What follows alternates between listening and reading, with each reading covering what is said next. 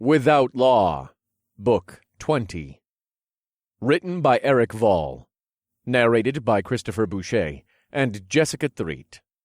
An Actors Everywhere production. Chapter 1.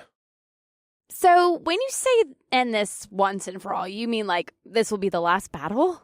Tara, the beautiful platinum blonde covert expert, asked, and she cocked her hip to the side and put her hand on it. Yeah, that's what I mean. I smiled and nodded. We're gonna take down these North Korean fuckers for good. Oh, thank God. Tara groaned, and she threw her head back with exasperation. I've been waiting to hear you say that. Have you? Totally. She nodded. I'm ready to win this. Me too. Anna, my gorgeous red-headed second-in-command, said. Now, what's our plan here? Yeah, we definitely need one of those. Paige, the bookish brunette, said, and she pushed her glasses further up on the bridge of her nose. I thought about what had just happened. My girls were right. We definitely needed a plan. The problem was we didn't have a lot of information to go off of right now. My ragtag team of American soldiers and civilians had just stolen the NK MiGs right out from under their noses, then bombarded their main base of operations. I hadn't expected them to retaliate so incredibly soon, but two of our boys had just shown up from their patrol and said they heard some NK troops over the radio talking about a plan to go on the offensive and take down us Americans. Granted, the guy admitted his Korean wasn't the greatest, but he was sure of what he heard, and I didn't doubt it for a second. I knew they'd come for us, and that our attack on their base wouldn't be the last battle of this war. But I had to admit, I thought it would take them at least a couple of days to get back on their feet. These fuckers were ready to go, though, and I was ready for them. It didn't matter how little time we had. I was going to make the most of it, and that meant doing whatever I could to prepare my troops for battle. There was bound to be an all-out brawl at some point during this war, and it seemed now was the time for it. We'd managed to avoid anything like that so far in an effort to preserve our forces, since the NK troops outnumbered us. But now we'd taken out a good portion of their men on their main base, and we'd stolen all their air support. Not to mention our attack on their base camp would have left them without much firepower. The troops on patrol would have their weapons, but we'd taken out all the ones on base, so it was a much more even fight now than it had been when this all started. The plasma the NK troops possessed had given them an astonishing head start in this war, and they'd used it well. Now it was our time, though, and we were going to use the firepower we'd stolen from them to make sure we took out every last soldier. I didn't care about the rules of war anymore. These assholes certainly didn't. I knew for a fact they'd purposefully killed civilians on more than one occasion, and I had no mercy for full-grown men who attacked women, children, and defenseless citizens. They'd turned my country upside down, and used the plasma they'd found to level entire cities.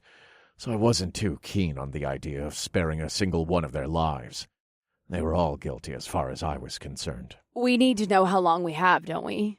Bailey, the petite blonde sniper, asked, and she pulled her plump, pink bottom lip between her teeth. That's a good point. We don't exactly know how long we have until their troops get here. They don't know exactly where we're at either, right? They know the general area we're in, but they don't know where our base is. Not that I'm aware of, General Lopez, the leader of the last American resistance group, said, and he pushed a hand through his thick, dark hair. Well, no matter how much time we have, we need to get prepared. Do we have a current tally of our supplies? Yes. Paige nodded. I made sure it got done while we were in Birmingham getting the MiGs. Perfect. We still only have about 10,000 men, but we took out a good portion of the NK soldiers in our attack, so we shouldn't be outnumbered by much anymore, if at all. I guess that puts us on a pretty level playing field. But we also have the MiGs. Can't we just go bomb the shit out of these assholes like we did with the last guys? I doubt it. Anna shook her head. Why do you say that? It should be easy, right? Can't we just fly the MiGs over there? They're probably scattered about still. Right. They said they were all meeting up to attack, right? True. Tara nodded. It's more than that, though. They know we have the MiGs now. What difference does that make? They're no doubt going to break out the anti-aircraft weapons. Or at the very least, they're going to have some of their plasma cannons on standby to try and take down any aircraft that flies overhead. Shit, you're right. It'd be much too dangerous to send the pilots over there now. They'd get shot out of the sky, or worse. Anna nodded. It's not only dangerous for them, but it's risky for us. We could lose the MiGs. We've got to be smart about this, especially since they know about our attack in Douglasville. They're pissed, and they're going to do whatever they can to take us down now. Up until this point, they might not have felt like they were winning, but they definitely thought they were ahead. Now they know we're in the lead. The only way we kept them at bay so long was with our own anti-aircraft guns, the general added. Otherwise, the MiGs would have taken us down long before now. Right. They've been stalling, and they definitely didn't expect the blitz attack we just gave them. We can't attack them like we did the larger group, so what do we do? You said you heard them over the radio, right? I asked the young soldiers who'd delivered the message. That's right. He nodded. My Korean is far from fluent, but I understand more than I speak, and they definitely knew about the Douglasville attack, and I specifically heard the word offensive. Minji, I said, and I turned to the beautiful Korean woman next to me. I need you listening to that radio in case they start communicating again. You got it. She nodded, and her beautiful black hair shook slightly with the movement of her head. Everyone else, we need to sober up and get everything prepared for battle. I want all the vehicles filled with as many weapons as they can fit, as well as a couple days' supply of food and water. We don't know how long we might be out in the field, and it's better to be prepared. You really think this battle could take days? Or that we'll have time to eat? Paige added with a raised eyebrow. There's no telling. I shook my head.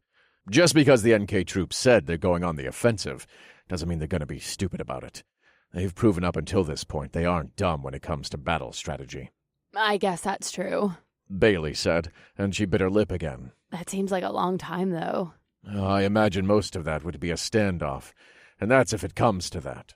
I doubt they're going to run headfirst into battle, no matter how much I might like them to. You think they'll try and lure us all to one area just to have us sit there for days? Anna asked, and her red eyebrows pinched together with confusion. No, not exactly. I shook my head, but I'm not sure they're going to try and attack right away. They're going to want to come up with a plan, and if we try to attack them, they'll fall back. If they try to attack us, we'll fall back. It's a way of protecting your men in battle, and it can really drag things on. Jeez, I've gotten used to our pretty quick battles. This one sounds super long. It's an all-out war with tens of thousands of men, the general said, and he cocked his head to the side and looked at the platinum blonde. It's bound to be a little longer than a battle amongst a few soldiers. I suppose that's true.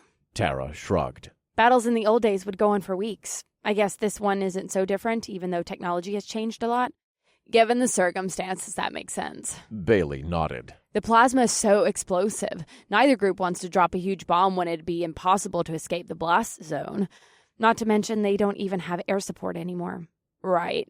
So we can't just bomb the shit out of them like I suggested? I get it. What else do we got? We don't even know where they're meeting up right now. We don't. I shook my head. We need more information. Our best bet at this point is to wait for them to communicate again, and in the meantime we'll get ready for battle. All right, I'll look over the maps and see if there's anywhere I think they might use as a meeting spot. Thank you, Paige. I'll finish getting everyone dished up with dinner. No sense in not eating. Besides, some of these dudes are clearly drunk. Fair enough. I smiled. Our celebration of the day's victory had been interrupted by the news of the NK troops moving in, so I wasn't surprised a few of the guys were a little worse for wear. After all, it had been a while since they'd had anything to drink. Honestly, I was surprised the general sobered up as quickly as he had. Just a little while ago, he seemed to be quite intoxicated, and I was inwardly laughing my ass off. That moment had passed, though, and things had once again gotten serious. There was never a dull moment in my world, not since I'd come out of the woods just under 2 years ago and found everything completely changed by the EMP the NKs had initially dropped on our great nation. My days had been spent rebuilding the campus for the girls and I, and fighting, though it was more the latter than the former lately. We had everything on campus set up well by this point, and we'd left plenty of civilians behind to take care of everything. I did miss Raleigh and Betty and Winchester, but I knew they'd be just fine without us. Raleigh had been with the girls even before I'd gotten there, and we'd found Betty living on one of the farms nearby. The two of them had gotten married this past spring, and even though we all knew Winchester was Bailey's dog, Raleigh was a close second for him. and Betty snuck him treats when she thought nobody was looking, so I was sure he was happy as a clam at the moment. Regardless of their current situation, they were better off than we were. We really needed more information about this blitz attack the NKs were planning before we could counter it. Unfortunately, there was no guarantee we'd get any information at all. We might just have to make do with the knowledge we had already. I watched as everyone milled around and got back to work. A lot of the soldiers and civilians lined up to get food. Others retrieved some water, no doubt in an effort to sober up, and others still made their way back to their camps while they discussed what was going on. Tara found her place near the food once again, and she dished up bowls for the soldiers as they formed a neat line. The platinum blonde was absolutely beautiful in her tight jean shorts, black tank top, and hiking boots. She had her hair pulled up into a ponytail, and a few flyaways framed her face and accentuated her model-like features. She really was stunning, with almond-shaped light brown eyes, high cheekbones, full, pouty lips, and a sharp chin. Even in our dire situation, a smile came over my face as I glanced down to her stomach and reminded myself she was carrying my child. I wasn't sure exactly what I was going to do about the current situation with the NKs, but I knew Tara was going to make a wonderful mother, and I knew I was going to do whatever it took to protect her and our unborn child. Anna, Paige, and Bailey were sitting near the fire, looking over the maps Paige had pulled out. The bookish brunette was an expert navigator, even better than myself, and I knew if anybody could find where the NK troops were most likely to meet up, it would be her. The brunette sat cross-legged with the maps laid out in front of her, and she pointed and traced lines with her fingers as she explained things to her friends. Her long chestnut brown hair was pulled up into its usual messy bun, with some loose strands around her face, and she absent-mindedly pushed her thick, dark-rimmed glasses further up on the bridge of her dainty nose as she spoke. Her dark brown eyes looked back and forth over the map as she worried her plump bottom lip with her top teeth and answered questions from Anna and Bailey. The two of them weren't nearly as good at navigation as Paige was, though they each had special skills of their own. Still, I knew they were probably only there looking at the maps because they were at a loss for what to do right now, and I had to admit I was a little bit as well. The news of this attack had been sudden, and we needed more information to truly formulate a counter-strategy. I knew Anna was already working on that strategy by the way she narrowed her eyes on the map and put her hand over her mouth. The red-headed beauty was my second-in-command for a reason.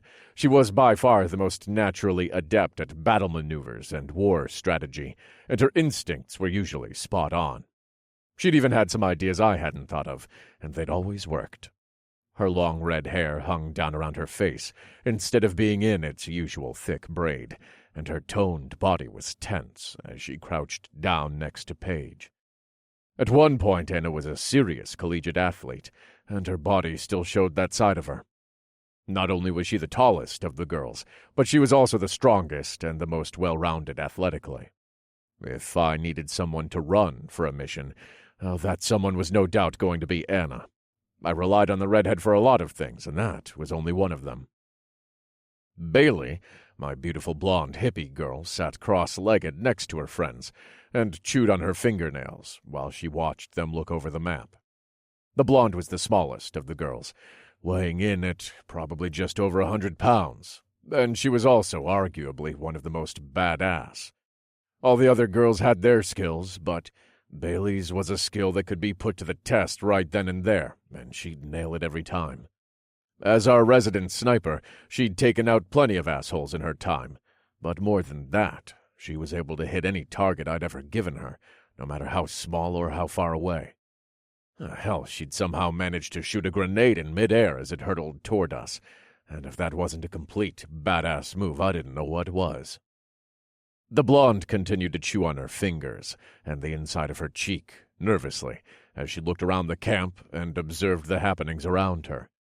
She was always the quiet, sweet girl, and her positive energy was something I wouldn't trade for the world. Even being near her gave me a better sense of calm. and I felt myself relax slightly and start to take in everything around us as she was doing. A tap on my shoulder pulled me out of my thoughts, and I turned to see the general just behind me. "Tav, may I speak with you?"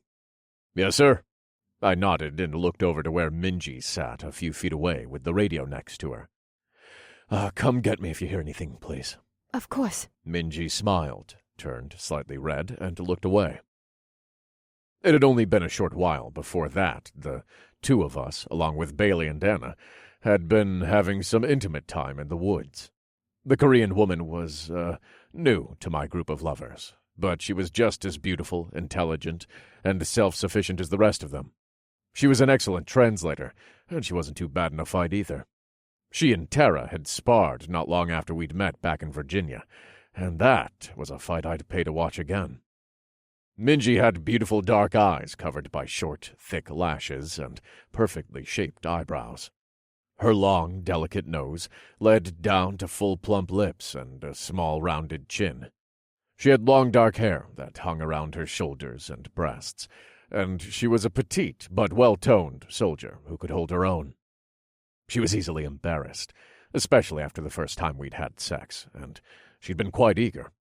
Part of me was happy to see that embarrassment, because at least that meant something was still normal at the moment. I nodded to Minji again, and allowed the general to pull me toward the building. He didn't lead me inside. Instead, he stopped near the door, pulled out a cigar, and lit it right there. The dark-haired man took in a drag off the smelly stick and blew smoke out of his nose. I didn't peg you for a smoker, sir," I said, and felt my face pull into a grimace at the scent of the tobacco. "Only very rarely. You only smoke when you drink. As a matter of fact, that's right." He chuckled, and then he took another puff, and his face turned serious. "How deep of shit do you think we're in here, Tavish?" I wrinkled my nose at his use of my last name, but I wasn't going to say anything, not to the general, and certainly not right then. "It's hard to say for sure, sir." I shook my head. "But my girls and I can handle whatever comes at us." Right?" He nodded. "Your team is well equipped, but not all of those men are special ops." "I understand, sir. I haven't lost a man yet, and I don't plan on starting now. Whatever we need to do, my team and I are here to help." "You've proved that already," he told me. Then he dropped his head and let out a deep sigh. "It's been a long fight, Tav." "I know, sir." I smiled softly at the older man. He hadn't asked for this, but he knew anything was possible when he joined the military. Still, I almost felt sorry for the guy. Unlike the captain who'd been in charge in Virginia, the general had used his men to the best of his abilities, and he'd managed to hold strong. We were, quite literally, the last of the American resistance, and it was because of him we were here. If my team and I had come down to Atlanta and found it completely taken over, we might not have stood a chance. We would have been too far outnumbered, but the general had made sure to keep his men going, and it had clearly taken a toll on him. This obviously wasn't the first battle he'd been in as an army general. He had some serious combat experience. But he was right. It had been a long war.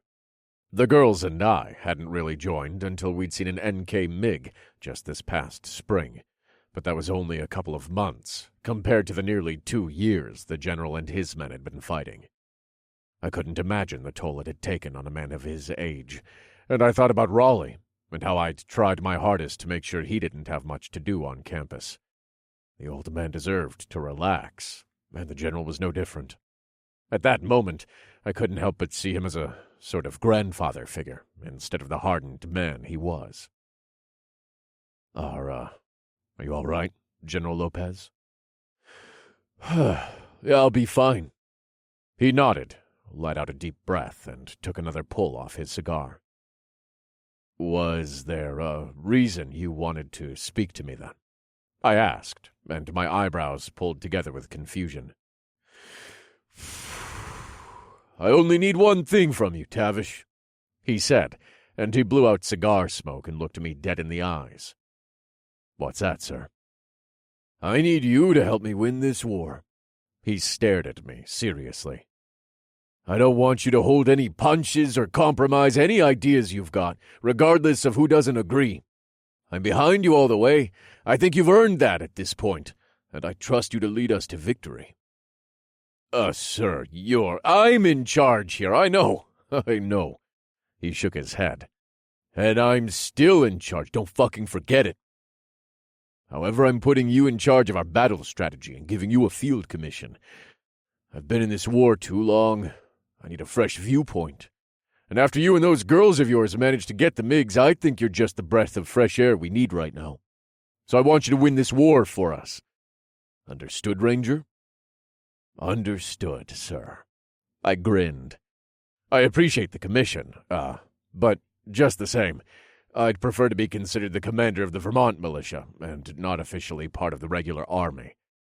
"I understand." "Nonsense! My idea for the commission was so that the other men would give you the respect the rank commands, but I would agree that you already have their respect. I'll, defer to your expertise on that." Hey, Tav! Anna yelled, and I looked past the general to see everyone gathering around where Minji was sitting. The general's dark eyes locked on mine, and he dropped his cigar on the ground and twisted his boot on top of it. "Let's go, son," he said. I nodded and rushed over to where Minji sat with the radio held up to her ear. Paige was already next to her with a pad and pencil, and Minji took them both and set them on her lap so she could write down whatever these assholes said. The crowd was dead quiet as we listened to the Korean voices on the radio, and I thought I heard the word California, but I might have been mistaken. I could practically hear everyone trying not to breathe. Minji narrowed her eyes and wrote something on the paper Paige had provided, but after a moment the talking stopped. What did they say? Tara asked, quickly, after a few seconds of silence. They were talking about some trains bringing them more weapons. Minji said. Trains? Paige asked, and her brow furrowed with confusion and concern. Where are they sending trains from? Bailey pushed. Somewhere west, probably. Anna whispered. They're coming from California. Minji said. They have to be. They said they were coming from the west-east supply line, and that's the only place that makes sense. You're right. I nodded. They might... I cut myself off as the Korean voice came back over the radio, and Minji instinctively brought the device back up to her ear. She wrote California on the paper in her lap and circled it, so I knew she was sure that's where the train was coming from now. It was once again dead quiet as we listened to the NK soldiers communicate, and at some point I had to release the breath I hadn't realized I was holding. I kept a close eye on Minji's expressions in an attempt to gauge how terrible the information she was receiving was. For the most part, she was cool and collected as she took notes. However, after a few minutes, her face paled, and I watched her throat move slightly as she swallowed hard. I wanted to ask what was wrong, but the NK soldiers were still on the radio, so all I could do was listen to them and wait. As soon as the radio went quiet, I moved to speak, but Tara once again beat me to it. Minji, what did they say? The platinum blonde asked. You look scared shitless. Yeah. Anna pushed. What is it? They... Minji trailed off as she looked around, then her dark eyes caught mine, and she took a deep breath. They're going to be here in 2 days. Well, shit. Chapter 2. 2 days? Did you just say 2 days? We've only got 2 days until they arrive? That's right. Minji nodded. 2 days isn't a lot of time, Bailey said, and she bit her bottom lip and looked at me with concerned blue-gray eyes. Huh? Oh, we're fucking dead. One of the soldiers scoffed, and he ran his hand through his hair. 2 days is nothing. And if they're getting more supplies by train, oh, we're absolutely fucked. I'm kind of with Ricky on this one. Jess, one of the Air Force Special Reconnaissance team members, said. The crowd started to murmur their agreement, and I could feel everyone getting riled up, so I quickly pulled Minji off the stump she was sitting on and stepped up on it. Everyone! I said, but they continued to panic. These were trained soldiers, and some civilians, too, but they'd all been fighting for a long time, and I had to forgive them for feeling somewhat hopeless at the moment. I tried to raise my voice again, but only a few people heard me, So instead I pulled my fingers up to my mouth and let out a whistle loud enough that the soldiers standing within 10 feet had to cover their ears. Ah, Jesus! Tara huffed, and she glared up at me. Sorry, I whispered to the platinum blonde. Then I raised my voice and addressed the now quiet group. Now that I have your attention, let me assure you we are in no way fucked here. How can you say that? Ricky, the young soldier who'd spoken up first, asked. They've got more weapons on the way. Even with the MiGs, we won't have the firepower they do.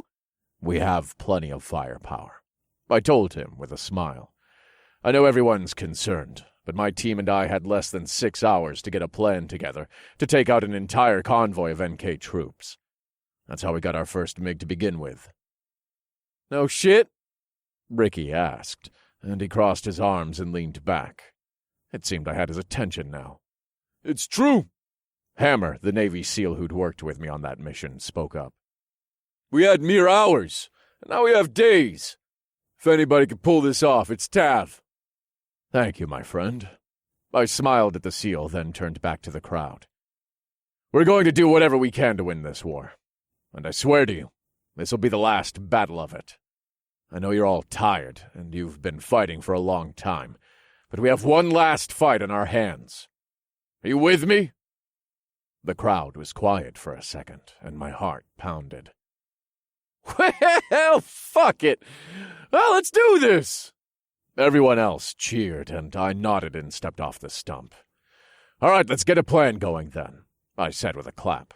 We still don't have a lot of information about their plan, Anna said, and she pursed her lips. What are you thinking? California is huge. Paige said as she walked over, retrieved her maps, and brought them back over to us so she could spread them out on the ground. Even knowing they're coming from California, there's too many routes for me to even begin to figure out what tracks they'll be on. Are there really that many railroads?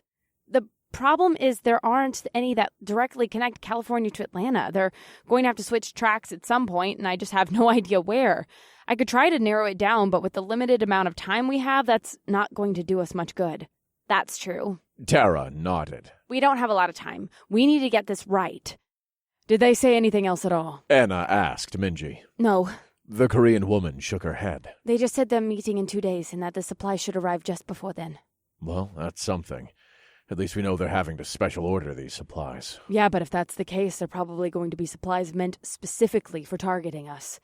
Which means anti-aircraft weapons. Actual ones. Right. I nodded. I'm not sure any of the smaller troops have anti-aircraft weapons equipped with their usual supplies, since they've always had air superiority. But they've all got those larger tankers on their vehicles, so I have no doubt they'll have those already rigged up to shoot at the sky. So even if we could find them, we couldn't get close to them. No, I doubt it. I shook my head. These guys are monsters, but they're not idiots. Sometimes I wish they were. Me too, I said, and I reached out and put my hand on her shoulder for a second. But we're going to get them either way. Right. She nodded and pursed her lips. We could blow the train tracks. We could, if we knew how they were getting here. Right. Shit. Anna breathed, and she bit her lip and looked down at the ground and thought. If we can hear the communication, they've got to be close. Do you think we could go find one of the troops posted nearby? That's a great idea. I grinned. Oh, we saw some. One of the soldiers who'd brought the news said, and the girls and I all whipped around to look at him. You saw a group of soldiers? And just when were you planning on sharing this information? Tara asked with a glare.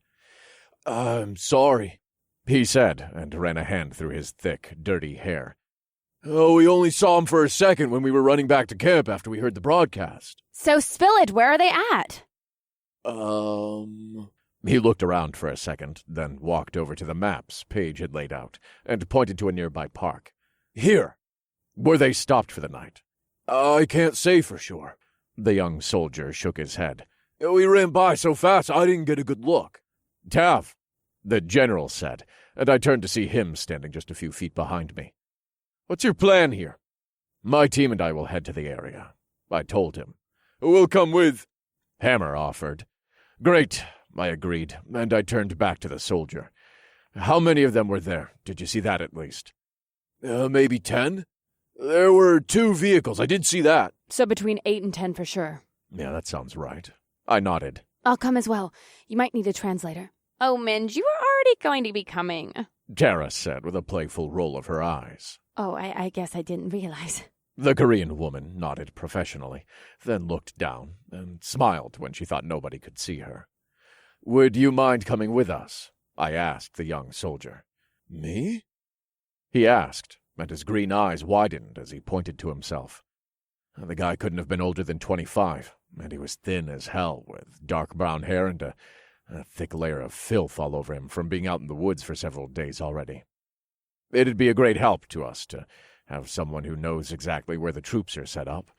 Even if they've moved on, you knowing where they've been will help us figure out where they're headed. Of course. He nodded and instinctively dropped a salute.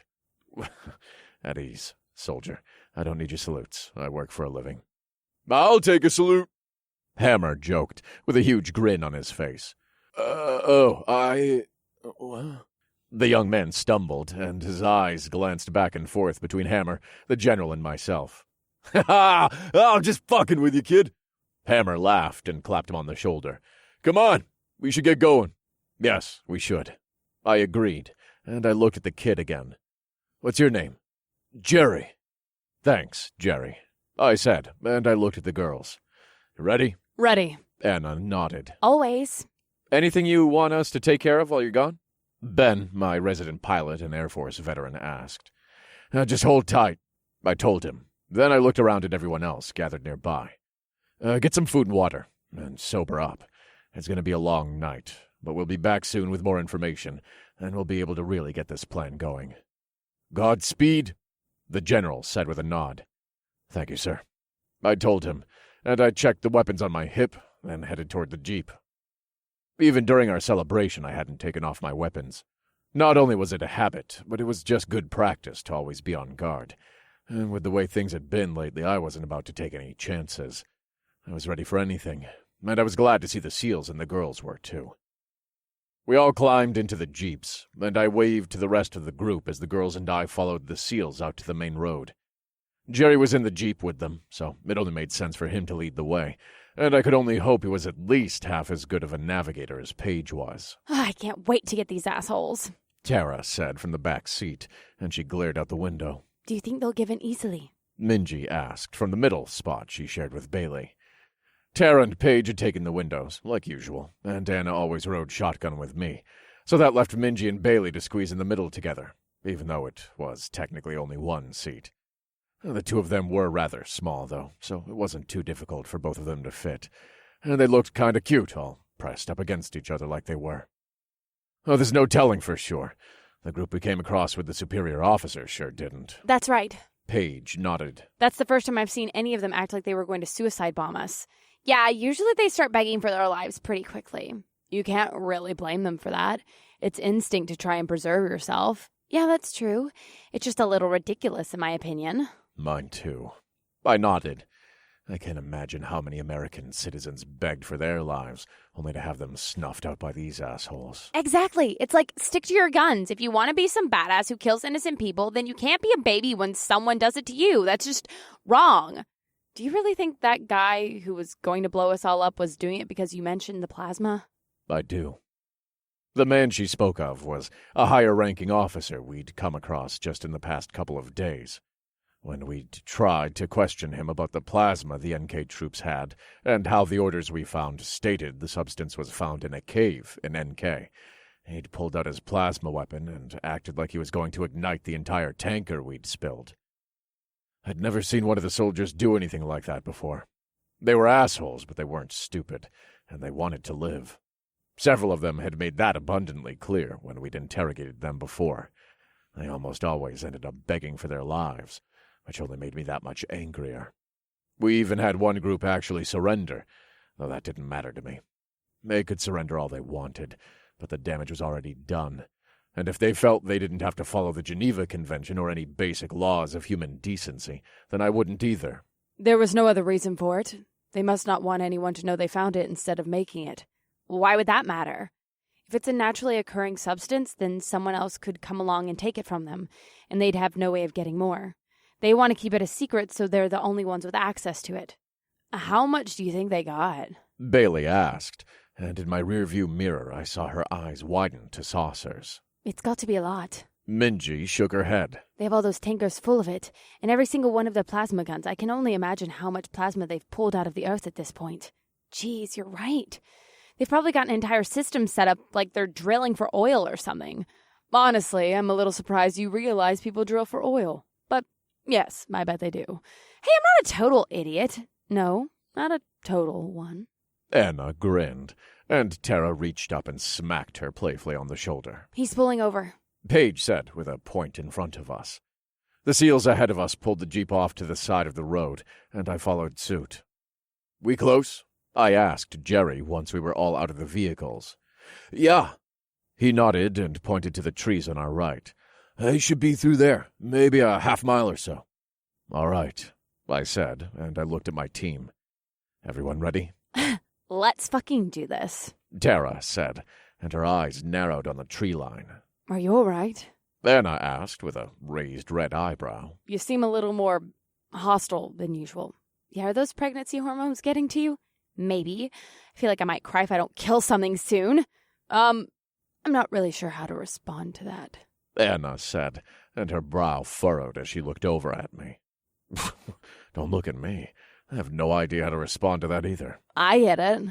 Bailey said with a small smile and a nod. You do?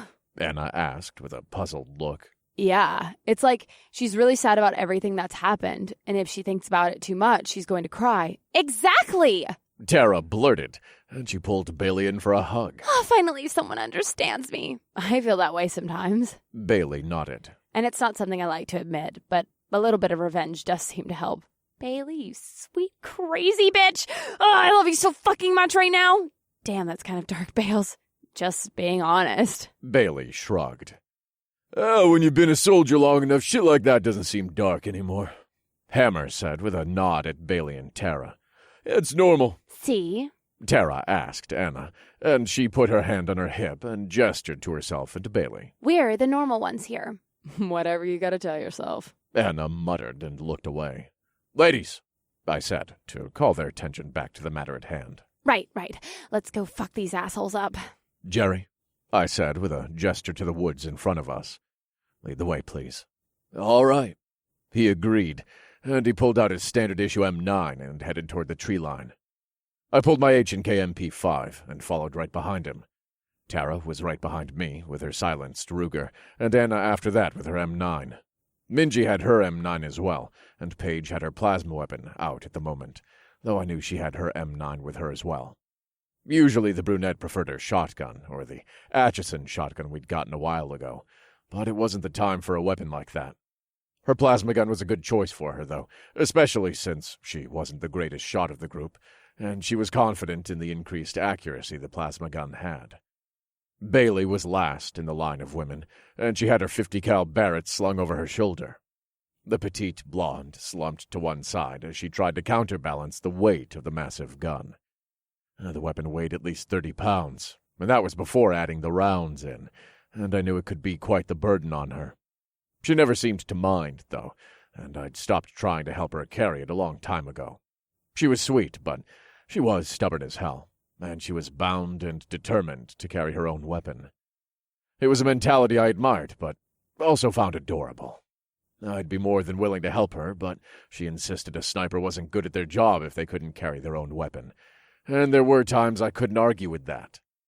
Quite often, I needed to send her off to get a vantage point while I took care of something else, and she always managed to get her weapon set up well without me. The forest was dense in this area, and Jerry led us through the brush carefully. Every now and then he turned around and pointed forward to show us there was a large branch or something we'd need to step over. I was surprised at how well he did leading the group, since he was so young and wasn't in any position of power. But he'd clearly been out in the field for a while, so it made sense he'd picked up a trick or two.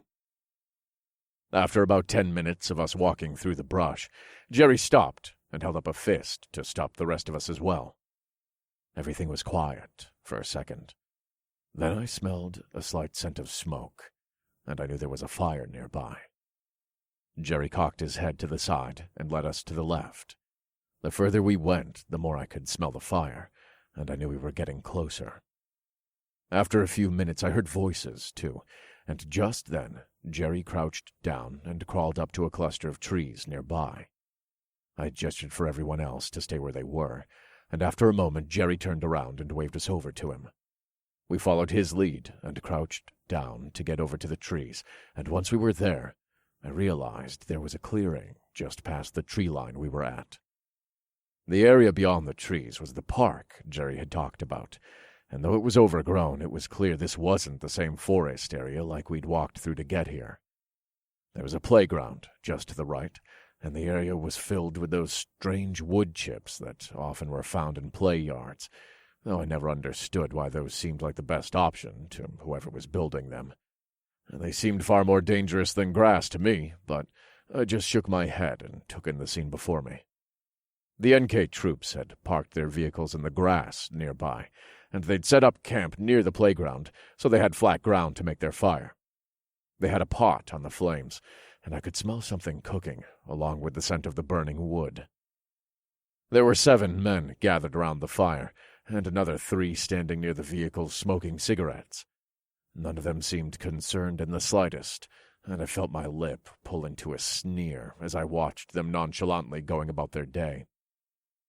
One of the men used a spoon to taste test whatever was on the flames. Then he pulled the pot off and set it to the side to cool. What's our plan here?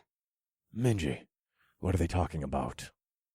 If we could find out something before we had to interrogate them, all the better. I didn't doubt these assholes would crack easily, but if we got information without the added step, it would save us some time, and we didn't have a lot of that at the moment, so any extra we could get was a good bonus. They're talking about the attack on Douglasville. Minji whispered after she listened for a moment. They know we have the MiGs.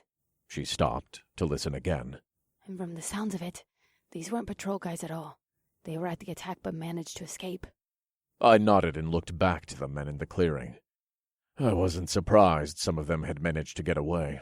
The area we'd bombed was huge, and with how many soldiers were down there, I knew some were bound to escape. I let the men talk for a minute longer, but they started to laugh, so I looked over to Minji and raised an eyebrow. The dark-haired woman shook her head, which I took to mean that they weren't saying anything of value anymore. So I caught the attention of the rest of the group and gestured for them to get ready. Everyone pick a target, and make sure you have the shot. Nobody shoots until I do, but I want to know your targets first, so there's no overlap. We have one chance to get this right. Who are we leaving alive? I glanced back out to the men gathered around the fire. All of them looked like they were foot soldiers, but then I noticed one of the men near the vehicles had extra decorations on his jacket. All right, there's a superior officer back by the vehicles. Does everyone see him?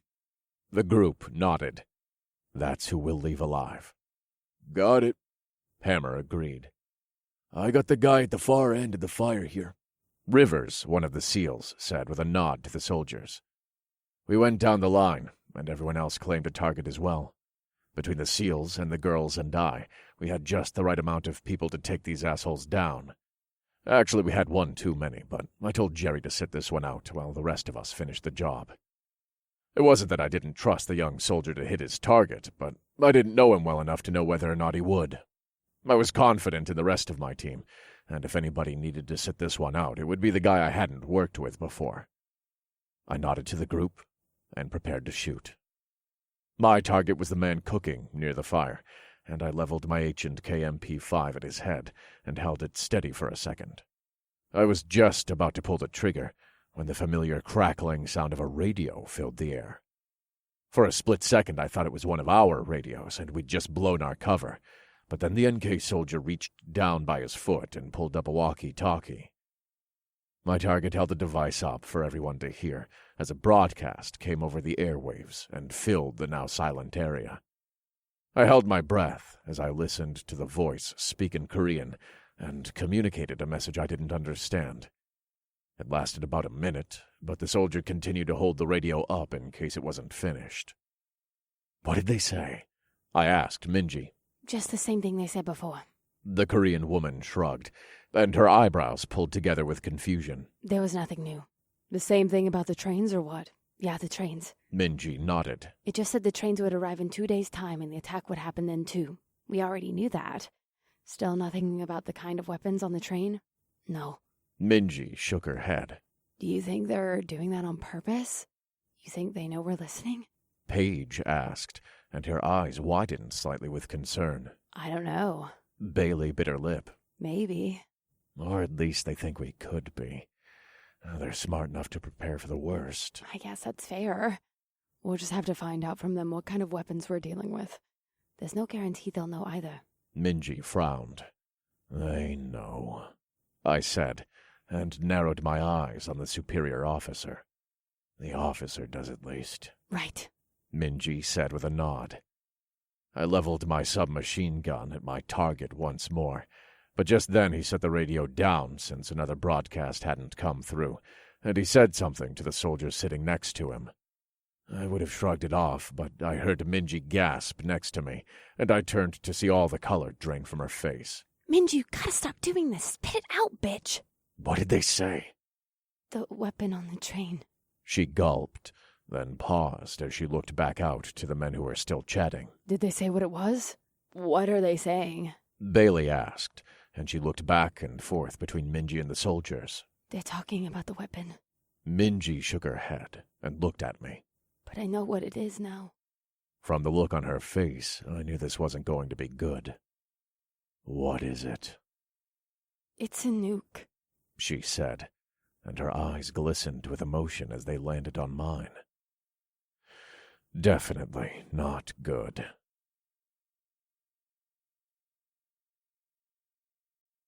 Chapter 3. Did she just say a fucking nuke? Holy fucking hell. A nuke like a nuclear bomb, right? Please tell me that's not right. There are other types of nukes, right? That's a code name for some super tiny weapon, yeah? Terror. Bailey said, and she bit her lip. Fuck. The platinum blonde whispered, and she closed her eyes and let out a deep breath. What do we do to counter a nuke? They're like the most dangerous weapon on the planet. Right now, we're gonna do what we came here to do. We know what the weapon is now, and we can use that. Minji, have they said anything else noteworthy? No. The Korean woman shook her head, and her face pulled into a grimace. They're back to sharing stories of raping women they captured. All right. Get ready, everyone. It's time now.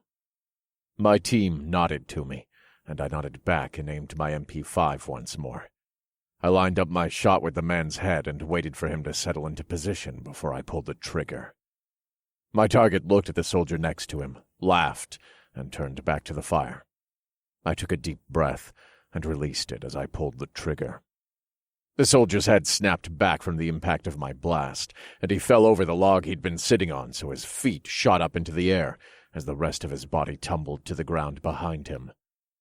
A split second after I let the shot off, the air was filled with the sound of gunfire as my team took down their own targets.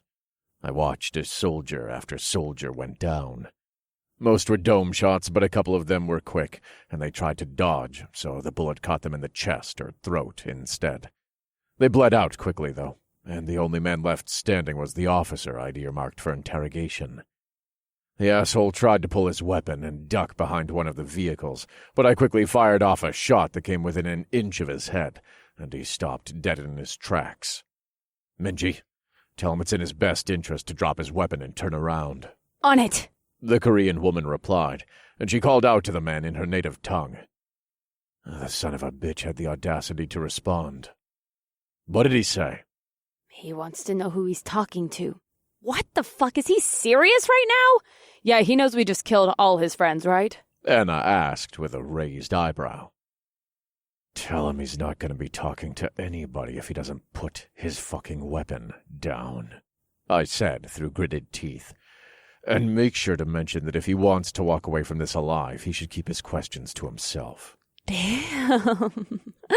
I like when Tab gets all cutthroat. It is pretty sexy. Minji breathed, and her eyes widened when I looked at her. Oh, Lord, I said that out loud, didn't I? You did. I chuckled, and I looked back to the men still standing in the clearing. Now let him know what I said, please. Right. Minji nodded and called out in Korean. The officer turned around, narrowed his eyes, and looked into the woods for a moment. But ultimately he put his weapon down and took a couple steps forward. Hammer, you and the SEALs stay here and cover us. On it. The large man replied, without taking his gaze off the officer in the field. Jerry, you're with them too. Roger that, the young soldier said. Girls, come on, I said, and then slung my weapon, but kept my hand on it as I led them out of the woods and into the clearing from the side, so that Hammer and his guys could keep a clean line of fire to cover us. The colonel's eyes narrowed on me, but then widened when he saw the 5 women trailing along behind me. Everyone was always surprised to see the girls, and even though I knew why, it still got to me. They may be beautiful women, but they'd earned their place next to me 10 times over, and I was tired of people underestimating them simply because of their size. I knew for a fact that Tara could take any opponent out with her bare hands, and Bailey could get a kill shot on them before they even knew what hit them. My girls were well trained, and they shouldn't be judged by their appearance alone. Minji, just repeat after me. All right. She agreed as we walked toward the men. The officer kept his eyes on us while we walked, and even though he tried to hide it under a tough guy appearance, I could see in his eyes that he was scared. He'd probably never even seen combat like this before. The NK Army was well trained, but they had little experience.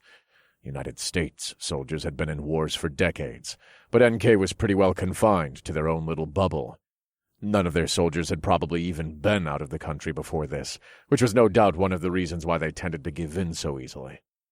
I knew there'd been plenty of American soldiers who'd succumbed to torture as well, but damn, these NK guys usually gave in super quick in an attempt to save themselves. And again, American soldiers knew they'd be dead either way, so giving the enemy what they wanted to save their own ass didn't seem like much of an option. These NK assholes probably thought we were weak, though, and that we'd actually let them go if we said we would. They were dead wrong. I stood about 10 feet away from the officer and looked him dead in the eyes. He narrowed his gaze on me, but I could sense his fear, and I had a hunch he'd give in fairly quickly. He knew I wanted information, otherwise I wouldn't have left him alive. Ask him where the train is coming from, I said, without taking my eyes off the man in front of me. He had short, dark hair, small black eyes, and thin, pale lips. His fair skin was nearly translucent, and I could clearly see his blue veins under his skin. Minji spoke in Korean, and the man listened intently, but didn't take his eyes off me either. Everything was quiet after she spoke, and I gave him a few seconds to think carefully about his response before I said anything. After all, he now understood that we already knew about the train, so if he'd planned on lying to us, that little detail would no doubt have thrown him off. After a minute, the man looked over to Minji, but when he spoke, it was broken English. Los Angeles, he said, though his inflection was all wrong for English. L.A.? Tara asked, and she looked at me with pinched-together platinum-blonde eyebrows. We knew they bombarded us from the West Coast. I guess it would make sense that they'd have a hub in L.A. That can't be right, though, Paige said, and her brow furrowed as she looked down at the ground in thought. What do you mean? I asked the brunette. There's no commercial tracks that lead directly from L.A. to Atlanta. They're going to have to switch somewhere. We need to figure out what route they're taking. Minji, ask them what track they're taking, and where they're switching. Right. She nodded and spoke to the man, but his brow furrowed with confusion. Why does he look like that? I don't like that. Tell him we know there aren't any commercial tracks that go directly from L.A. to Atlanta, I said, as I watched the guy with narrowed eyes. He said they're not commercial tracks. Minji told me after the man replied. What? What tracks are they taking, then? The man sighed and spoke to Minji once more. Part of me was surprised he was being so forthcoming with the information, but then again I presumed that he knew I had more men in the woods waiting to take him out at a second's notice. Minji relayed the question, and the man seemed to struggle to find the right words. Then he spoke mostly in Korean, but with some English sprinkled throughout. Did he say Amtrak? That's what it sounded like. Yeah. He said there's a track that Amtrak used to use that has a direct route. That's how they're getting there. Damn! Can't believe I didn't think of that. Do passenger trains and cargo trains not share the same tracks? Sometimes they do. Paige nodded. In this case, Amtrak was using a commercial rail. Yeah, isn't it, dangerous to have them sharing the same tracks? Tara asked with a raised-up eyebrow. It can be. There have been a couple of crashes related to that sort of thing. So we know they're coming via some Amtrak route. Anna said, and she looked at Paige. Can you find those? Definitely. Can we ask about the nuke now? Yeah, I think that's a good idea, I said, and I turned back to Minji. Ask him what he knows about the nuke they're hauling. Say it just like that. Of course. She nodded and turned back to the officer. I watched his face to gauge his reaction to our information about the nuke. I wasn't sure if in this high-pressure situation he'd put together the fact that we'd been in the woods and heard him talking or not, but at the very least he knew we had some information that we shouldn't. The man eyed me curiously for a second. Then he said something to Minji out the side of his mouth without breaking my gaze. Minji scoffed and started to say something in Korean, but I held my hand out to stop her. Oh, what did he say? He said he'll tell you, but only if you promise to let him go. I was going to try and talk him out of that kind of thinking. I appreciate that, but it's not necessary. Sounds like it is, Tara said, and she looked the man up and down. Fuck this guy, we're not actually going to let him go, are we? Yes, I said, and I lifted my chin slightly as I stared at the man. We are. What? Tab, are you serious? I am. I nodded. We can't actually let him go, can we? Paige whispered, and she looked around at the other girls for answers. I mean, I guess we can. Anna shrugged. He said he'll tell us. Tara clearly wasn't on board with this, and from the sounds of it the other girls weren't either. However, they knew me well enough to trust me and to know that I had a plan in place for this asshole. Trust me, Tara. I flashed the platinum blonde a smile. I do. She sighed, and she crossed her arms over her chest and turned to glare at the officer. Sorry. Minji, please pass along the message. The Korean woman looked at me with wide eyes, and she turned to the colonel and translated for me once again. The man nodded, said something to her, then looked at me. He wants you to reach into his front pocket. Ew! Tara grimaced. Why do you go straight to something sexual? Anna whispered with a shake of her head. I can't help it, I'm a very sexual person. That's apparent. I took one last look at the asshole in front of me. Then I reached into the front pocket of his jacket and pulled out a crushed pack of cigarettes and an old Bic lighter. I raised an eyebrow, then took a cigarette out of the pack and handed it to the man. He nodded, put it in his mouth, and leaned forward so I could light it for him. Usually I wouldn't want cigarette smoke around, but at the moment I knew it was better to let the guy get a little relaxed. He thought we were going to trade his life for whatever information he was about to give us, and now he had a cigarette on top of that. He was about to sing like a fucking bird. Ask him about the nuke again, I told Minji after the guy leaned into the flame I held out and took a solid puff off his cancer stick. Minji nodded and translated for me, and the man took another drag, then answered her in a more casual tone than he'd had throughout the conversation so far. What did he say? Tara asked before I could. He said the nuke is made using the plasma to trigger a nuclear chain reaction. I figured as much. I nodded. The man took another drag, then held his hand up about half a foot above his head, so it was right at eye level for me. He says it's about 6 feet tall. Minji said, as she translated what the officer was saying.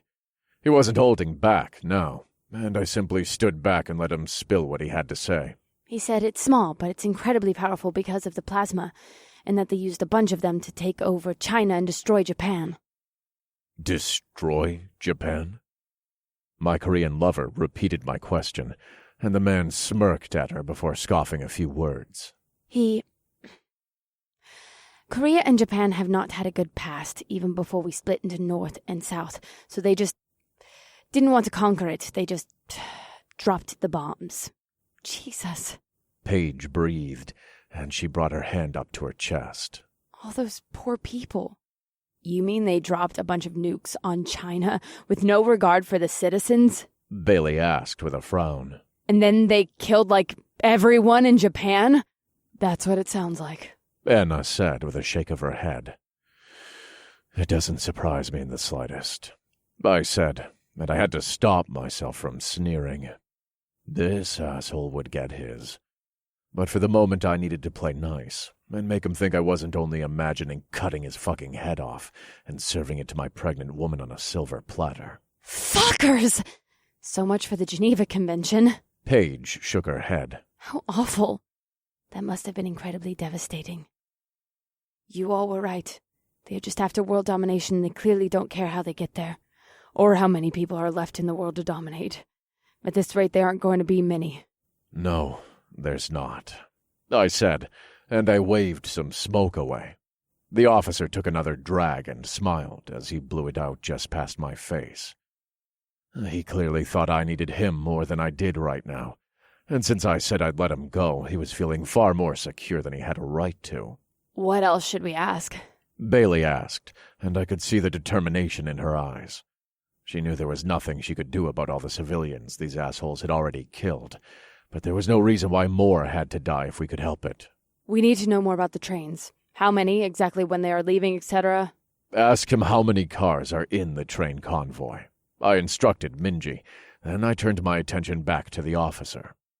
When Minji translated, the man's eyes narrowed slightly. Then he shook his head and replied, and I could have sworn I heard the word Apache. He said he doesn't know for sure. He thinks 4 at least, plus some helicopters. What kind of helicopters? I asked, with a sinking feeling in my stomach, but I waited for Minji to translate for me. Fuck! The Korean woman cursed, and she took a deep breath and turned to look at me. What? What kind of helicopters are they? Apache. Minji shook her head. Oh, fuck. I repeated her curse. What's so bad about this helicopter? It's got more firepower than just about anything you can think of. What do you mean? Anna asked, and her brow furrowed as she looked around. It's a helicopter. How much firepower can they have? A chain gun, first off. Well, that doesn't sound good. Plus missiles and rockets, on top of the chain gun. And they've probably hooked plasma weapons up to it too, so I bet it has double the firepower as usual. Well, shit. We still have the MiGs. Ask him about anti-aircraft weapons. Minji, I said, and she nodded and turned to the man, waited for his response, then turned back to me. He said they'll definitely have some anti-aircraft missiles with them too. They know we have the MiGs now, so they're sending in all this stuff they've been holding out on. Yeah, because up until now they thought they were winning. Not anymore. What about the guys planning the attack? Anna asked, and she looked the colonel up and down. We had to have taken out their highest-ranking officer, so who's in charge now? Oh, good question. Who's actually planning this attack and where are they posted? Minji looked at me, and I nodded, so she turned back to the men and asked the girls questions. The officer looked skeptical for a second as he looked the girls over. Then he shrugged and deemed their questions worthy, I guess, so he took another drag off his now short cigarette and answered Minji. He said he doesn't know the man in charge. Minji translated as the man spoke. It's one of the higher-ups, but he doesn't know him personally. There was a broadcast earlier about what happened in Douglasville and a call to arms that said they should all meet up just outside of Atlanta in 2 days' time, which means the train had already left a few days ago. Is that all? I asked, and the man looked at me and cocked his head. Then he flicked his cigarette onto the ground in between us and said something else. He also says all the troops scattered around on patrol are going to be there, and that he and his group decided not to go. He says he's had enough of this war. And I'm supposed to believe that. I sneered, and I stepped forward and crushed his still-burning cigarette butt underneath my boot. Do you think he's just trying to save his ass? Tav already agreed to let him go. He has no reason to. He could just be trying to make it seem like Tav is doing the right thing, letting him go. Anna said, and she narrowed her eyes on the guy, then looked back over to the girls. I don't trust this son of a bitch, and I certainly don't think he and his group just decided to abandon the war right now, especially not since they are already on American soil. What's the point? That's fair. Paige nodded. Seems stupid to abandon the war now. I mean, does it, though? They're losing after all. You really think this guy planned on not meeting up with the rest of the troops and attacking us? I'm just saying it's possible. Tara shrugged, and she looked me in the eyes. You said it yourself. These guys are selfish and they're going to do whatever they can to save their own asses. I guess that's true. Bailey nodded. But does it really matter? Tav already said he could go. That's my point. Right now he doesn't really have a reason to lie to us. Even still, I said, without taking my eyes off the officer. Something in my gut tells me this guy's full of shit. You're really going to let him go? I keep my word, I said, and I looked at Minji. Tell him he can go. Are you sure? The Korean woman asked, and she looked at me with concerned brown eyes. Yeah, I'm sure. I flashed her a quick smile and nodded. All right. Minji turned to the officer, spoke in Korean, and shrugged slightly. The man looked at me, smiled, and reached down to pick up his weapon. I said you could leave. I sneered as I placed my boot on top of his plasma gun. I didn't say you could take any of your shit with you. Now get the fuck out of here before I change my mind. Minji translated for me, and the colonel caught my eye, and I saw his eyes bulge with fear before he turned around and took off running toward the road behind us. I quickly unslung my MP5 and fired off a shot at the back of his head. The son of a bitch went down like a sack of potatoes, and his lifeless body tumbled to the ground in front of him as blood splattered around him and started to pool beneath him. What the fuck? Tara scoffed, and she turned to grin at me. Yeah, you said you'd let him live. Paige said, and her brown eyebrows pulled together with confusion. We were all so confused. No, I said I'd let him leave. I didn't say anything about letting him live. You sly son of a bitch. Tara smiled. I like to think so. I smiled back.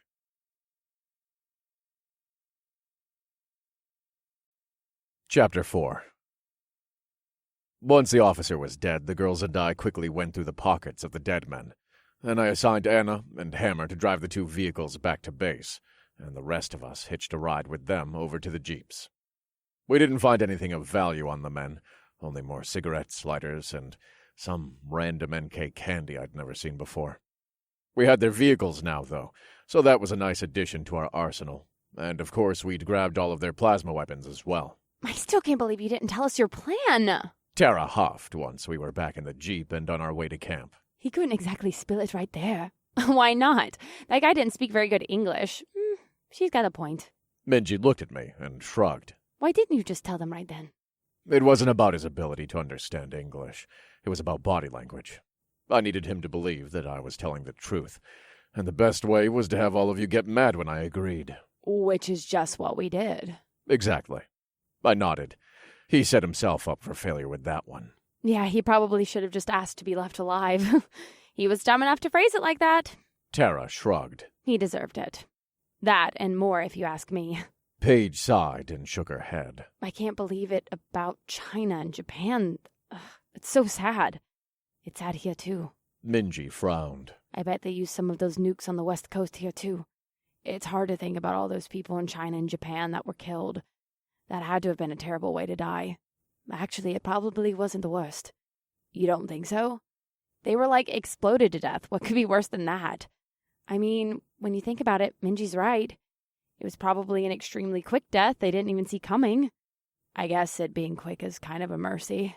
I'd rather it be quick than drawn out. Definitely. Fuck that. I don't want to die some long, drawn-out death. Just kill me if that's the case. We're not just going to kill you. If I'm, super sick and dying and there's no way to cure me and I'm in a shit ton of pain, somebody better kill me or I'll come back and haunt all you bitches. Anna can do it then. She'll probably like it the most. You two are awful. Hey, I don't want to get haunted. Me either, especially by Tara. I shook my head at the girl's antics, then focused on the road in front of me. It would be dark in just a couple hours, and the sky was lit up with beautiful pinks and blues and purples that were a complete contrast against the dire situation we were in. We had some new information, though, and at the moment that was what we needed in order to formulate a real plan. It didn't take long before the girls and I arrived back on campus, and Hammer and Anna pulled up behind us in the NK vehicles. How's driving that thing?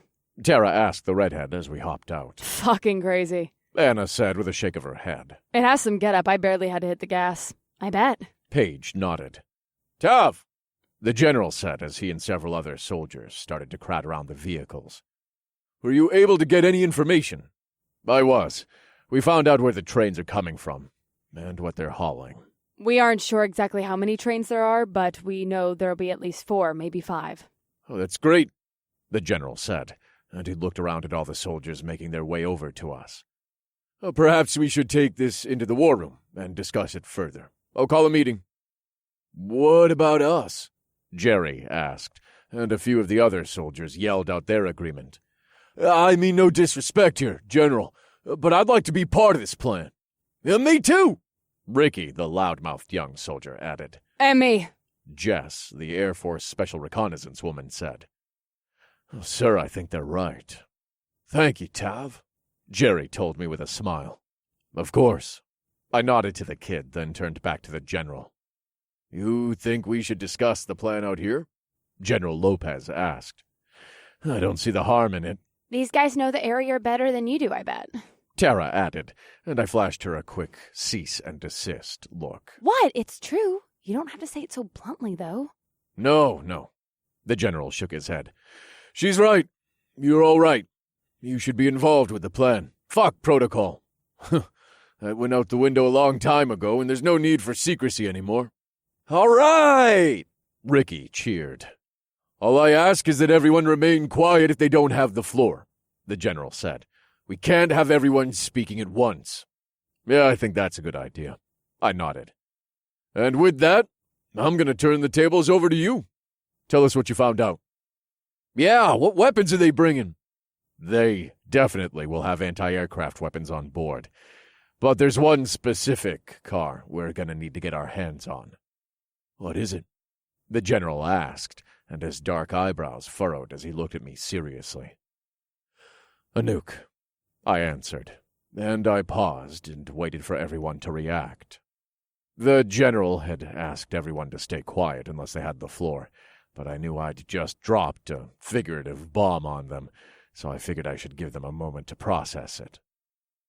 Wait, what the fuck? Ricky asked, and his jaw literally dropped as he looked at me. Did you say they're bringing a nuke? That's right. I nodded amongst the uproar of voices that had begun. Oh, they're not fucking around anymore, Ricky breathed, and he pushed a hand through his thick dark hair. No, they're not. But we're not either. The crowd had started to get a little louder, so I hollered for everyone to listen up. It took a few seconds, but soon enough the troops were quiet again, so I could continue passing on the information we'd gained. All right, so we know they've got anti-aircraft weapons with them, along with the Apache helicopters, and they're bringing fucking Apaches too? Ricky blurted as the rest of the group started to murmur amongst themselves. Yeah, you didn't mention that before. Right.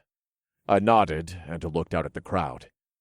Yes, they have Apaches, anti-aircraft weapons, and a nuke. Well, when you put it like that, it kind of seems like we're at a disadvantage here, Tara said with a raised eyebrow, and she gestured to the group.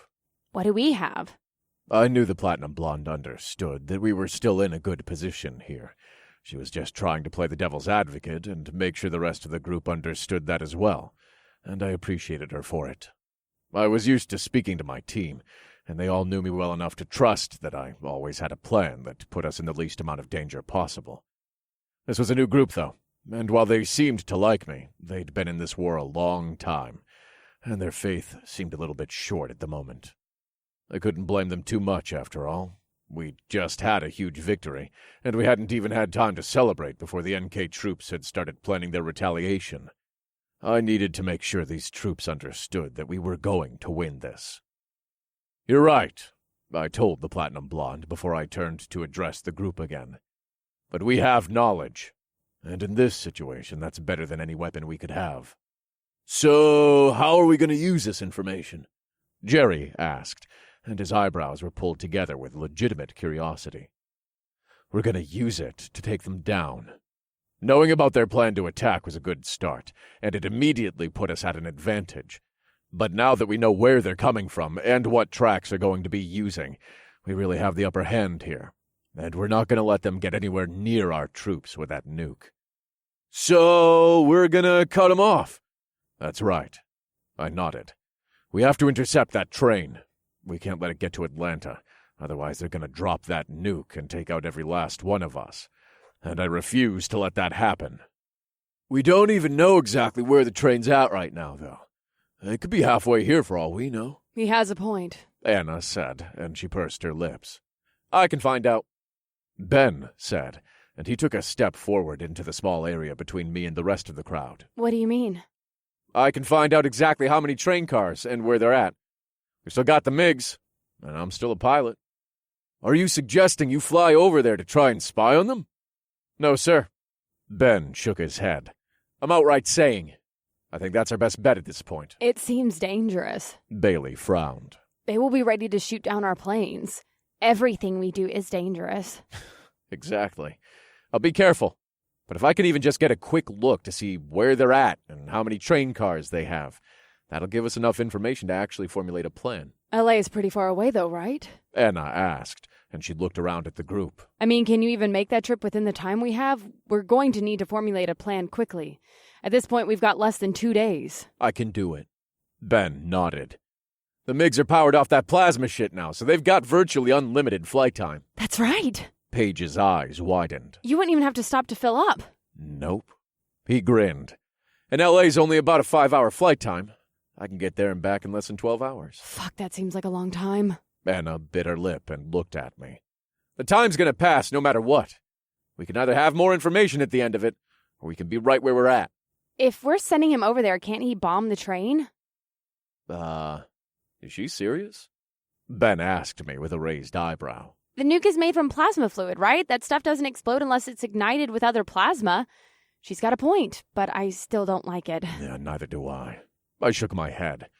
It's not a bad theory, Tara, but it's too dangerous to put into action. Even a small nuke like the dude we just interrogated described would be enough to level the entire LA area. And I don't think there's any way Ben would be able to hit it and also get out of the area. Bailey frowned. It'd basically be a suicide mission. Which means we're going to have to intercept it. But we're going to have to be incredibly careful when we do. The nuke is made from plasma fluid, and while that might make it more stable, it also might make it less stable. We can't risk the latter being the case, or none of us are going to make it out of this alive. Fair point. Once we know more about the trains and how they're transporting it, we'll be able to figure out how to take it from them. You're right, son. The general nodded. It's a dangerous mission, though. We know they've got anti-aircraft weaponry. I'm up for it, Ben assured him with a serious nod. Tav? General Lopez asked, and his gaze met mine. What do you think, Ranger? I think it's our best option at the moment, I said, and I turned to look at Ben. But I don't want you going alone. Won't it be more noticeable to have 2 of them go? Yes, I nodded. But it will also mean 2 targets if they're quick enough to try and attack. I'd rather have their attention split than focused completely on Ben. I'll go too, Jess said, and she stepped forward next to the other pilot and turned to smile at him. I'll go with Ben. I appreciate that. You all should leave immediately. Yeah, my thoughts exactly. Ben nodded. You be fucking careful out there, I told him seriously. Always. He chuckled and held his hand out for me to grab. Instead of shaking it, though, I pulled him in for a quick hug and patted him on the back.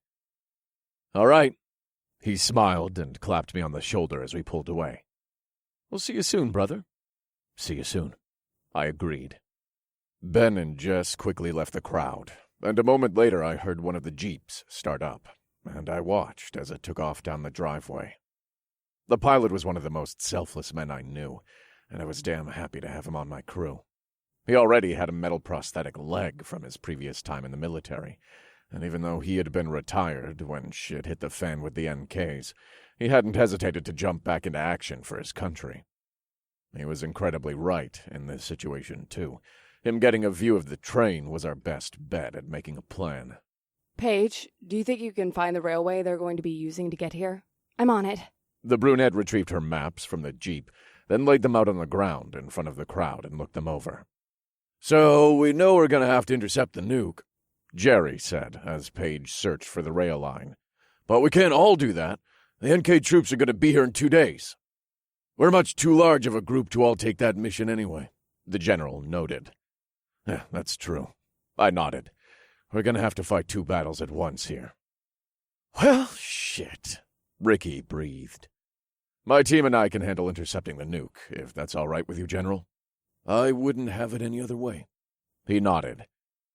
The man was smart enough to realize that my team was the most well-trained of everyone, especially when it came to stealth operations. With us intercepting the nuke, the General can lead the rest of you in the fight against the NK troops that attack in Atlanta. It's gonna be one hell of a battle. Jerry frowned. It will be. We're talking probably tens of thousands of men fighting at once. It's not going to be easy, but I have faith the General will lead you all to victory. What about our group? Do you think we'll be gone the whole time intercepting the nuke? We'll head to the main battle as soon as we can. I didn't like the idea of leaving all these troops to fight without us either, but getting that nuke was our top priority. If the NK troops were able to get it to Atlanta, all hell would break loose, and we'd have no way of defending ourselves. Are you guys gonna bring the nuke? We could use it to threaten the group, right? I'm not sure I like that idea. I don't think we should get that nuke anywhere near this battle. Like I said earlier, it might be more stable with the plasma, or it might be less stable. I have no way of knowing. And I'm not going to put all of our men at risk based on a guess or a hunch. Right. The young soldier bit his lip and looked down. It's not a bad idea. If it was a regular nuke, that would probably be what we do, just not this time. Yeah, the plasma has messed everything up. Yeah, it's pretty crazy stuff, Jerry said, and he smiled slightly at the girls. I think I found the rail line, Paige said, as she looked over a smaller map. It's getting hard to see, though. Can someone get me a light? I looked up into the sky and realized it had gotten dark while we'd been talking. For the moment, though, there wasn't much more we could do. As much as I didn't like the idea of simply waiting, I'd rather not push the group at the moment. They all probably needed some good sleep. General, I think we should call the meeting. Ben will be back in the morning, and we can pick this up then. We'll know more to better formulate this plan. I think you're right. General Lopez sighed as he looked up at the sky, then out to the rest of his troops. Everyone go get some rest. We'll pick this up in the morning. The group grumbled a bit, but then they started to disperse and head to their respective tents and camp areas. You did good just now, Lopez told me with a clap on the shoulder after everyone had gone. I think you made the right call. Thank you, sir. I nodded. I only want what's best for our men in our country. I know. He smiled softly. You get some rest, too. It's going to be a long couple of days. Yes, sir. I chuckled and shook my head. I could have kept working. Paige frowned once it was just us left. I shouldn't have asked for a light. Don't be ridiculous. It's dark as hell out. Everyone definitely needs some sleep, including us. You girls had a long couple of days. You mean traveling to Birmingham and stealing all the NK planes? Anna said with a sly grin. That was nothing. All in a day's work. All right, I get it, you're badasses. But badasses still need sleep. Before we go to bed, can I get some dinner? I didn't exactly get to eat earlier. Me either. I ate, but I could eat again. Eating for two now, hey? Definitely. Tara nodded seriously, which only made Minji laugh harder. Minji, did you eat yet? Not yet. She shook her head. Let's go fix some bowls, Paige said, and she looked at the group. Everyone hungry? Well, I am. Me too. All right, we'll grab the bowls and meet you by the fire. Come on, Bales.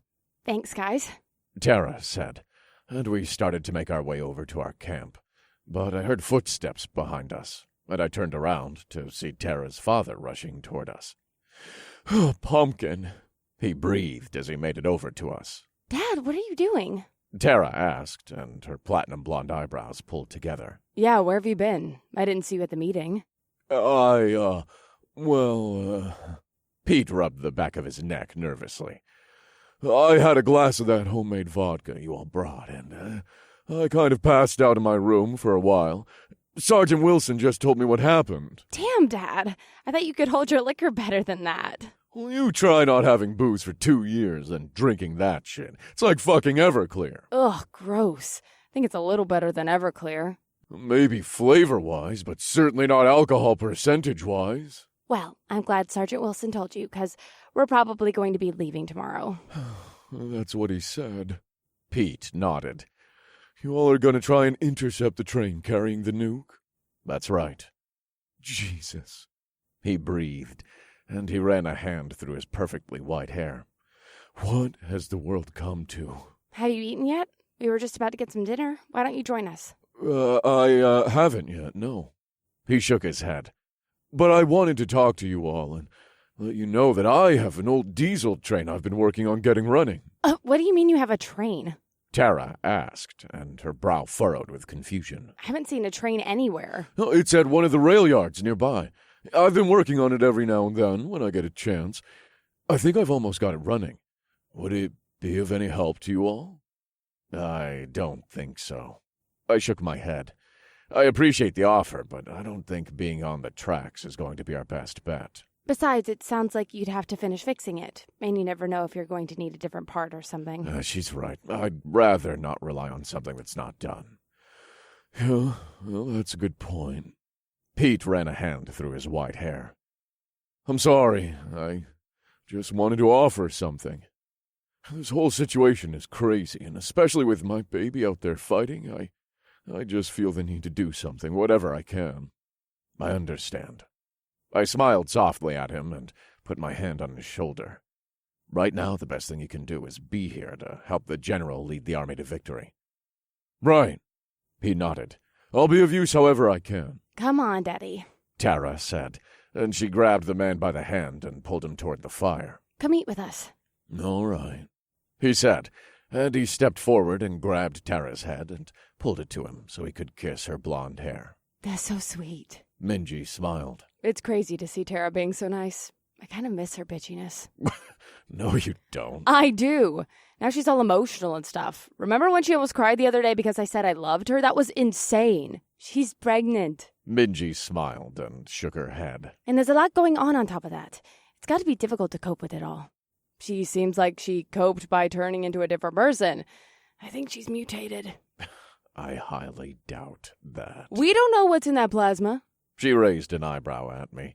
Then she walked toward the fire and left me shaking my head at her terrible joke. Bailey and Paige were already at our camp. Then Paige threw more wood on the fire while Bailey passed out bowls of dinner. We saw you coming over here, too. Bailey said, as she handed one to Tara's father. We figured you might be hungry, too. Oh, well, thank you, sweetheart. Pete smiled. I took the bowl Bailey offered me and sat down near the flames to warm my cold hands and feet. I hadn't realized how chilly I was until just then, and I was suddenly glad I had on long sleeves instead of my usual tank top. The scent of the venison stew filled my nostrils and made my stomach growl. It was still slightly too hot to eat, but I didn't care. I blew on it a couple of times and shoved a spoonful into my mouth. The meat and potatoes melted together, and I couldn't help the small sigh of relief that escaped my mouth. It was absolutely delicious. While we ate, I watched the rest of the soldiers mosey around the camp. A lot of them had crawled into their tents to sleep, but there were still a few that sat near their fires and chatted. I knew it was going to be a long couple of days, and I was determined to not let these men down. They'd been through enough as it was. I knew for a fact they'd lost plenty of men already. Less than 10,000 of our boys were left, and I wasn't going to sacrifice one more of them to this terrible war. Some of the soldiers were older, seasoned men and women, but a lot of them were younger guys who'd only been in the service a couple of years when the EMP hit. That made sense, considering we probably still had troops overseas with no way to get to us, but it also meant these men had to go into combat very quickly, and that wasn't something I wished on anyone. Serving in the military was hard enough. Once those papers were signed, the thought of being shipped out was constantly in the back of one's mind. I knew from experience how strange it was to know I could be sent anywhere at virtually any moment with just a couple days' notice. Of course, all the soldiers here had signed those papers and agreed to that sort of life, but most of the group I'd brought with me was made up of civilians who hadn't signed their lives away, but they were still here, fighting for their country. It just goes to show that most people will step up to the plate when given the opportunity. I'd never expected to have an opportunity to fight like this, but part of me was glad I did. I'd served my country well during my service, but this was completely different. Not only had I chosen to fight in this war specifically, but I was fighting for my homeland. I knew what was at stake, and I was going to make sure my country lived on under American rule, not that of some foreign country. I didn't care how crazy of weapons these NK assholes had. I wasn't going to let them win. Tav? Paige asked, and her voice pulled me out of my own thoughts. Yeah? I asked as I turned around. Can I take your bowl? Oh. I looked down at the now empty bowl I hadn't realized I'd been eating from. Yeah, thank you. After dinner was done, I put the fire out, and Minji and Tara's dad said their goodbyes. Tara offered for Minji to stay in our tent, but she said she wanted her own space, and I wasn't going to push the issue. This was still a new thing for her, and I didn't want her to do anything that made her uncomfortable. Honestly, I was surprised Tara's father hadn't commented on our relationship. Maybe he thought I was only with Tara, though he clearly knew we all slept in a tent together, so I doubted he thought that was just a coincidence. I didn't care either way. My only concern was him saying something and making Tara uncomfortable. The last thing she needed right then was any sort of drama. There was enough going on in our lives without anything piled on top of it. I snuggled under the blankets near the entrance of the tent so I could get out first if I needed to, and the rest of the girls made themselves comfortable next to me. Tara was at the far end, where she usually slept, since she preferred her space, but Anna, Paige, and Bailey all snuggled together in the middle and quickly fell asleep. After a few minutes, all I could hear was the sound of their even breaths, and I stared up at the dark ceiling of the tent and closed my eyes. Suddenly, the feel of someone grabbing my shin jolted me upright.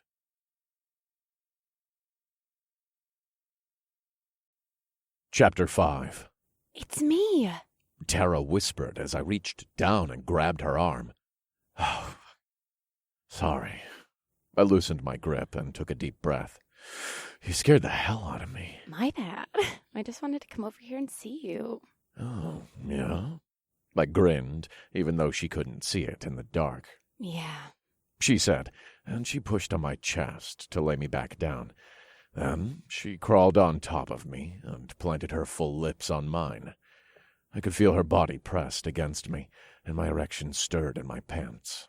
Her full breasts pushed against my chest, and I ran my hands down to her slim waist, then even further down to her perfectly shaped ass. Oh, fuck. She whispered as she kissed her way over to my ear, then down to my neck. Shh. Anna, Bailey, and Paige are right there. Let them wake up and play with us, she said in a husky voice, and her words made my heart rate spike. Come here, I growled, and I grabbed onto the platinum blonde's waist and rolled over so she was underneath me. Yes. She groaned as I kissed my way down her jaw to her neck. I reached down and grabbed hold of her shirt so I could yank it over her head. Tara bit her lip as she looked at me. Her full breasts were even larger than usual from the pregnancy, and they practically popped out of her lacy black bra.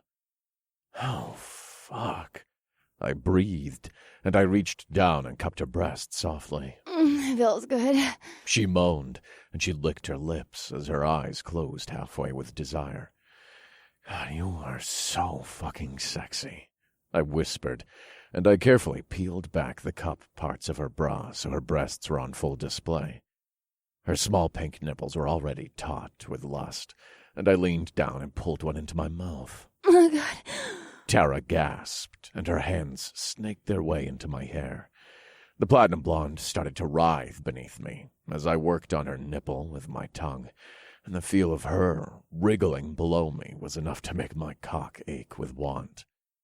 I carefully swirled my tongue around her nipple. Then she threw her head back with pleasure as her fingers gripped my hair even harder. Tap, I want you so fucking bad. You'll have to wait, I told her as I kissed my way over to her other breast. You're so mean. She groaned, but it was cut short as she gasped once more when I took her other nipple between my teeth and bit down softly. Oh, fuck. I nibbled on the little pink mound for a moment longer. Then I worked my way down her smooth, flat stomach to the top waistband of her shorts. I continued to kiss her belly as I undid the button of her jeans, and the act was made all the more satisfying knowing my baby was inside of there. I yanked Tara's shorts down to her thighs and came face to face with a black, lacy thong that made my cock twitch yet again. Jesus, how do you even have... time to put on lingerie. When it's important, you make time. Do you like it? Does this answer your question? I asked, and I pressed my lips to the fabric and slowly kissed it all over. Yes. She groaned, and she arched her back and lifted her knees up as she squirmed beneath my mouth. After I got her writhing with anticipation, I slowly pulled down both her panties and her shorts, so she was naked below me except for her bra. But her breasts were on full display anyways, so the lace bra only added to her sexiness right then. My eyes had fully adjusted to the darkness, so I took in the sight of her naked body underneath me, and I glanced over to make sure the other girls were still asleep. I lowered myself down between Tara's legs and saw her pussy was already dripping wet for me. The sight of her made my mouth water, and I slowly kissed up her thigh as her legs trembled in response to my mouth. Finally, I pressed my lips against her glistening pussy, and she gasped and arched her back as her hands once again found their way into my hair. Oh, fuck. She breathed as I kissed her pussy lips all over. Once she was worked up, I slowly slid my tongue out and licked between her folds. She tasted sweet and tangy, and the feel of her gripping my hair hard was enough to make me want to get her even wetter for me. I slipped my tongue inside of her and lapped up her juices while she writhed beneath me and pressed her hips up into my face. Then I worked my hand up her thigh to slide a finger into her dripping wet pussy. Oh, God. She gasped, and she instinctively pushed her hips up to accommodate my fingers. I pushed my fingers deep into her pussy while I flicked her clit with my tongue, and after a minute, I felt her body stiffen beneath me in preparation for orgasm. Don't stop. I'm gonna come. Tara's velvet walls gripped my fingers as she was overtaken by her pleasure, but I didn't wait for her to finish. Instead, I pulled myself up onto my knees and quickly freed my erection from my pants. Then I slid my cock inside of her in one smooth motion. Fuck. Tara panted, and she grabbed onto my shoulders as I filled her still orgasming tunnel. The platinum blonde's pussy spasmed on my cock as I pushed inside of her as deep as I could get until I bottomed out against her womb. Then I held myself there and enjoyed the feel of her orgasming on me. Oh, holy hell. Tara breathed after a moment. Oh, no, we're not done yet, I told her, and I kissed down her neck as I started to thrust in and out of her. I moved my hips slowly at first, but with increasing vigor until I was pumping as hard and as fast as I could go, and she was digging her nails into my shoulders with excessive force. Fuck, your cock feels so good. She moaned into my ear as she lifted her hips to meet my thrusts. Oh, fuck, not as good as your pussy, I growled as I continued to fuck her hard. Don't stop. She breathed, and her eyes rolled into the back of her head a second before her body went limp, and her pussy spasmed on my cock again. I continued to thrust in and out of Tara as she rode out her orgasm, and when she was done, I glanced over to the other girls to make sure we hadn't woken them up, before I slid my cock out of her and gripped her hips. Hey, what are you doing? Flip over. I like the sound of that. The platinum blonde said, and she turned around and got on her hands and knees so I had a perfect view of her ass and her swollen pussy lips. I gripped my cock and pushed the tip against Tara's folds so I could rub myself against her for a second. She was wet as hell, and so slick my cock slid along her pussy lips easily. Don't taunt me. She moaned as she pressed her hips back against my cock. Tara turned around to look at me, and her eyelids were heavy with desire as she bit her lip and spread her legs even wider. Please, Tav. I want your cock so bad. Well, how can I resist that? I smiled and slid my cock deep inside of her. Tara's mouth fell open as I filled her, and her breathing caught for a moment until she drew in a ragged breath, and her legs fell apart even more for me. I pushed my hips against her ass as I slid inside of her as deep as possible, and my cock twitched with pleasure from the feel of her tight little pussy. Oh, fuck, you're so wet, I groaned as I pulled my cock out and saw it glistening with her juices. Then I slid it back in slowly so I could feel her inch by inch. Damn. Oh, you feel so good. How do you want it? I growled as I gripped her hips and started to thrust in and out slowly. I want it hard. Please stop fuck me hard. You know that's how I like it. Her request made my cock tense with pleasure, and I gripped her hips even harder and slammed in and out of her as fiercely as I could. Her ass bounced against my lower abs as I slammed into her, and she rocked back and forth on her knees to take me in deeply with each thrust. I'm gonna come. Tara moaned after a minute, and she arched her back so I was able to get even deeper inside of her as her pussy started to clench and spasm around my cock. Oh, fuck! I growled as I slammed into her one last time before I allowed myself to climax. My balls tensed and my cock pulsated as it shot hot sperm deep inside Tara's pussy, and I held myself there for a second to revel in the feel of her sweet tunnel spasming around me. After a moment, I pulled my cock out and watched my cum drip out of her swollen pussy lips and down to her thigh. Fuck.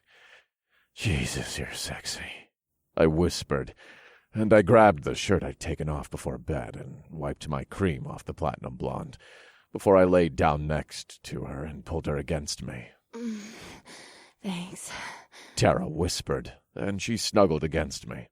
You don't have to thank me for that. I'm just thanking you in general, She said, and I could hear the smile in her voice. No, you don't have to thank me in general either, I said, and I leaned down and kissed her forehead. You're just wonderful, and I love you as all. I love you too, I told her, and I wrapped my arms around her and pulled her even closer to me. Then I breathed in her scent and closed my eyes. The next thing I knew, I woke up to the dim light of dawn shining in through a small opening in the tent zipper. I glanced over to the girls and found them still sleeping.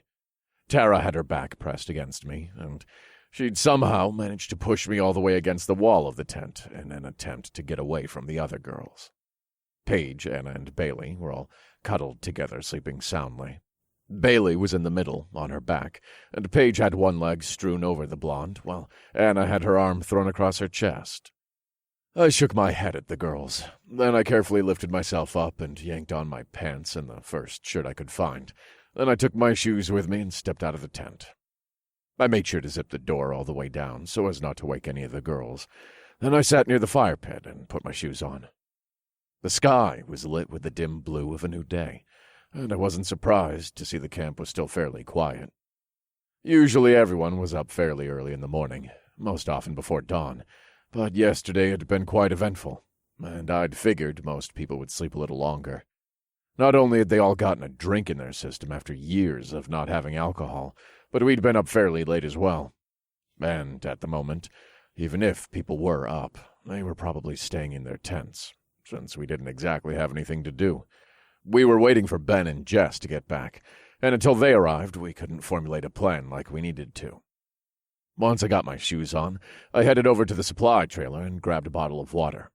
I took a swig as I looked around the camp and breathed in the chilly morning air. It was eerily quiet, since not only were the soldiers still asleep, but I didn't hear any wildlife either.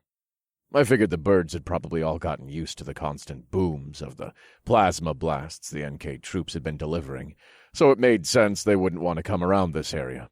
And if birds didn't come here, then I figured the rest of the animals around had moved on long ago as well. As I took another drink, the sound of tires on gravel caught my attention, and I stepped out onto the rocks to look down the driveway. Sure enough, a minute later I saw Ben and Jess pull into the driveway and head right for me. The son of a bitch had managed to get there and back in under the time he'd quoted. I wasn't even surprised. Ben was nothing short of an excellent pilot, and he was a valuable asset to our team and to his current mission. Whatever information he'd brought home would be more than what we had, and it was going to be the basis for our plan of attack. Is that Ben? Anna's voice called out, and I looked over to see the redhead crawling out of the tent. The rest of the girls were right behind her, even Tara, which Was a surprise, given how tired the platinum blonde always was in the morning. I nodded and waved the girls over, and they reached me just as Ben pulled the Jeep back into its parking spot and hopped out. "Morning!" He grinned. "Morning." I chuckled and clapped him on the arm. "What news do you have for us?" "Well, Ben started, but Paige gasped as Jess walked around the Jeep, and all of us stopped to look at her. The short, dirty blonde-haired pilot had her jacket wrapped around her arm to create a makeshift sling, then some dried blood covered from her wrist to her elbow. "You're hurt," Paige said, and she rushed toward Jess. "I'm all right." The woman said with a small smile, but she winced as Paige pulled the jacket away to get a better look. "I'll get your med kit," Bailey said, and she rushed over to the tent. "Sit down," Paige said, and she led Jess to the nearest fire pit and sat her on one of the makeshift benches. "I need to get a better look. What happened?" Anna asked as we all gathered around Paige. "Those fuckers try to shoot me out of the sky?" Jess said with a shake of her head. "They what?" Tara asked, and she looked over at me with wide eyes. "Oh my God." Paige frowned. "They shot your plane down? You're lucky this isn't far more serious. They didn't get me." She shook her head. "Well, not totally, at least." Jess pulled a crazy maneuver and managed to take as minimal damage as possible. Some of the best damn flying I've ever seen. "Well, I'm just glad you're okay," I told the female pilot. "Thanks. Unfortunately, I can't say the same for the MiG I was flying." "What do you mean? I thought you said it had minimal damage." Well, minimal damage for how they tried to shoot her. It might have been repairable if we'd landed it right there, but she had to get it home somehow, and the damn thing was about to give out on her as we got here." "Understood." I nodded, then turned back to Jess. "You're alive, and that's all that matters." "Thanks." She smiled when she realized I was sincere. I was a little disappointed to lose a MiG, sure, but it truly didn't matter when compared to the pilot's life. We had other MiGs and other weapons, and we'd be able to figure out something with the supplies we had left. One MiG wasn't going to make the difference between us winning or losing this war, especially not when they had anti-aircraft missiles like that. And we clearly weren't going to be able to use the MiGs like we had in Douglasville. "How's her arm?" Bailey asked as she returned with Paige's medkit. "It's all right." Paige said, and her eyes narrowed on the woman's arm. "It looks worse than it is. If they didn't shoot you out of the sky, how did you hurt your arm? Did the missile hit the cabin or something?" "Damn near." Jess nodded. "I tried to avoid it entirely, but I wasn't able to. It detonated and a bit of fragment managed to penetrate the cabin. I smashed my arm on one of the controls during the impact." "Oh, shit." Tara frowned. "Does it hurt? Do you want some vodka? Is that your answer to everything?" "Well, damn, she's clearly not flying anytime soon." Tara shrugged. "It might help numb the pain." No thanks." "Are you sure? Because the wound isn't very deep, but it's pretty long. You might need some stitches." "Nah, go ahead and do it. I'll be all right." "That's one hell of a woman right there," Ben said in an aside to me, and I couldn't help but notice the huge grin on his face. It seemed the veteran was smitten, and I made a mental note to bring that up to him once this was all over. "How did you get here so fast?" Anna asked Ben as Paige stitched up Jess. "Yeah, I thought you said 12 hours. I thought it would be about that, but we saw the train convoys east of the Rockies. "You mean it wasn't in L.A.? No. Ben shook his head. They were loading supplies onto them, but it was at an Amtrak depot, so the officer you guys interrogated yesterday was telling the truth. How many convoys? 5 engines. There was one in the front that wasn't attached to the other 4 that looked like it had engineering and track repair equipment. That must be the Scout." Right. I nodded. "If that's the Scout, then what about the others? They're the ones with the real supplies?" I would think so. How many helicopters were you able to see? 4. 1 on the first train, 1 on the third one, and 1 on the 4th and 5th. "So the second train is the only one without one. That seems weird. They're probably using that train as a buffer." Anna said, and her eyes narrowed as she looked at me. "What do you think?" "I think that's spot on," I told her with a smile. "They have the first train car as a lookout, and that one is just a buffer to keep the car with the nuke in the center." "So you think the nuke is in the third car?" Minji asked as she walked up and joined us. "I'd bet on it." I nodded. They were still loading supplies, but the helicopters were already on there. With the rate of travel, though, there's no doubt they can get to Atlanta by tomorrow morning. Which means we're going to need to intercept them before that. "We need to leave soon, then. Before that, we need a plan." "Right. We also need to know where exactly we're going to intercept them. Little busy at the moment." Paige said, and a second later she snipped the end of Jess's stitches, put her supplies away, and turned to the rest of us. Let me get my maps and we'll figure this out. I marked some places last night. Wherever it is, it's going to have to be close to us, right? We need to be there before the NK troops get there so we can set up, so we can't drive too far. Yeah, you're absolutely right. I nodded. And we want to be able to get back to the fight as soon as we can. I know we're down to make, but can we use one of them? We can't bomb the train in case it sets off the nuke. You said that yesterday, but what about the tracks? Can we bomb them? That's not a bad idea. They'd have to stop then. I have no doubt they have supplies on the train to fix any railroad tracks that need fixing. But more than that, they have a scout car. So if we bomb the tracks, the scout car is going to convey that to the rest of them. Which means they're going to turn around or try to figure out another way to transport the nuke. They have the helicopters. Why not just use that in the first place? Well, they might think it's too dangerous to transport it via helicopter. Well, we still don't know how stable this thing is. Exactly. I nodded. I think our best bet in this situation is to go stealthy. I'm here for that. Tara grinned. You're always down for a stealthy mission. Paige chuckled as she laid her maps out on the ground. Duh. But wait, do you mean a stealthy mission to steal the nuke? Bailey asked, and her blonde eyebrows furrowed with confusion. How are we going to do that on a moving train? Especially since they have a scout car. It is going to be a stealth operation to get the nuke. However, you're also right. We're not going to be able to just hop on the train and get the nuke. Not with the other cars there. And certainly not with the Apache helicopters they're hauling. As long as they're not in the air, we're safe from them, right? Yes, I nodded. But I wouldn't put it past them to send out chopper scouts every now and then. So what you're saying is that we need to take over all the train cars? Tara asked, and she raised an eyebrow and cocked her hip out so she could put her hand on it. I think that's her best bet. I nodded. Isn't it kind of dangerous to try and get onto a moving train? I mean, don't they usually go an average of 70 miles per hour? I think passenger trains go even faster, right? Since they're using commercial lines, they probably won't go nearly as fast. We need, like, a tunnel or something. That way we can be uber stealthy. And they'll totally have to slow down to go through a tunnel, right? Not necessarily. Paige shook her head. Only if the tunnel is winding. Tara pursed her lips. So do you see any windy tunnels on that map of yours? No. Paige answered, as she looked at the maps laid out on the ground. Definitely don't see any windy tunnels. In fact, I barely see any tunnels at all. Well, shit. We don't exactly need a tunnel. We just need some cover. That's true. Maybe a really wooded area? There's a couple of those. Paige nodded. I marked a couple of spots like that last night. Remember, we're going to have to be able to get there quickly, so they can't be too far away. Right. That takes a couple out of the running, but there's still 2 left. Where's the closest one? Here. She pointed to the map, and I crouched down to get a better look. It's about 70 miles away from us. That's close enough that once we have the nuke, we can make it back to the battle fairly quickly, but also close enough that if we fail, they'll be here with the nuke a few hours after. True. I nodded. The stakes will be really high. We could also take the train back. That would be even faster. You're right. And we're going to need a fairly large team for this, so we can split up and half can take the jeeps back and the other half can take the train. I like that idea. What about those helicopters? Ben asked with a grin. I suppose you could take one of them too. So when do we leave? Are you excited to fly one of those things? Tara asked with a raised eyebrow. An Apache? What? Hell yeah. I've only flown one other time. They're amazing. But I'd be better suited as a gunner, and you get me a real pilot. You got it. I smiled. We're going to need a bunch of pilots and gunners for this mission. Roger that. I'm sure the Army has some warrant officers who are trained to fly these birds.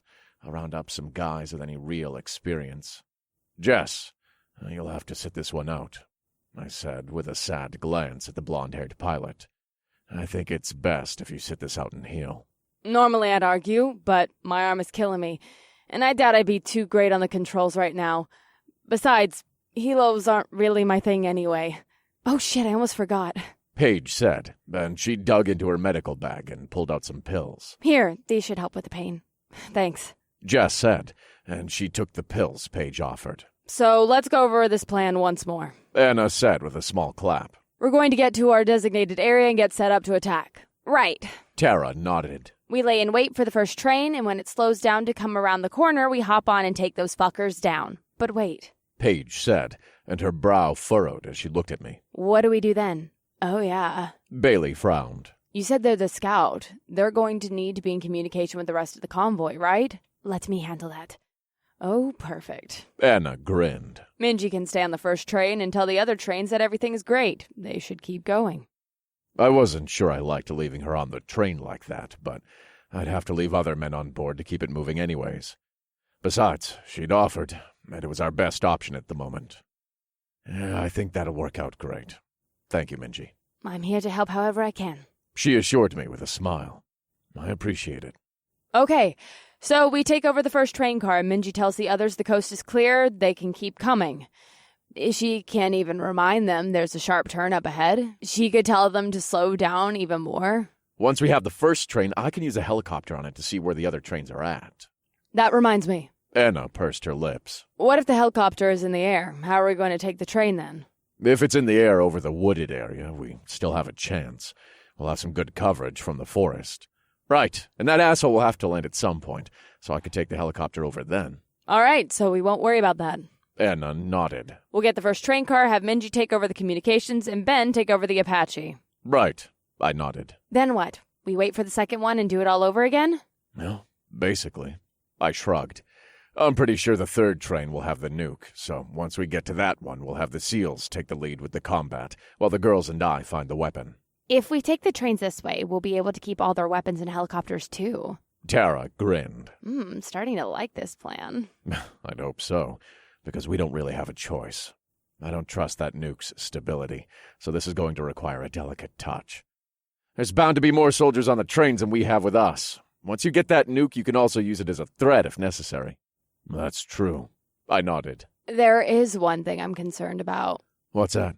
Well, if we're going to drive the trains here, we need to figure out how to make them work, right? I don't know how to run a train, do you? Good point. Anna pursed her lips. They're passenger trains. It shouldn't be that difficult. I bet it's just like a few buttons or something. You think? Can't you, take your foot off the gas or something? I remember my dad telling me that a long time ago when we took the train to my aunt's house. Is that an actual thing? What happens if you take your foot off the gas? You crash? Tara shrugged. Oh, that can't be right. You're on tracks. It's bound to take more than just lifting your foot off the gas to crash. I think the train uses a hand lever, but I don't know if that's for all trains, especially passenger ones. I would imagine they're quite modern in their design. I would think so as well. I agreed. Then I sighed and ran a hand through my hair. Bailey has a point, though, too. We don't know for sure how to run those things. But we're going to have to figure it out. We could keep the conductor alive. No, I don't think that's a good idea. We should take them all out. It's too small of a space. I don't trust them not to try to escape or reach out to the rest of their men. Good point. We're going to need an even bigger crew if we need people to stay on each train car. Yes, this is going to be a large undertaking. We have us, the pilots, and the SEALs. We'll probably need a couple more crew members as well.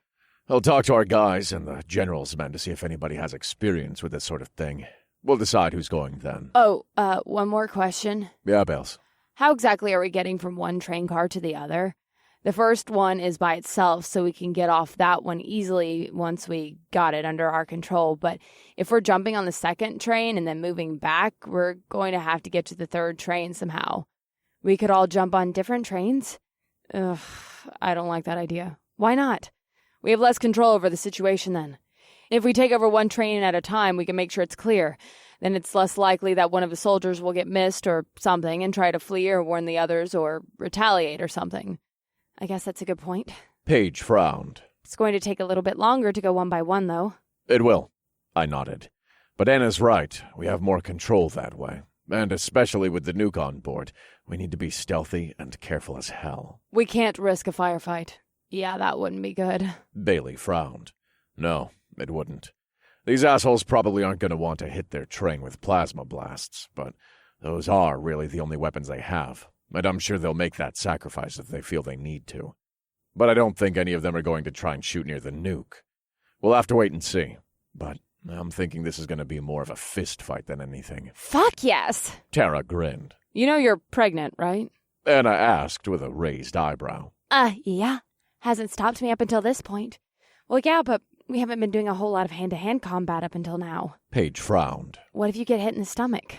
My heart sank at Paige's words, and my stomach turned in knots. I couldn't let anything happen to Tara or our unborn child. I won't.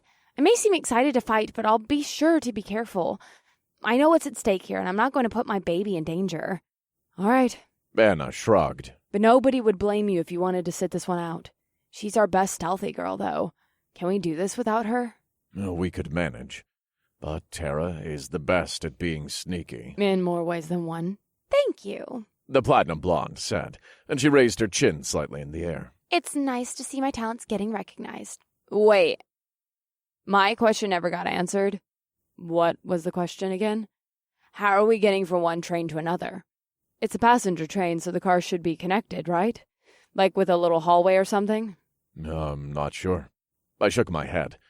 We might have to jump over the connections. Well, I'm not entirely sure I like the sound of that. Paige grumbled. Then she took a deep breath. But we've got to do what we've got to do. That's right. I smiled. I love how she's not concerned about having to take on a bunch of NK soldiers, but she's worried about jumping from train to train. To be fair, I've done one of those things before. Yeah, but the other is way less dangerous. I wouldn't say way less dangerous. You're with Paige? Anna asked with a raised eyebrow. I mean, a little. Is Bailey even going to be on the train? Tara asked me.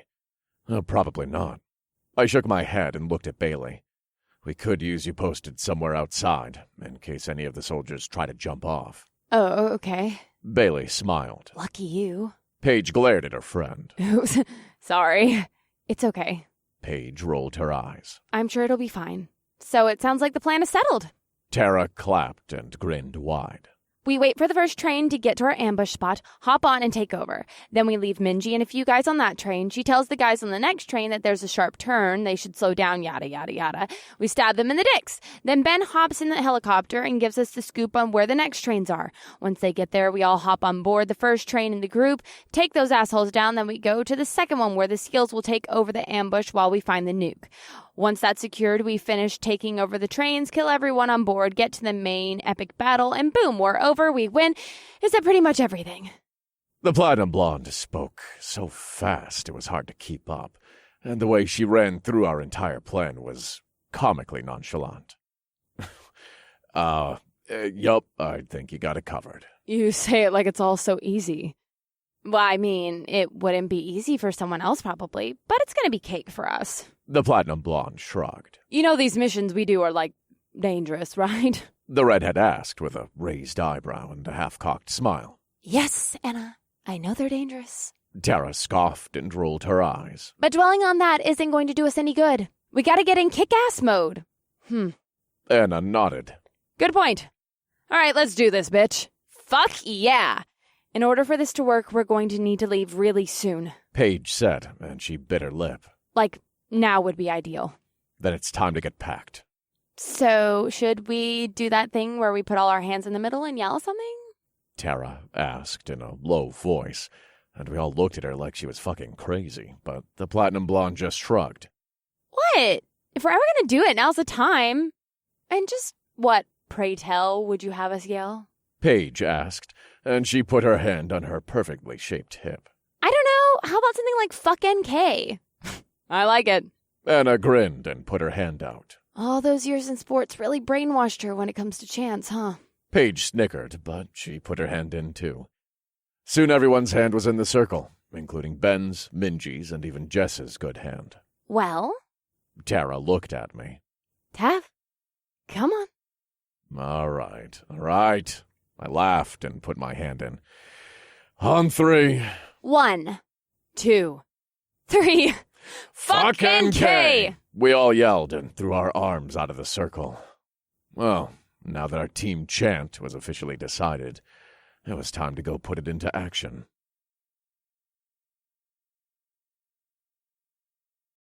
Chapter 6. While Ben and the girls got things ready for the trip, I made my way inside and found General Lopez in the war room. I needed to inform him of our plan, and though part of me felt strange telling him what I was going to do, instead of asking permission, he said he trusted me to lead us to victory, and I knew deep down this was the best thing I could do. The door to the war room was ajar, and I could see General Lopez sitting at one of the long tables, with his head laid on his arms crossed under him. He had clearly fallen asleep there last night instead of his bed, and I almost felt bad waking him, but it was urgent. "General," I asked in a low voice as I pushed the door open, but he didn't respond, so I spoke a little louder. "General Lopez." "What?"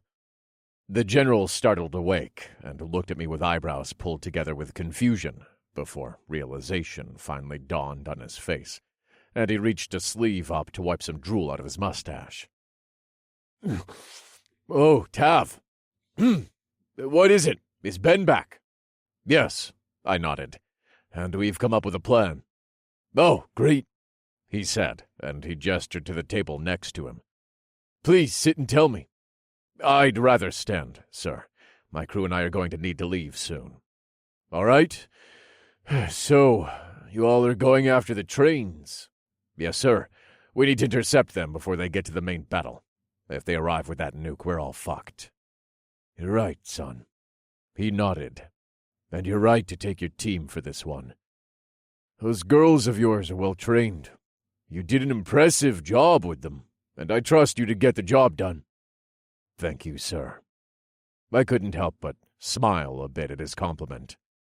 I am going to need more than just the girls for this mission, though. "Of course, take whoever you'd like." "I appreciate it. Jess is out of commission, so—" "What?" he asked, and his dark eyes opened wide with concern. "Is she all right?" "Yeah, she's all right. But the MiG she was flying isn't, and her arm is going to need some time to heal. It was only a few stitches, but she's in no shape to go into battle." "Yeah, I should say not. We're going to be taking the Apache helicopters they have on the train, so I'm going to need some guys with helicopter pilot ratings to fly them." "Right." He shook his head.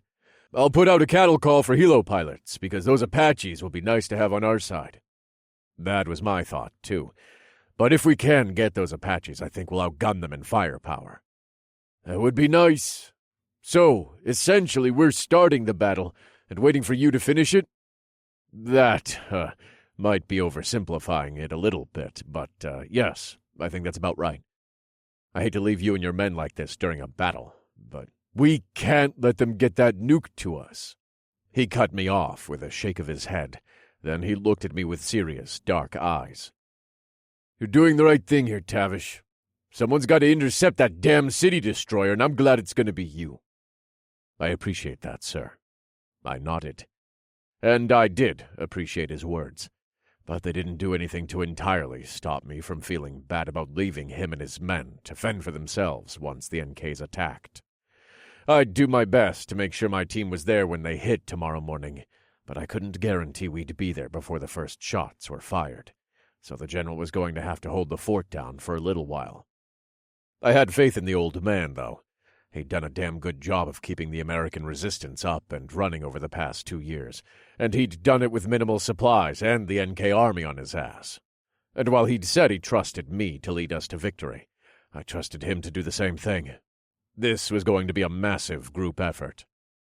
My team was a drop in the bucket compared to the troops the general would be leading against the NK soldiers, but each group had an incredibly important task, and I wasn't about to let either lose. My team and I would get that nuke, and then we'd get back to Atlanta to assist with the takedown of these assholes. I was determined to put an end to this war once and for all. I wasn't going to have my baby born into this mayhem. It was time for these sons of bitches to go down. "Take whatever supplies you need. You and your team are welcome to whatever we have." "Thank you, sir." I nodded. "I should get back to my crew. They're getting things set up to leave." "I'll be right out." I spun around to walk back out the door, but then a thought popped into my head, and I spun back around. One more thing, if I may, sir."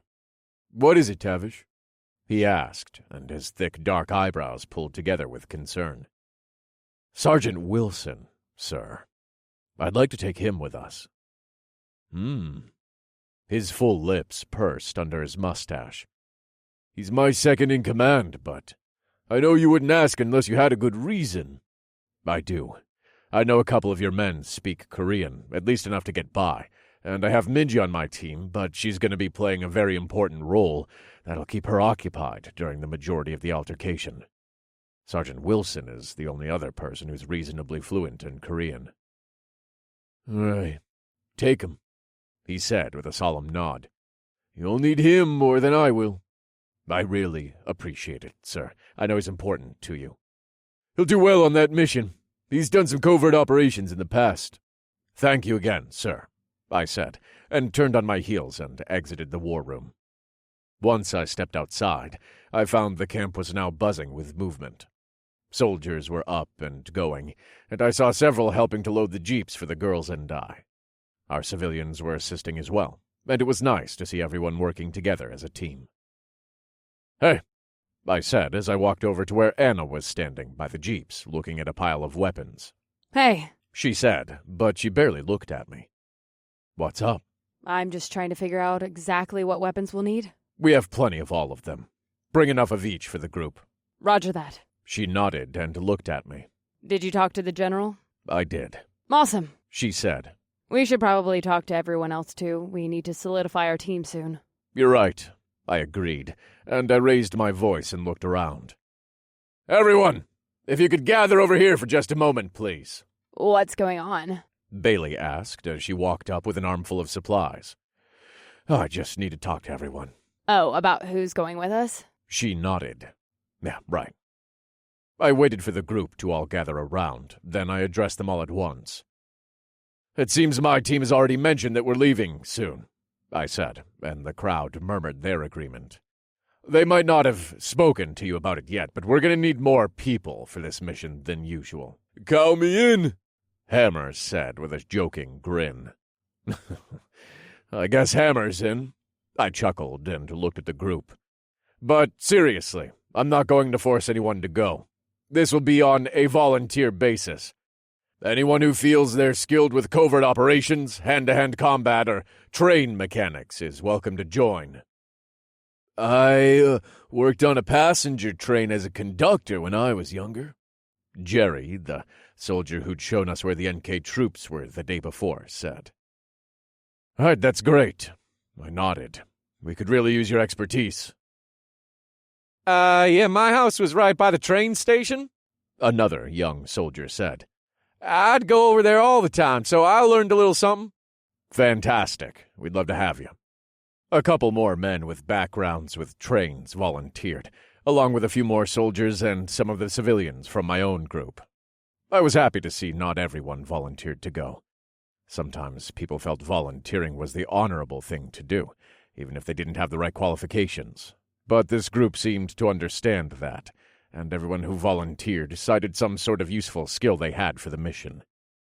By the time it was all said and done, I had about 60 men in total, so I sent them to gather their belongings and get the vehicles packed while I talked to Sergeant Wilson. I hadn't seen the sergeant yet that morning, so I made my way over to his tent. His boots were outside the door, which I took to mean he was inside, so I did my best to knock on the side of the flimsy fabric. "Sergeant Wilson, it's Tav." "I know who it is," the man's southern accent said through the door. Then he unzipped it and looked at me. "Oh, I heard y'all are leaving here soon." "That's actually why I wanted to speak with you," I said, and I glossed over the fact that he had heard the entire conversation from his tent. "I'd like for you to come with us." He pursed his lips and looked up at me from where he still laid on the floor of his tent. "I don't like the idea of leaving my men to go into battle without me." "Yeah, I get it, believe me. But you're the only other person besides Minji who's actually fluent in Korean, and she's going to be in the front train once we take it over. I could use another Korean translator to stay with me after she leaves. I already spoke to the general about it, and he agreed to send you with me. If that's all right with you, I mean. I needed him, but I wasn't going to push him into it. Sergeant Wilson didn't seem like the kind of guy that could be pushed to do anything. He needed to do it on his own. And I completely understood how he felt, too. I didn't like leaving my crew to fight without me, either. But it was necessary for us to win this war. "Yeah, I get it," He nodded and sat up. "I'm in." "All right." I grinned and grabbed his hand to pull him to his feet. "Good to have you on the team. When do we leave?" "I'd say in 10 minutes or so," I told him as I looked back to see how far the girls had gotten into loading the jeeps. "And not long." "I'll be ready in 5, he assured me, and he turned around and reached for some clothes on the floor of his tent. I walked back over to the group of people getting the jeeps ready for us to leave and started to help. It didn't take long before we had them all packed with at least one of every single weapon we'd brought with us, as well as a couple days' rations of food and water. I doubted we'd be gone that long. We needed to be back in Atlanta by tomorrow morning to be part of the larger battle that was going to take place. But I didn't like to go anywhere without at least 2 days' worth of rations. There was never any telling as to what might happen out in the world, and I didn't like the idea of not being prepared. Once the vehicles were ready to go, all the smaller teams hopped in. I waited for Pete to give Tara a hug and slowly release her to my custody. The man nodded at me, seriously, and I understood he was telling me to take care of his daughter. I nodded back, though he didn't have to tell me to watch out for her. Tara and the unborn life she was carrying were my top priority. Yes, I had a war to win, too, and I was doing that for my family, but I wasn't going to let anything happen to Tara. I knew that during the mission I'd need to focus on the task at hand, and trust that she'd be able to handle herself as well, but it was going to be easier said than done. Finally, I waved goodbye to the general and pulled out onto the road with the small convoy of 3 jeeps and 2 old military trucks behind me. We'd left the general and his men with plenty of supplies, and the majority of the civilians I'd brought with me were planning on fighting with him as well, so I knew he'd be all right without us. But I still hated to leave him to his own devices. The man was older, and while he'd done a great job of keeping the resistance going, he made me think of Raleigh, and it made me want to take care of him more than anything. I took a deep breath and reminded myself that soon enough this war would be over. Then we could all relax for a little while.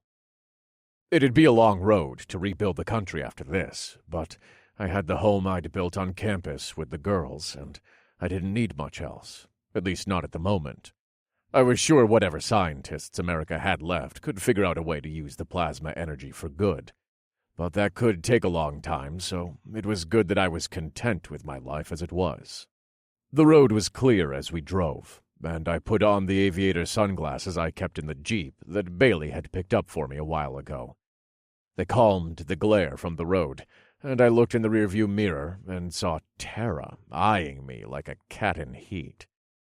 I shook my head, but I couldn't help the grin that came over my face. "Hey, ladies.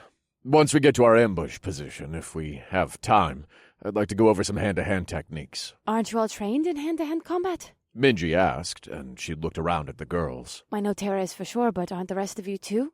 We've been trained in hand-to-hand before. Paige said, and she pushed her glasses further up on the bridge of her nose. But we're not all as proficient as Tara, so he probably just wants to give us a refresher. Anna's quite good, too. It's true.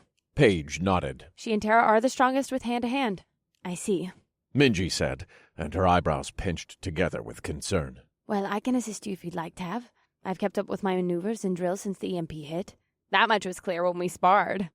I don't think that's a bad idea. I smiled at Minji in the rearview mirror. Thanks. Do you think we'll have time to get a practice session in? And also, do I need to be part of said practice session? Bailey asked, and she raised her hand slightly. Yes and no.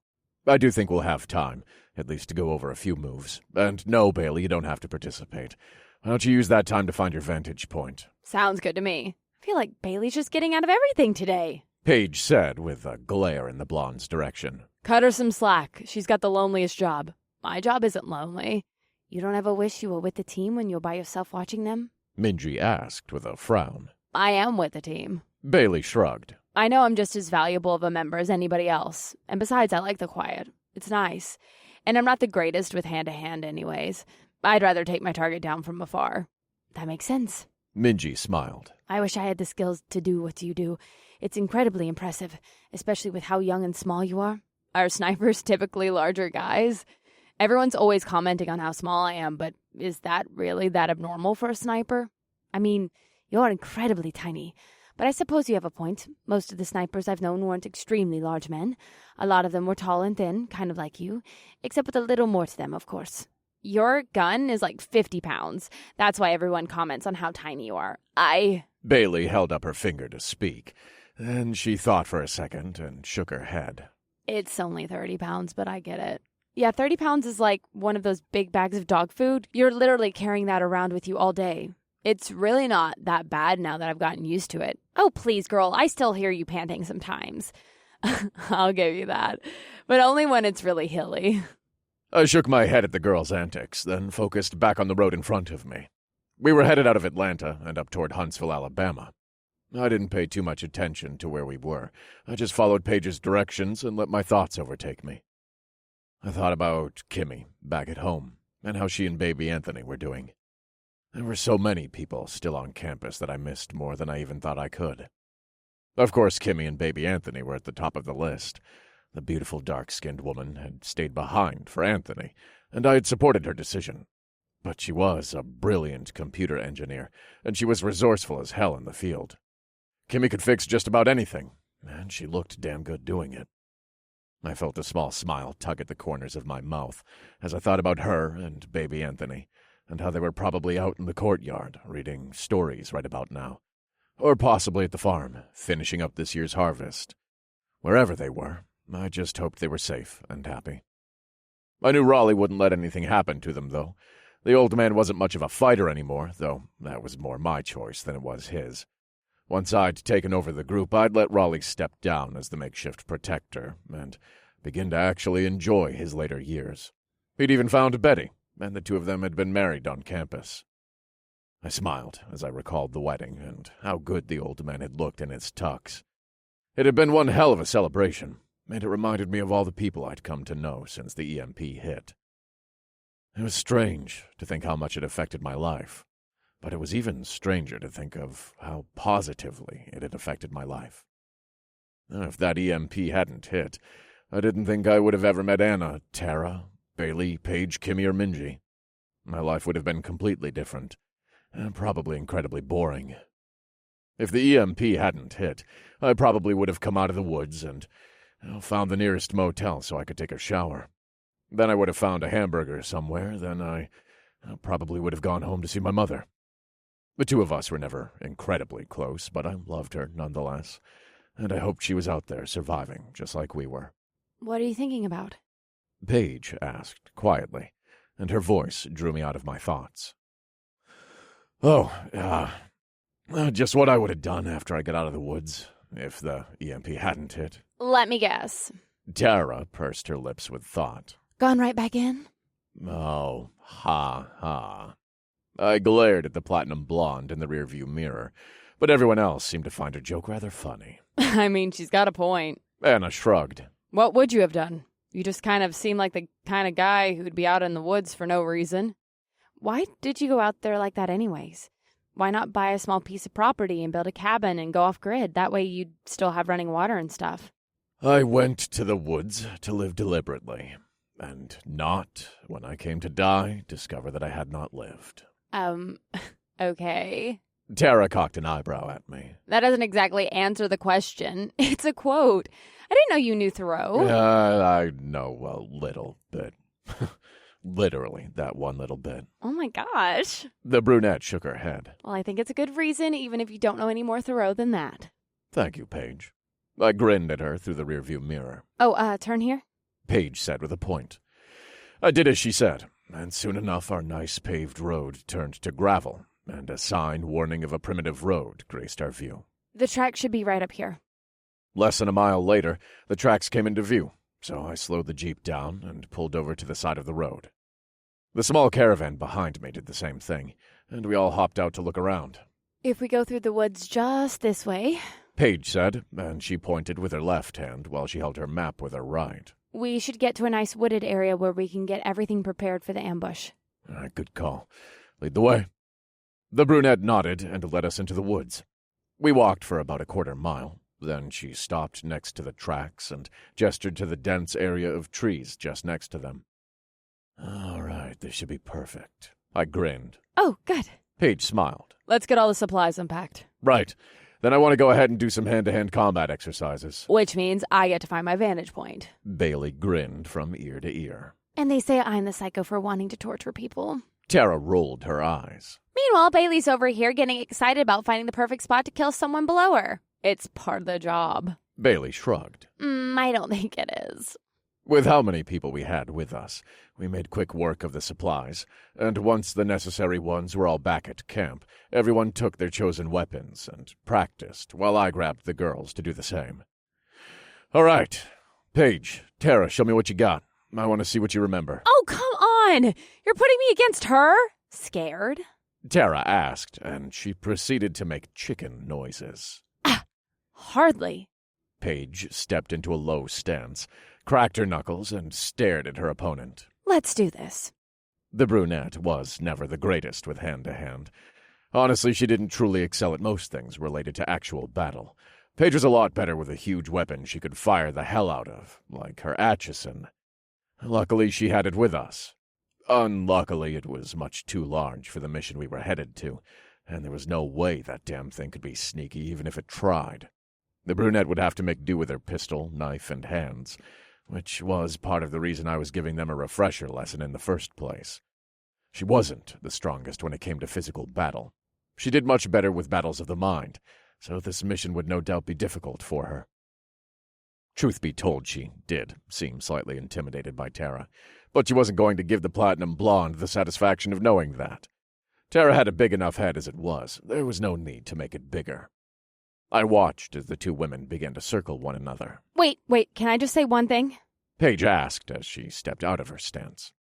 What's that? No pregnancy bullshit. She said, and looked right at Tara.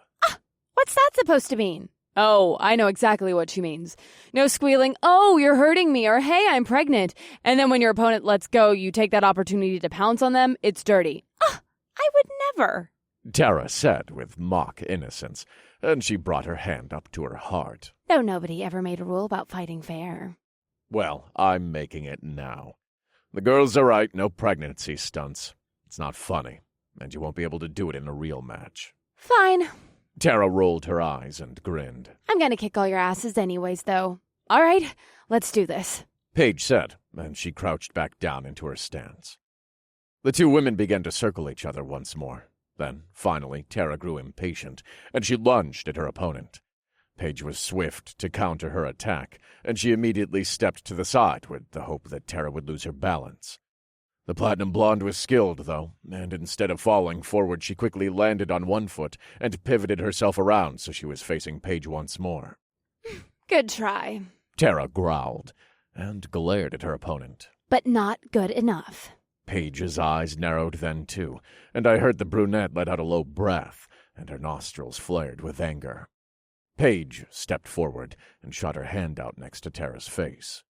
Tara was quick, and she jerked her head back just in time to avoid Paige's palm, but she wasn't quick enough to avoid Paige's feet below her.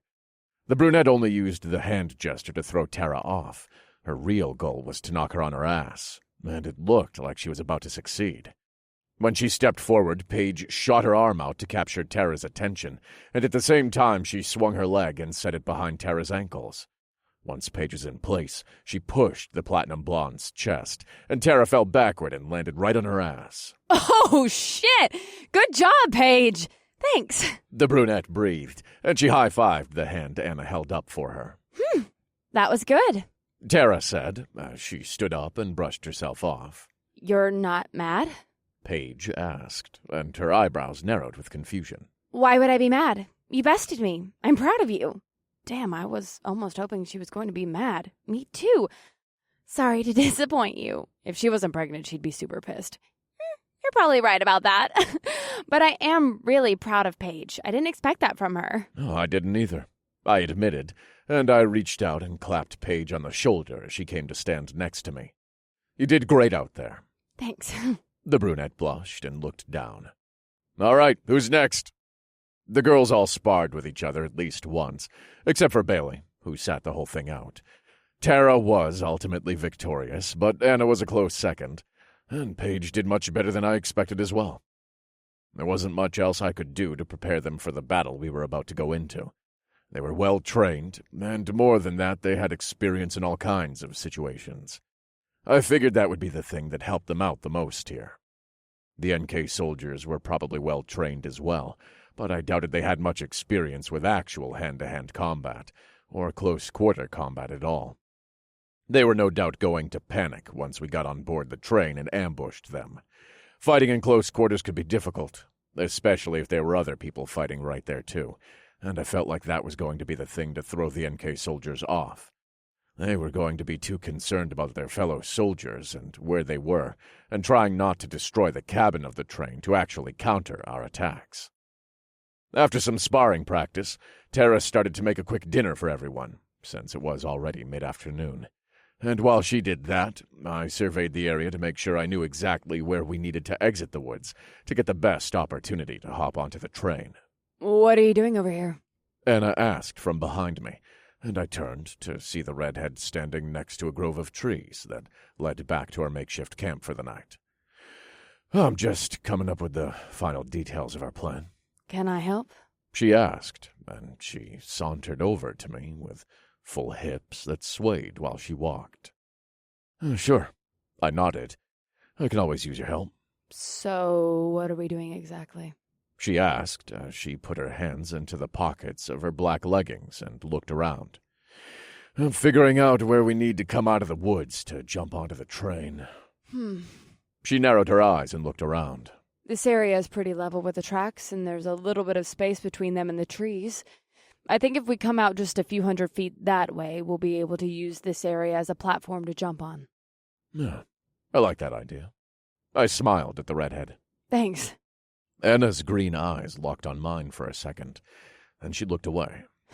It's crazy how close to the end of the war this is, isn't it? It's like I can already taste it. We're so close. Well, let's not count all our chickens just yet. We've still got to get this nuke and take out the rest of the NK army. It's not exactly an easy job. I know. I'm just ready for this to be over. I'm ready to not have to fight any longer. I can't wait until we can all just relax on campus. And honestly, Tara's pregnancy is kind of giving me baby fever. I thought that was only when someone saw a baby. I think you're right. But it's been pretty amazing to see her still fighting and sparring with us and everything. I mean, I always thought once I got pregnant, I'd never be able to be me, that I'd have to give up being an athlete. But Tara's made me think that's not the case. And I swear to God, if you tell her I said any of this, I'll deny it to my last breath. Whoa. I laughed and put my hands up in mock surrender. I'd never dream of telling Tara your secrets. And besides, I think it's really sweet of you to think that way. Yeah, as much as she gets on my nerves, I fucking love that bitch. Anna said with a shake of her head. And it's been awesome to see her power through being sick and keep on fighting. She's a damn warrior. So are you. I smiled and stepped forward, kissed her forehead, and then looked into her green eyes. And, whenever you want that baby, just let me know. I'll be sure to do that. She teased, and she narrowed her eyes and pushed me playfully, but I just grabbed onto her arms and pulled her to me to capture her mouth with my own. Anna's plump lips felt pillowy soft, and after a few seconds her body relaxed against me, and she let out a little sigh against my mouth. That was nice. She whispered after I pulled away. Come on, we should get back to the group. It's getting late. I know. The redhead took a deep breath and looked around. I'm just waiting for this damn train to get here. I feel like it could arrive any second. No, we have a couple hours at most, now. I nodded. It won't be long until it's here. We need to get everyone ready. Do you think we'll hear it before we see it? Yeah, I'm sure we will. Trains tend to be quite loud. Yeah, but how far away will it be when we hear it? Like a mile, less, more? I'm not sure. I answered, honestly. I'll send a couple of guys down the tracks, and they can radio in when they see the train. Right. She nodded. Before we sat down to the dinner Tara had made for everyone, I made sure everyone was ready to head into the woods immediately after dinner. That way, if we needed to rush into action while we were eating, everyone was ready to go. I took the bowl Tara passed me and ate quietly, but I didn't taste much, and I doubted anyone else did either. I could practically feel everyone's adrenaline rushing as we ate, and I knew they were all as antsy to get this started as I was. It had been a long day already, and we couldn't rest until we took out this train and got the nuke. The first train had to be arriving sometime soon, but the suspense was still killing me. I was thinking. Bailey said, and her sweet voice pulled me out of my thoughts. About what? Anna asked, but she didn't look up from her food. Do you think we'll get to keep the campus when this is all over? Honestly, I'd never even considered that someone would try and take it away from us. Paige's eyes went wide as she looked up from her bowl in horror. Me either. Anna shook her head. Well, it's a private school. Someone has to own it, right? And I bet it's worth a lot of money. They probably wouldn't just be willing to hand it over to us just because we've lived there for so long. I don't know. Paige pursed her lips. I feel like we technically have squatters' rights at this point. What the hell is that? What's a squatter? It's someone who stays in abandoned buildings and stuff. It can also be renters who refuse to leave the rental property. And these people just get to stay there because they've been living there for however long. It's more complicated than that, but kind of. The platinum blonde shrugged. Normally, I wouldn't like that, but that kind of works out well for us. I don't think we'll need to worry about that. At least not for a long time. Yeah, the people who owned it are probably dead. Tara nodded and took another bite of her food. Jesus, Tara. What? It's true. They were probably old people, too. That school's been around for like a while, hasn't it? I mean, she does have a point. They probably are dead. And if they're not, Tara's dad can just buy it for us with all the money he made fixing phone lines. How was I supposed to know what he did? Tara rolled her eyes and shrugged. I mean, ask him maybe. That is your father, after all. It always seemed pretty boring. You would think that. The redhead shook her head. I was happy to have a little bit of a relief from the tension I was feeling from the urgency of our mission. But it was short-lived. As soon as everyone finished their meals, we all gathered around, and Anna and I led the group through the woods to our waiting spot. There was no sense in hanging around camp. I wanted us to be as close to our target as possible. As we walked through the woods, a sudden rumble shook the ground slightly, and I stopped and turned to Anna. The redhead's green eyes landed on mine, and they were narrowed with concern. What was that? Just then, the familiar sound of a train engine filled the air, and I looked back to my team and nodded. Let's do this. It was time to take back our country, one train at a time. Chapter 7. We all hurried to the tree line, and I looked out to the tracks. There was a slight shake to the railroad, but it wasn't anything major, and the train still sounded like it was a little ways off. Still, my heart rate accelerated with adrenaline as I stared out at the tracks and waited. It felt strange to not have my weapon in my hand, but I'd need both hands to get onto the train. Hey, Tav. Bailey said, and I looked around, but didn't see her. Bailey?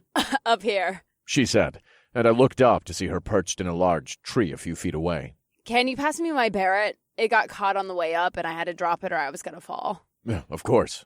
I agreed, and walked over to pick up the large rifle off the ground and hand it to the blonde. Thanks, she said as she laid down on the huge tree branch and got settled in. I had to admit it felt good knowing Bailey was nearby to cover our asses. I doubt we'd need it once we were inside, but it was nice to know she could get a shot off if she saw the opportunity. The woman was a hell of a shooter, and it always made me feel better to have her on my side. I looked back out to the train tracks as the sound of the train drew nearer. A vibration ran through the ground beneath me, and my heart rate accelerated even more as my body prepared to run. I glanced over to the girls and saw Anna, Paige, Tara, and Minji all lined up near the trees, poised to run as well. The rest of our group was either behind them or further to my left. Everyone was silent as they stared off into the distance, and they were all cast in a deep orange glow as twilight took over. Finally, the sound of the train grew incredibly loud, and a terrible screeching sound hit my ears as whoever was operating the damn thing pulled the brakes to try and slow down enough to take the corner at a reasonable speed. The train came into view, and I was about to take off running, but from one of the hatches on the top of it, I could see two men sitting with their legs inside the hatch. They had their plasma weapons in their hands, and they'd clearly been sent up there to try and see past, around the corner, and what they were heading toward. Shit. I breathed, but a split second later the sound of Bailey's Barrett filled the air, and one of the men fell backward, and his body slid off the roof of the train to fall onto the ground below. No! Bailey fired another shot as I took off running toward the train, and I didn't even stop to look and see if she'd hit her target. I knew she had. That girl never missed. Those two men on the top of the train certainly hadn't been part of the plan, but it wasn't going to deter us. We needed this train. That was all there was to it. All I could hear was the train engine as I ran alongside it and waited for the perfect opportunity to jump on. It wasn't going nearly as slow as I'd hoped, and since it was only 2 cars, the engine and a work car, with a platform hooked to the back to hold the Apache, I had to grab onto the very back of the train car and try to avoid the Apache all at once, but that just gave me that much more incentive. I could feel my chest rising and falling heavily as I ran for the railing at the end of the train. I reached my hand out to grab it, but it slipped off the cold metal as soon as I touched it. "Ah!" I growled as I lurched forward and grabbed onto the old metal railing. I quickly yanked myself onto the small platform, then I turned around and saw the girls all sprinting to keep up. "Take my hand!" I yelled over the sound of the train as I reached down to Anna. The redhead was the leader of the pack, of course, and she gripped my hand tightly so I could swing her up and to the side. Tara was next, and I yanked her up as well. It was a good thing the girls didn't weigh much, though I wasn't sure that would have mattered too much with all the adrenaline I had coursing through my body right then. I grabbed Minji's hand then, and pulled her onto the platform with Anna and Tara. Paige was next, but just as I gripped her hand, I heard the sound of metal hinges behind me, followed by a man's voice speaking Korean. "Showtime," Tara said, and I yanked Paige up and turned around just in time to see the platinum blonde grab onto the soldier's arm. He cried out while she twisted him completely around. Then she shoved him into the small guardrail that wrapped around the platform, let go of his hand, and yanked his feet up so he slid down into the dirt head first. The fall was definitely enough to seriously injure him, considering we were still moving at a decent speed, but Bailey was already on it, and I heard her Barrett fire off another shot that ripped the asshole's head right off his neck. The SEALs and pilots were just about to the platform, and Hammer grabbed on and pulled himself up, but there wasn't enough room for all of us, so I nodded to him, swung my MP5 into firing position, and stepped through the doorway. The girls were right behind me, and as soon as we stepped into the cabin of the train, we were greeted by the sound of a small group of confused soldiers speaking in Korean. "They don't know what's going on, but they're thinking of calling for backup." All right, let's make sure that doesn't happen. "What the fuck are they doing?" Tara asked, but she stepped forward in a fighting stance, ready to take on whatever opponent came her way. "Why haven't they pulled their guns? They don't want to mess up the train by shooting it with plasma. Fucking idiots." Tara scoffed, and she fired her silenced Ruger at one of the soldiers' heads. The soldier noticed us then, and they quickly looked at each other and tried to rush toward us. Before they managed to reach us, I fired off a burst and hit the guy in the center of his forehead. He went down with a bullet between the eyes, though that didn't deter his friends, who I unloaded more bursts into. After mowing several down, one of them closed the gap to lunge at me, and before I could stop him, he had a hold of my weapon and was attempting to push it to the sky so he could wrestle it away from me. He wasn't that strong, but he was wiggly, and I knew it'd be difficult to shoot him at such close range anyway, so instead of trying to fight him, I allowed him to push my hand up, and with my other hand I grabbed my Tonto blade off my hip. The man's dark eyes caught mine, and his teeth were gritted as he looked at me and spat something in Korean I could only assume was an insult. I wasn't playing games today, though, and instead of relishing in the sight of him losing this battle, I quickly thrust my Tonto blade up into the soft tissue just under his chin. The soldier's eyes bulged slightly out of his skull, and his mouth fell open as my blade pierced his skin and went all the way through his throat. His hands went limp and fell down from my arm to his sides, and I quickly yanked the knife from his skin and watched his body fall to the ground, too. A quick glance to the side showed all the girls were locked in battle as well. Another man was already on me, so I didn't have time to get a good look, but I saw Minji on one knee on the floor of the train, with a soldier just above her, and she whipped her elbow around, so it slammed into the front of his knee, and probably broke the damn thing. Tara was on one of the soldiers' backs, and he had her pressed against the wall, but she held onto his neck tightly, and he was scratching at her arms in an attempt to get her to stop strangling him with a perfectly executed rear-naked choke. Paige was dodging and ducking another soldier's blows, and biding her time until she could get the perfect strike in. Anna had her blade out as well, and she had the buck knife jabbed deep into one of the soldiers' chests. Her face was splattered with blood, but she just yanked the weapon from his chest and sliced at the next soldier in line.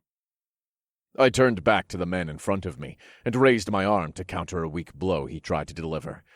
But what he lacked in force he made up for with quickness, and he jumped back before I was able to get a hold of him or slice him with my tanto.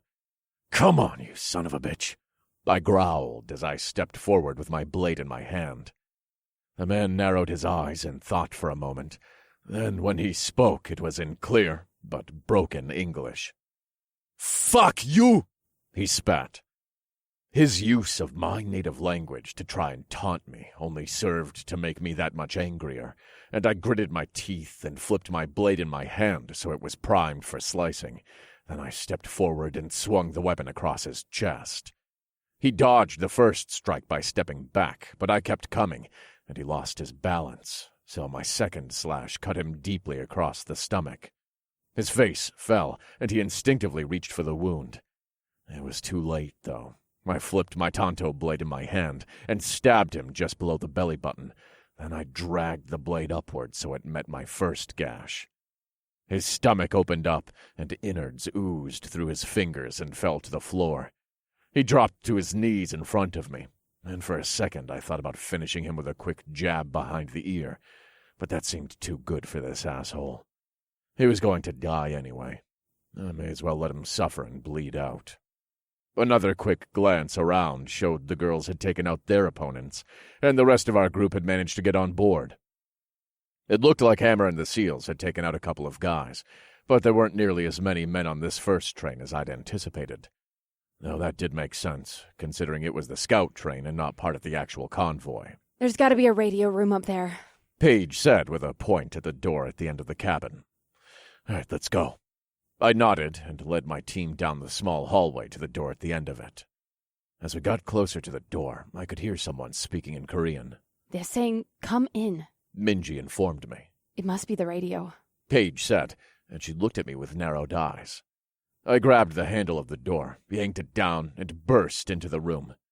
We were in the conductor area, and it was incredibly tiny, with only room for a couple of people to stand there at once. I swung around to check the entire area, but saw no one. "We're clear," I said, as the voice came back in over the radio. "We've got to respond." "Minji, you're up," I said, and I stepped into the corner of the small room. The beautiful Korean woman quickly pushed into the room and picked up the radio from where it had dropped to the floor. She immediately got into character and replied with a quick message. The Korean voice responded and sounded somewhat angry, but Minji said something that made them laugh, and after another quick exchange, she set the radio down. "What did they say?" They asked what took so long to respond. "What did you tell them?" "Yeah, why did they laugh?"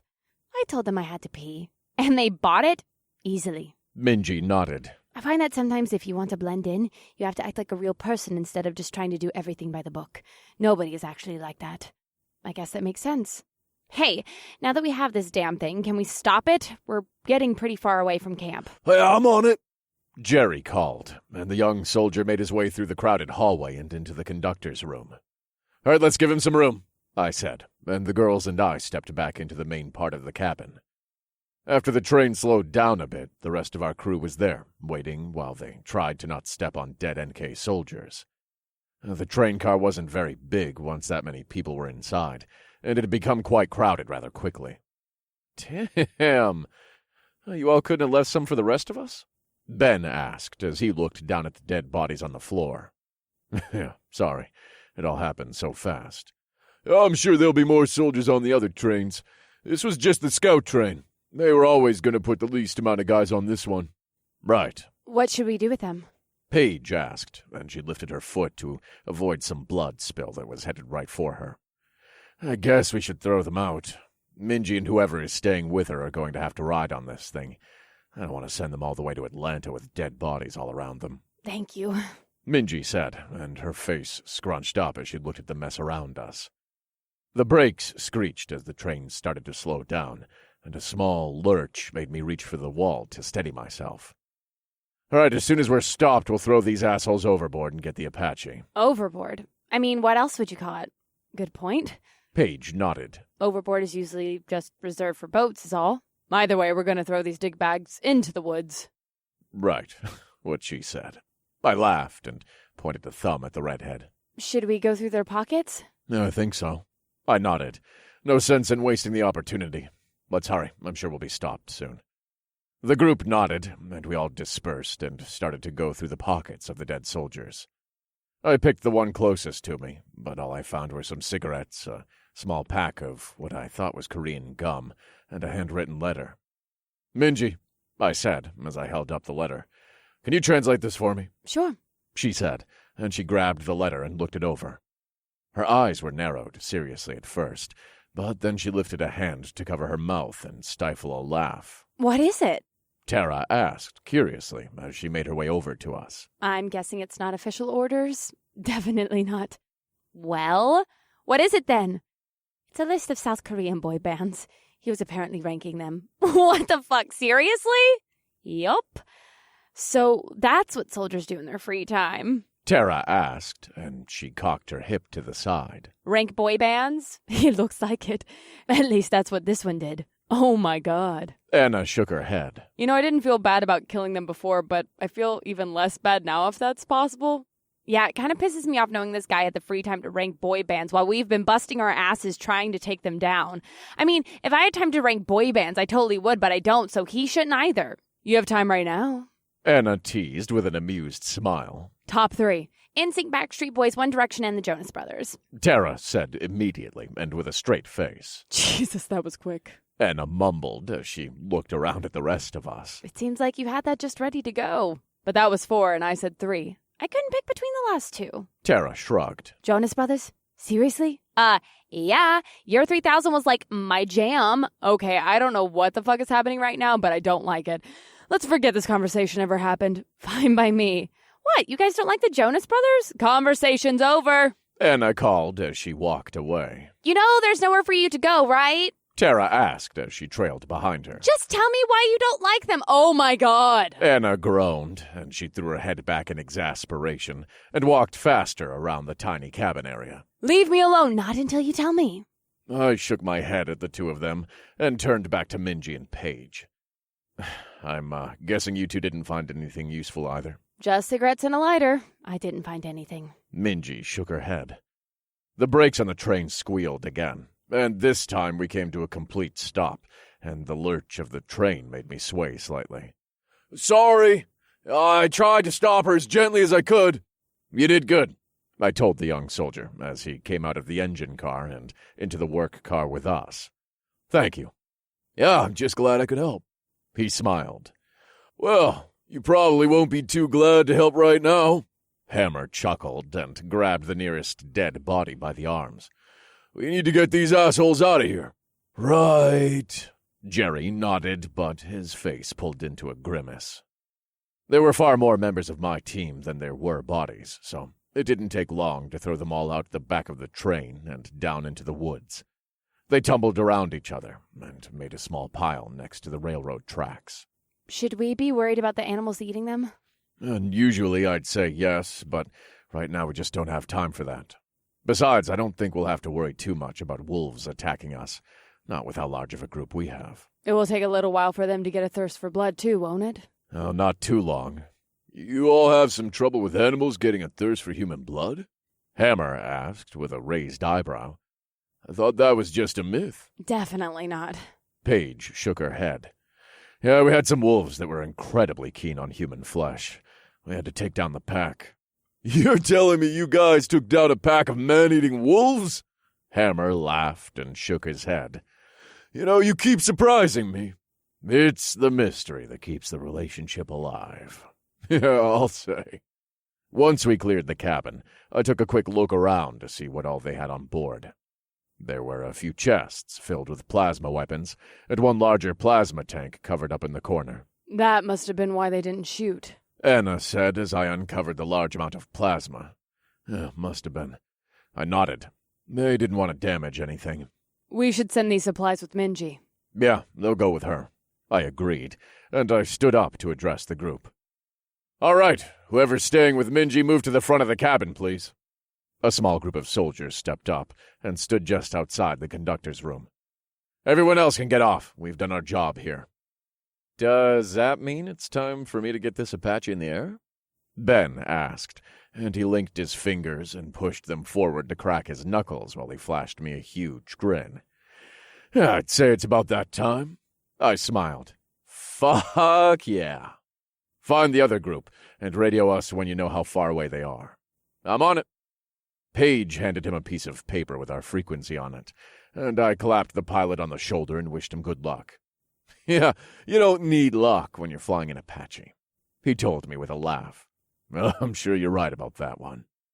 Ben made his way outside, and the rest of the group followed after him. So I was left with Minji and the skeleton crew of 5 guys we were sending back to Atlanta with her.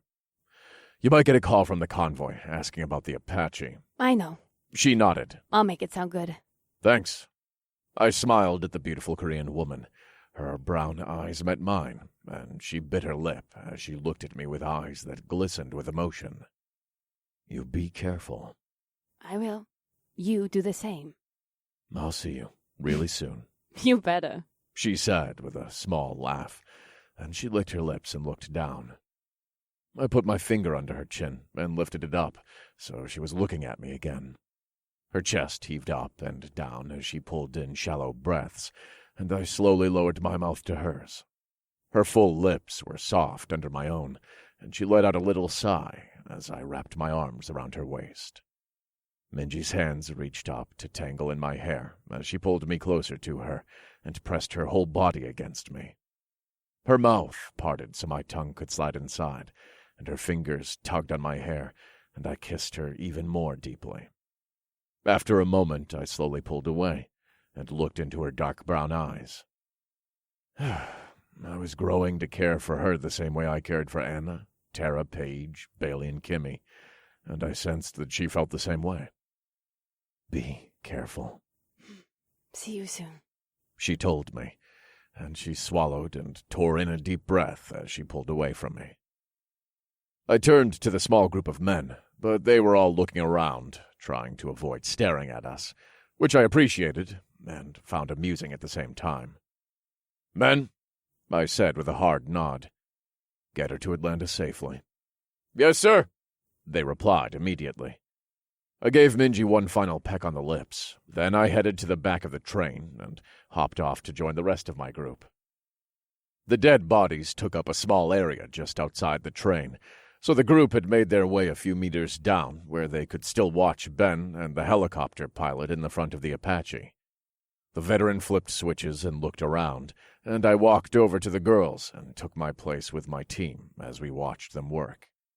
The sun had fully set then, and I was slightly concerned about them flying in the dark, but I had confidence in Ben and the helicopter pilot the general had recommended. They flipped a couple more switches, then Ben looked out at the crowd, grinned, and gave us a thumbs up. After the crew extended the copter blades, they fired the engine up and it roared to life. The loud thump, thump, thump of the wind scattering around us filled the air, and after a minute the bird lifted off, while the rest of the group cheered. The bird disappeared into the darkness, then the train pulled away, and we all stared off into the distance for a few minutes before we started to make our way back to our ambush spot. How long do you think it will take Ben to spot them? Tara asked as we walked. I'm not sure. I shook my head. We'll just need to be ready for anything. It's kind of nice that it's dark out now. Now we have the cover of night to sneak onto the next trains. Yeah, let's hope there aren't any guys on top of the next ones. Pretty sure that's what gave away our cover last time. I think you're right, but there's nothing we can do about that. It's too dangerous to have Bailey shoot with the plasma weapon. I doubt they'll have anybody on top. This was the scout train, and it looked like the two on the roof had been sent out because of the corner. But the next train will think the area is clear because the scout train said it was. Yeah, Minji did a great job covering earlier. Anna nodded. And if there's anybody on top of the train, Bailey will take care of them. Yeah, I will. Bailey called, and a second later she hopped down from a tree about 100 feet away. What took you so long? Oh, excuse me, was our taking over an entire train car not good enough for you? Nope. Bailey grinned. Oh, shut up, Bales. Good shots, by the way. It was nothing. She shrugged. How'd it go down there? I saw Ben take off. It went as well as we expected. Now, we just have to wait for the next train. The radio on my hip crackled, and Ben's voice came through. He'd only left less than 20 minutes ago, but I knew that Apache had a high top speed, and he must have gunned it until he found the rest of the convoy. Tav, come in. I'm here, I answered as I brought the radio to my mouth. What's your status? I got eyes on them. How long until they're here? Based on distance and their rate of travel, I'd say no more than 2 hours. Shit. Did he say 2 hours? Thanks, Ben. Now get your ass back here. Roger that. 2 hours. I shook my head. It was going to be a long night.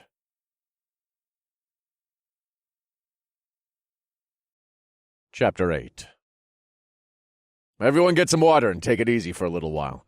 I don't want anyone getting worn out before the big fight, so take a minute to yourselves to do whatever you need to do. The group murmured their agreements, then dispersed back into the trees toward our makeshift camp for the night. Everyone had already eaten, and we couldn't make a fire since I didn't want the train seeing the smoke. But we'd brought snacks, and I was sure there were some nice spots to lay down for a little bit if that's what a few people wanted to do. Once everyone was gone, I took a deep breath and thought about what had just happened. My face pulled into a grin as I realized the first part of our plan had gone off without a hitch. I couldn't be sure the rest would, too, but the first mission going so well gave me hope for the next one. We'd gotten the easy part over with. Now it was time for the hard part. I walked along the train tracks for a minute until they started to round the corner. Then I headed off into the woods to clear my head. I was close enough to camp that I didn't need to worry about getting lost or anything like that. I just needed a few minutes to myself to think. These battles were extremely close together, and it was going to be interesting having to fight again here in just a couple hours. My adrenaline was still rushing from the first fight, but I knew I needed to calm it down so I could save my energy for later. After a huge adrenaline rush, the body usually grew very tired, and I didn't want that to happen now. The sound of a branch breaking caught my attention, and I narrowed my eyes as I looked ahead of me to where the sound had come from. "Who's there?" I called, but my hand was already placed on my MP5. It's just me. Anna's voice called back, and a second later she walked through some trees toward me. What are you doing over here? I could ask you the same question. I just wanted to clear my head. Same. I smiled at the redhead. The light of the moon shone down through the trees and cast her in a beautiful silver glow that lit up her light complexion and unique features. "How you feeling? I know it's been a while since we did hand-to-hand combat." Yeah. She grinned. But it was just as good as I remember. Oh, yeah? Yeah. Anna nodded. I like fighting with my hands. It feels good. Natural. Oh, you did seem to pick it up rather quickly. I know Tara's a little better at it than I am, but it's still my favorite method of fighting. Give me a knife over a gun any day. I'm glad you feel that way, especially considering we're going to need to do it all over again in just a little while. I know. She sighed and looked around. I'm still all wired up. I need to calm down so I have some energy for the next train. Oh, do you, want to walk around a little bit?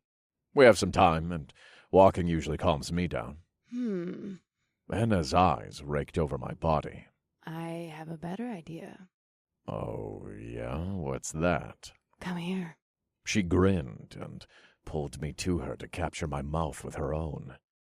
Her sweet, soft lips pushed against mine with a ferocity, and her body soon melded against the front of me. I could feel her perky breasts pushed against my chest, and her full hips pressed into mine.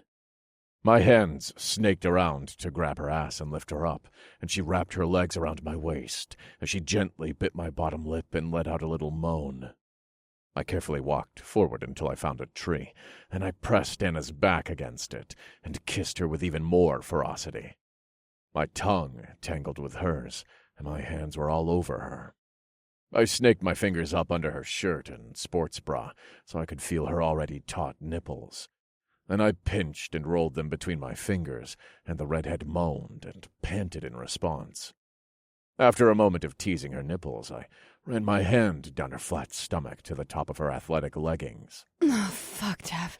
Anna groaned against my mouth, then she kissed her way along my jawline until she got to my neck.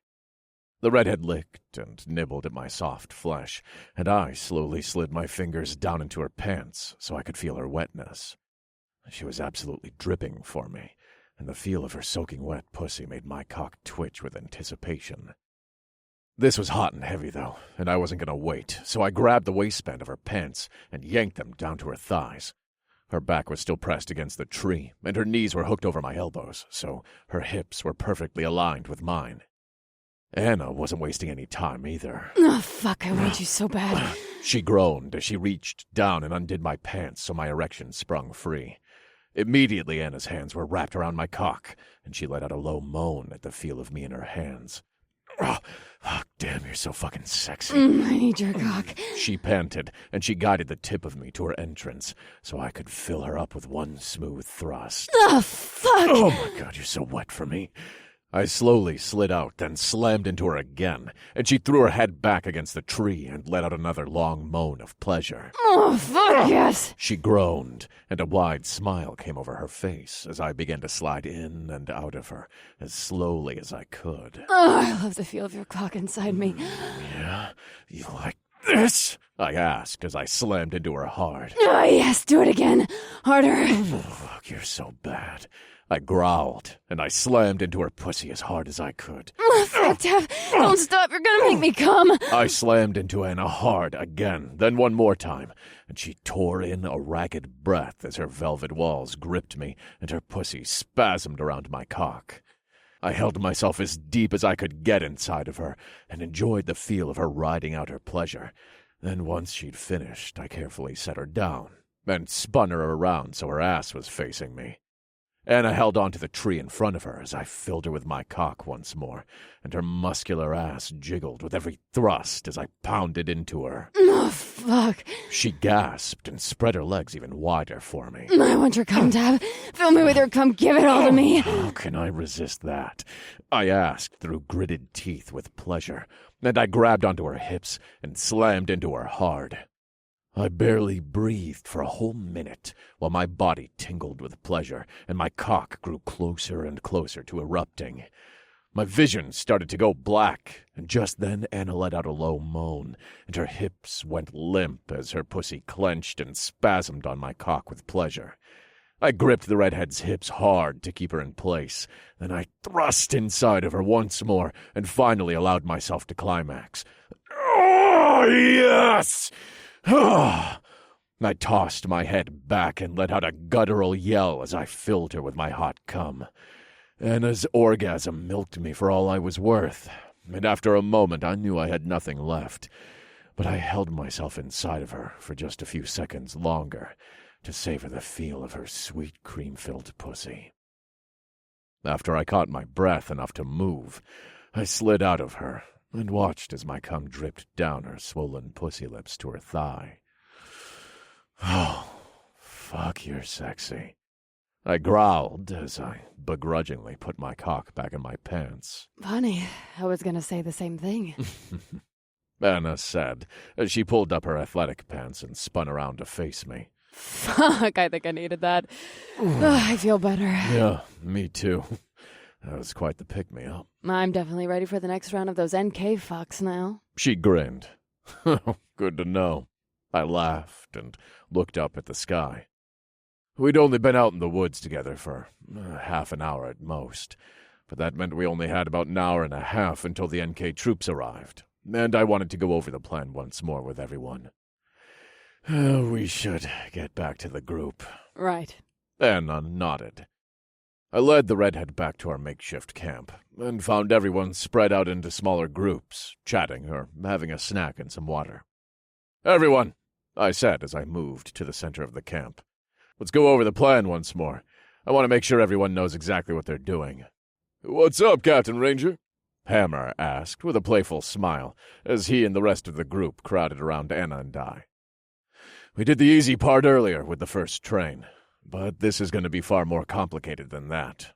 We've got 4 trains this time, and any slight mistake can mess up the entire operation." We can't give away our presence. It's imperative that we take over the first train first, then the second, and the third, and so on. I have a question," one of the younger soldiers on our team with train experience asked. "If you think the nuke is on the second train, why not just get on that one first? Or we could move from the back even, you know? We could get on the last train and work our way up." We need to go the other way. Anna shook her head. You're right, we're after the nuke here, and since we do believe it to be on the second train, we don't want to surround ourselves. Right. Then there's only 1 train before it, but there's 2 after it. If we hopped on the last train, we'd have to get through 2 cars before we got to the nuke. And if we got on the second train first, we'd have the enemy on both sides. We also have to consider what these guys might do if they figure out they're being attacked, which is why we're taking them over in the order that we are. "Oh, okay, that makes sense." The young soldier nodded. "Sorry, I just didn't understand." "That's all right." I smiled. "It's good that you asked. Now that you know why we're doing it, don't you feel better about it?" You know, I do. It's easier to get on board with a plan when you feel like you're part of it. Or at the very least that you understand it. Otherwise, it seems like you're signing up for something you don't agree with. "Wise words there, Ranger." Sergeant Wilson, who'd been pretty quiet up till that point, said with a smile in my direction. "Thanks, Sergeant," I said, and I looked out at my team. "Now, some of you I've worked with before, and others I haven't, but I'm counting on each of you to do your parts here. I know there wasn't enough fighting to go around on the first train car, but that's not going to be the case for these next ones. They have that nuke on board, and they're going to have it guarded like a motherfucker. So whatever you do, just keep your wits about you and don't show a shred of mercy. They sure haven't." "I hear that." Hammer mumbled and crossed his arms over his chest. "I need a couple of volunteers to stay on the next train once we take it over," I continued, and a couple guys raised their hands. "Great. And one of you knows about trains?" Yes, sir." A young, dark-haired soldier answered. "Good." I nodded. "Everyone else will move on to the third train. We also need to remember that one of the most important things we have to do is find the radio immediately. There's no certainty that each car will have one, but we should check. We don't want any of the soldiers to communicate with the other cars and let them know about the attack. If that happens, we're all fucked." Who's staying on the second train with us? Anna asked, and a couple more guys raised their hands. All right, thanks. "I'm 90% sure the second train is where the nuke is. And if that's the case, the girls and I will secure it, while Hammer leads the rest of you on to the third train. If, for some reason, that's not the case, you should still follow Hammer to the third train, as the girls and I will be working to secure the nuke on the next car. Any questions?" Everyone looked around at each other and shook their heads, so I took that to mean everyone understood. I might not have worked with some of these guys before, but they'd been working under the general, and I knew he worked his men hard, so I had faith they'd do well in this mission too. At the very least, I knew they could follow orders, and as long as they did, we'd be fine. All of them had made it onto the first train, so that gave me hope too. And even though this was one of the most elaborate plans the girls and I had put together, I knew we could do it. Those women were fierce as hell. They could accomplish whatever they set their minds to, and I firmly believed that included saving the country. Once I went over the plan with everyone, they dispersed once more and started to talk amongst themselves. The girls and I sat on the ground with Ben, Hammer, and Sergeant Wilson nearby, along with a few soldiers from the general's camp. "I wonder how everyone else is faring," one of the soldiers said. "I'm sure they're doing just fine. The general is a skilled leader. They're in good hands." I know that," the young, dark-haired soldier sighed. "Yeah, I feel bad not being there." "Don't feel bad." I shook my head. "Your fellow soldiers don't need your sympathy. If anything, they need your support. Just know they're going to be all right. Your mission here is just as important as theirs is. That's right. Yeah, I just hope we can make it in time for the fight. I want to be there to help my brothers. The best way to do that is to be here. You can't think about the future. You've got to think about the here and now. That's how we're going to win this mission and get back to them. Right. He nodded with newfound determination. Hell, you're right. I need to focus on what we're doing right now. We can't let that nuke reach Atlanta. You'll do great. I smiled and reached back to clap the man on the shoulder. Then I took the protein bar Anna offered me and took a bite. I understood the young man's sentiment, but Hammer was absolutely right. We needed to focus on the mission at hand before we could even think about what else we were going to do. This was going to be our toughest mission yet, and it required our undivided attention. Not only did we have to sneak onto a train in such close quarters it would be nearly impossible to use anything but a knife to take out our opponents, but we also had to be mindful that the nuke we were looking for could literally be anywhere among those train cars. As much as I was sure it was on the second train, there was no guarantee of that, and we needed to make sure that we were ready for absolutely anything. We still had at least half an hour until the train was supposed to arrive, though in all honesty it was probably a little bit longer. So I enjoyed my protein bar and listened to the girls chat while we waited. So, what do you think it was like when the first guy found the plasma liquid? What do you mean? I mean, like, were they like, holy shit, what is this stuff? Like, did they run away and get someone or what? Because if I saw some blue shit in a cave, I'd definitely run away. I mean, who even thought to weaponize this shit? That's a good point. Anna nodded. It does seem like it's a bit of a stretch to have the first thing you think about it being used for is to blow someone up. That probably wasn't the very first thing they thought. I'm sure they took it to a lab and realized it was combustible. Yeah, but they had to have done that pretty quickly. It was just a few months after they found it that they started to attack. I guess it says a lot about them as a society that they would do that in the first place. Tara shrugged. I mean, what do you think the U.S. would have done? We probably would have used it as a PR stunt of some kind. Like, look what we found. Then we'd invite a bunch of scientists and stuff and make it seem like we practically invented the damn stuff. Yeah, that sounds like us. We're just lucky China didn't get a hold of it. They would have just sold it to us for a hell of a profit. Yeah, that sounds about right. I don't get it. The U.S. is in debt to China? We have been for years. How did you not know that? Anna asked, and her eyes narrowed on the platinum blonde. How was I supposed to know that? Is this like some common knowledge or something? I mean, kinda. Why did we owe them money? Haven't you ever noticed that all of our stuff is made in China? No. Tara shook her head. Her stuff probably wasn't. The redhead rolled her eyes. So now that China's destroyed too, does that mean our debt is canceled? I mean, I guess. Paige shrugged. Definitely kind of a Fight Club thing going on with that. Well, that'll be good for us. We're allies with China, though, aren't we? So once we get everything together, we'll probably send out help, right? Yeah, I'd like to think so. But I just don't see that happening anytime soon. We've got enough to worry about here without trying to send help to other countries. Unfortunately, I think they're going to have to fend for themselves this time. Yeah, the nation's in too much trouble to help anyone else at this point. Hammer shook his head. I'm sure the United Nations is already involved with this one. If anything, we'll need assistance, Sergeant Wilson said. I thought back to the cities we'd seen destroyed as we traveled down to Boston from our home in Vermont, and about the destitute wasteland we'd seen west of Atlanta when we'd gone to Birmingham to steal the MiGs. It was disheartening to see the amount of damage the NK troops had caused and how far gone our country was. But this was America, damn it, and we were nothing if not fighters. Even with all the destruction, I knew there were survivors out there, and after this war was all over, we could all start to rebuild our country once more. Maybe with China, Japan, and us being attacked, everyone can just stop fighting altogether. Bailey said with a sweet smile. Yeah, that would be nice. I smiled back at her and pulled her to me by her shoulders so I could kiss the top of her blonde head. Bailey's sweetness was beautiful, and it gave me hope for the future. It was a long shot, but part of me wanted what she said to come true. There was no sense in the world being the way it was, at least not after this. If we couldn't come to some sort of agreement after this huge war, we'd never be able to. I took a deep breath and calmed my thoughts as I looked around at my crew. Everyone was quietly talking amongst themselves, but I felt enough time had passed, so I turned to Ben. "All right, you ready to get back up in that chopper?" I asked him. "Are you asking me if I want to fly an Apache helicopter for the second time tonight?" He grinned. "Because the answer to that is always going to be yes." "Good to know.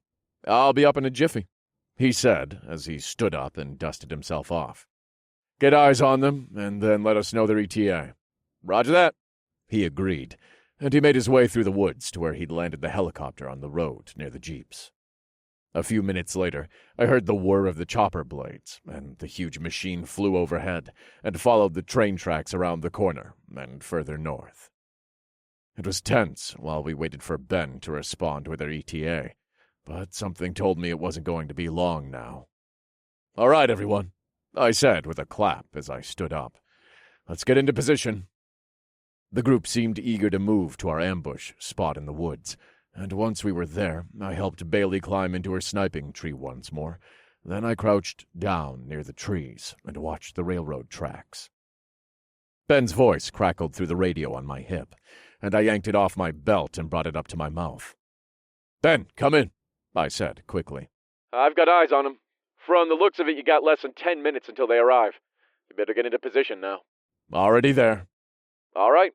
We're flipping her around and heading back to you." "Roger that. We'll see you in a few." "Over and out." Ben's voice crackled, and I put the walkie-talkie back on my hip. Less than 10 minutes. Paige breathed next to me, and she bit her lip and looked up at me with dark brown eyes that shone in the moonlight. "Yep, not long now," I agreed, and I reached over to squeeze her shoulder. "We've got this." I know. She nodded and took a deep breath. I'm ready. Me too. Tara grinned, and the moonlight reflected off her pearly white teeth. And me. Anna agreed, and she cocked a half smile as she knelt down next to me, ready to run at a moment's notice. I'm ready too. Bailey said, and I looked up to see her waving down from her spot in the tree above us. A smile came over my face as I looked at my women and how beautiful and talented they were. I had Kimmy and Minji now, too, but I'd been with these four since I'd come out of the woods, and the bond we had was special. I couldn't believe that less than 2 years ago they hadn't been able to even hold a knife correctly. Yet here they were, about to attack a train full of NK assholes and take their country back. They'd each grown incredibly since I'd met them, and I was so proud to have them in my life and to call them my women. My eyes flashed to Tara's stomach, and the smile on my face quickly became a grin as I thought about the little person she was carrying inside of her. She would start showing soon, and I'd be able to feel their little feet and arms press against her skin from the inside. I couldn't wait for that feeling, and to be a father in my own right. We were so close to finishing this war, and Tara's pregnancy was just an added incentive to do so. I wasn't going to let my baby be born into a war-torn country. We may not have all the modern luxuries that we used to, but we damn sure weren't going to be occupied by foreign troops.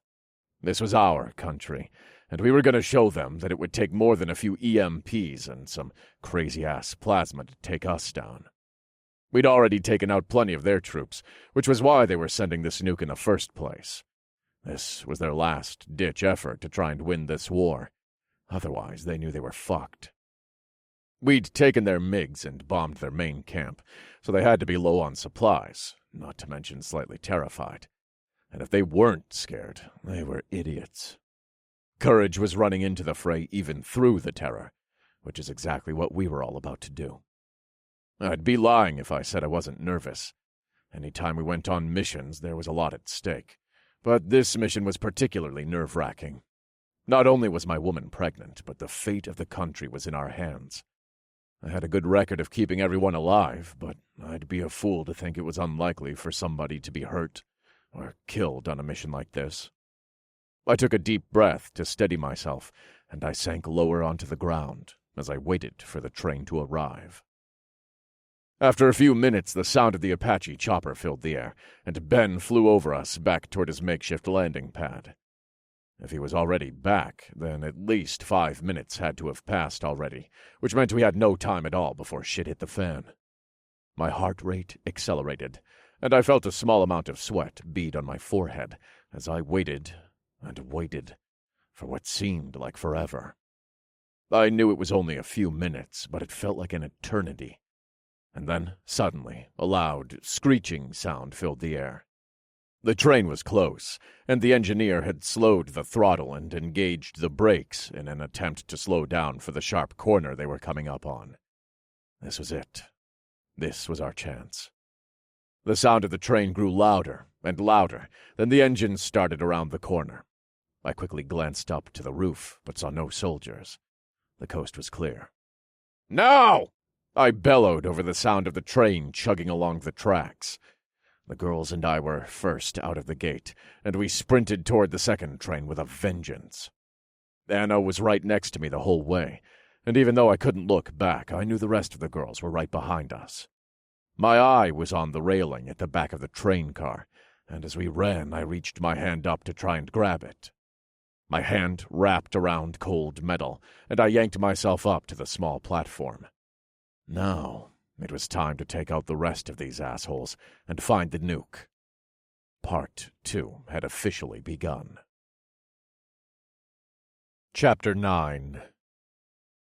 As soon as I was on the platform, I turned around and reached for Anna's hand. The redhead was right behind me, and once she grabbed my hand, I quickly swung her up next to me. I repeated the process with Paige and Tara, too. But then the platform was getting crowded, so as soon as Hammer grabbed onto the railing, I led the girls inside. I yanked the heavy metal door open, barged through, and unloaded a burst of fire into the first enemy I saw. There was a soldier directly to my right, but he barely had time to react to my presence before the bullets from my MP5 tore through his body. A quick glance around the room showed there were a lot more soldiers here than there had been in the first train, and they immediately jumped into action and came toward us. It was just as I had thought. These train cars were going to be far more heavily guarded than the first one. I swung my submachine gun around as the rest of the soldiers rushed toward us. We weren't going to allow them to corner us, though, so I swept across the car with a fully automatic burst from the MP5 and cut them down like wheat in the field. As soon as there was a respite from my weapon, Hammer pushed around me and rushed toward the door at the end of the hallway that connected to the engine car. The huge seal disappeared inside, but I couldn't focus on him right then. I had another soldier already in front of me. I locked eyes on the son of a bitch, but then he looked over my shoulder, and I knew something wasn't right. I instinctively reached up and caught another soldier's arm as they tried to reach around and put me in a chokehold. I quickly changed my stance and pulled him over my shoulder to slam him on the ground. His feet knocked into the soldier in front of me, but he was still standing, and he came at me with a vengeance while his friend reached for my leg. I picked up my boot and pressed down hard on the asshole's face while I countered the blows of the man in front of me. As soon as I got an opening, I used my tanto blade to stab him, but he was quick, and instead of getting him in the heart, I just got below the collarbone instead. Ah! The guy let out a scream of pain, but then he looked at me, and his eyes filled with rage and adrenaline as he grabbed my hand and yanked the knife out of his body. Oh, shit. I still had my boot on the face of the soldier that was on the ground, but I could feel him clawing at me. I needed to get rid of one of these assholes so I didn't have to split my focus. The man in front of me seemed like the more serious of the two opponents, so I yanked my foot up and slammed it down hard on the soldier on the ground. I felt his head press into the floor, but there was still some movement, so I reared my foot back again as I countered the blows of the man in front of me. This time I felt the soldier's skull crush beneath my boot, and I knew then I could put my whole focus on my other opponent. The guy was coming at me with a ferocity that was ignited from me stabbing him. Blood rushed down his chest, but it was clear he was in fight-or-flight mode, and the fight had won this battle. He swung high and low trying to get at me.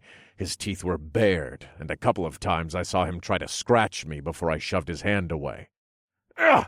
"Oh, fuck this!"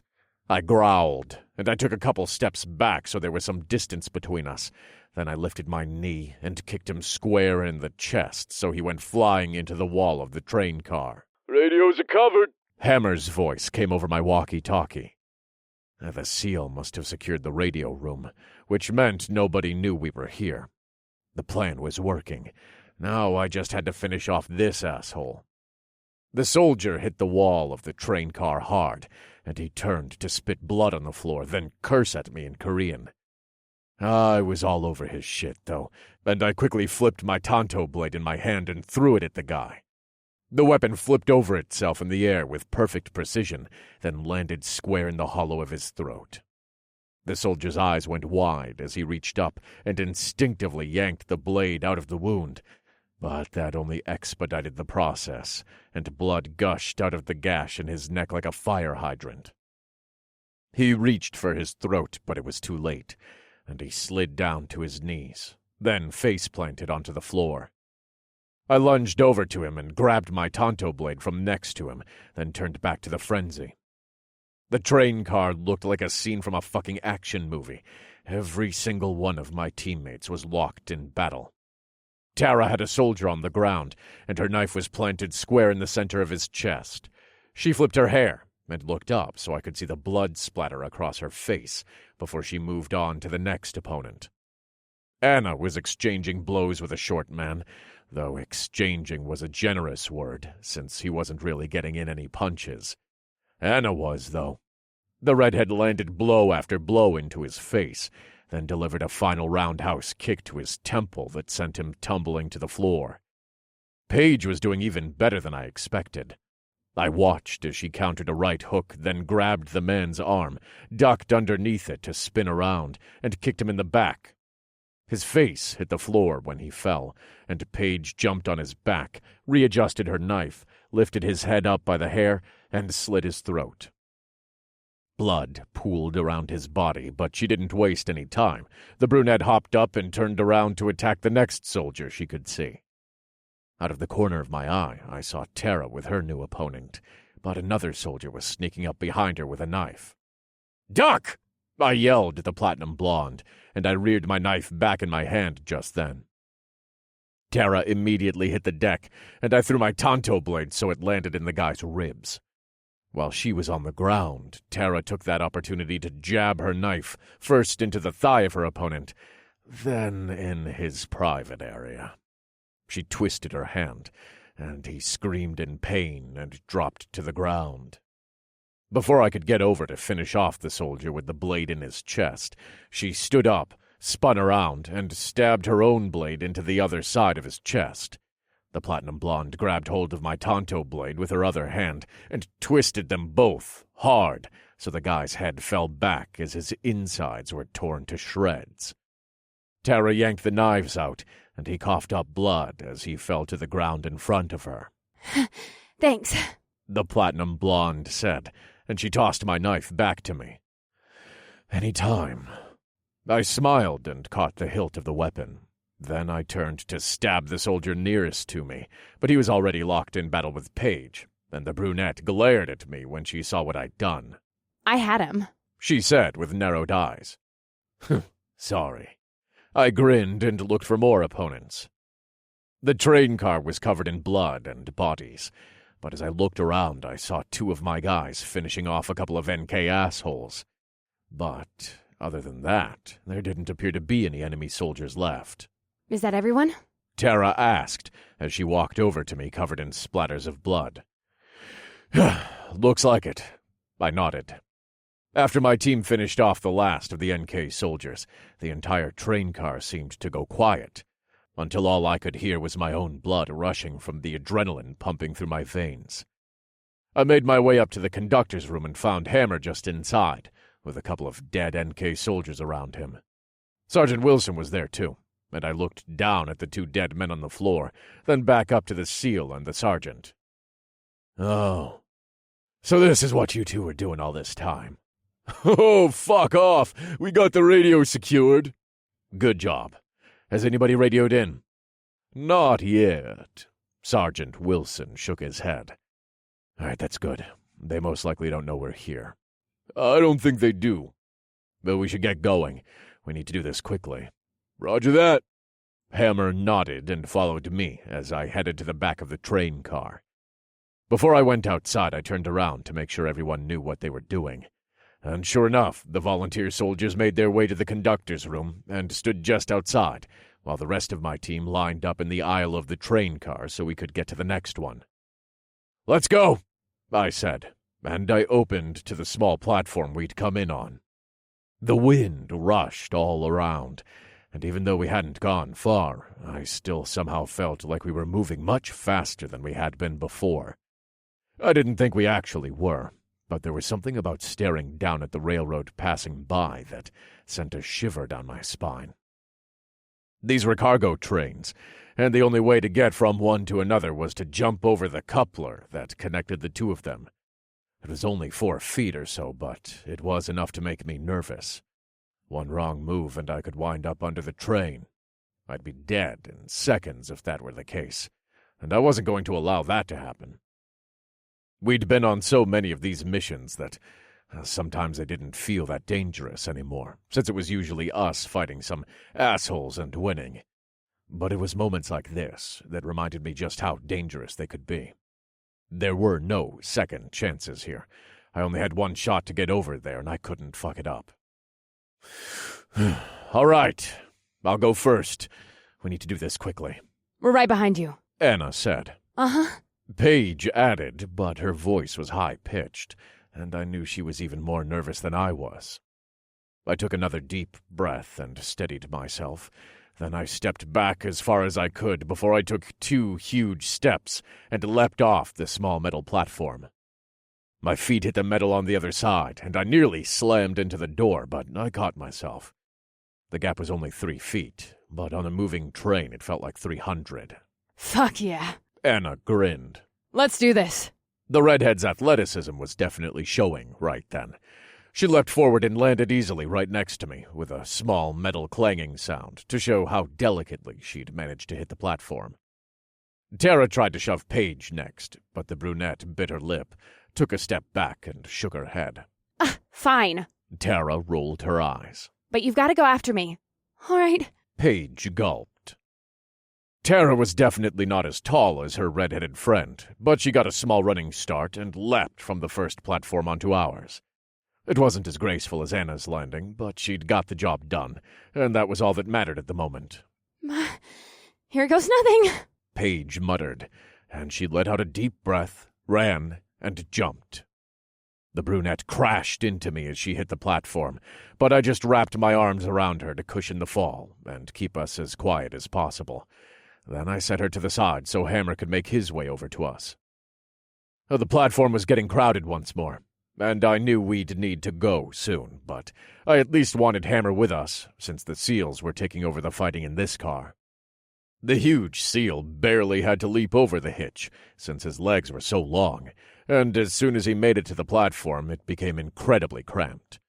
He and I were about the same size, and the platform was really too small for the 2 of us, let alone 3 women.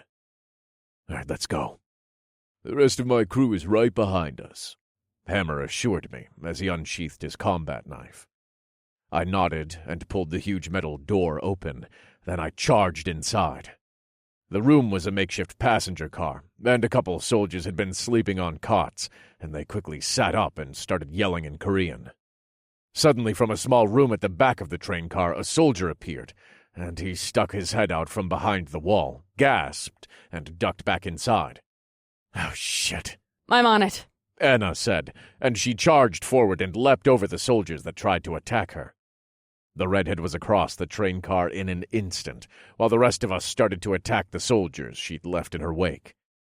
I ducked a full swing, then caught the guy with an uppercut, and while he stumbled backward, I took that opportunity to look around the train car. We were in a small open area with some seats on either side near the windows, and a small card table in the middle that was already flipped over. At the other end of the train were several small rooms that I imagined were cabins where people could sit or lay down.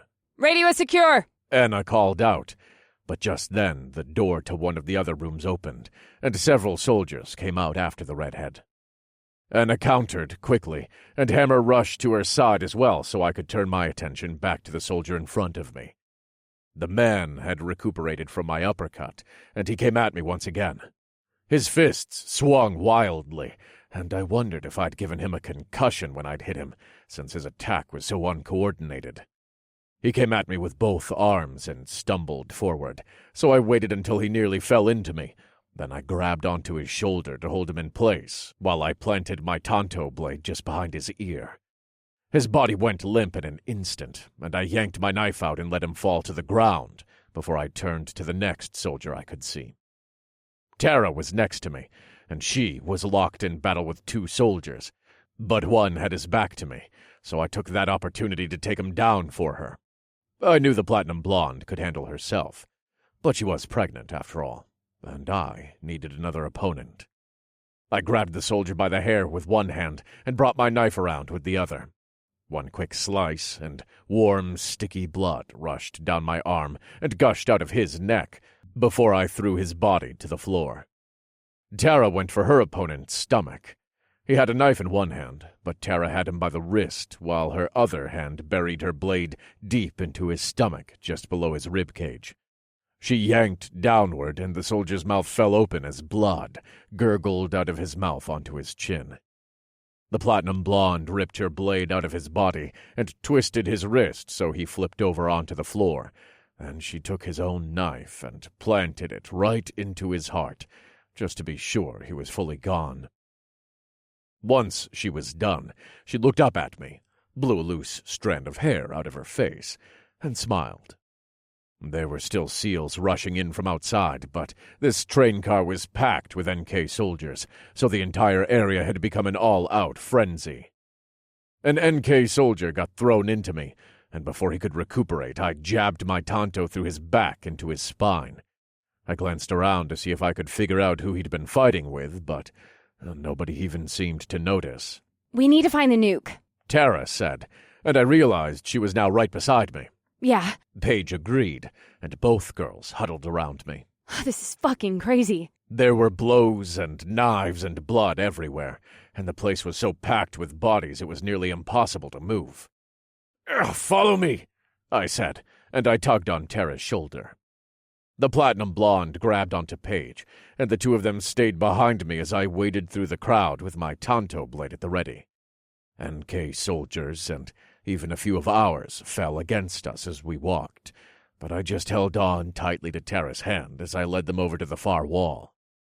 My first instinct had been to get down on our hands and knees and crawl for it, but that put us at too much of a disadvantage when it came to getting attacked.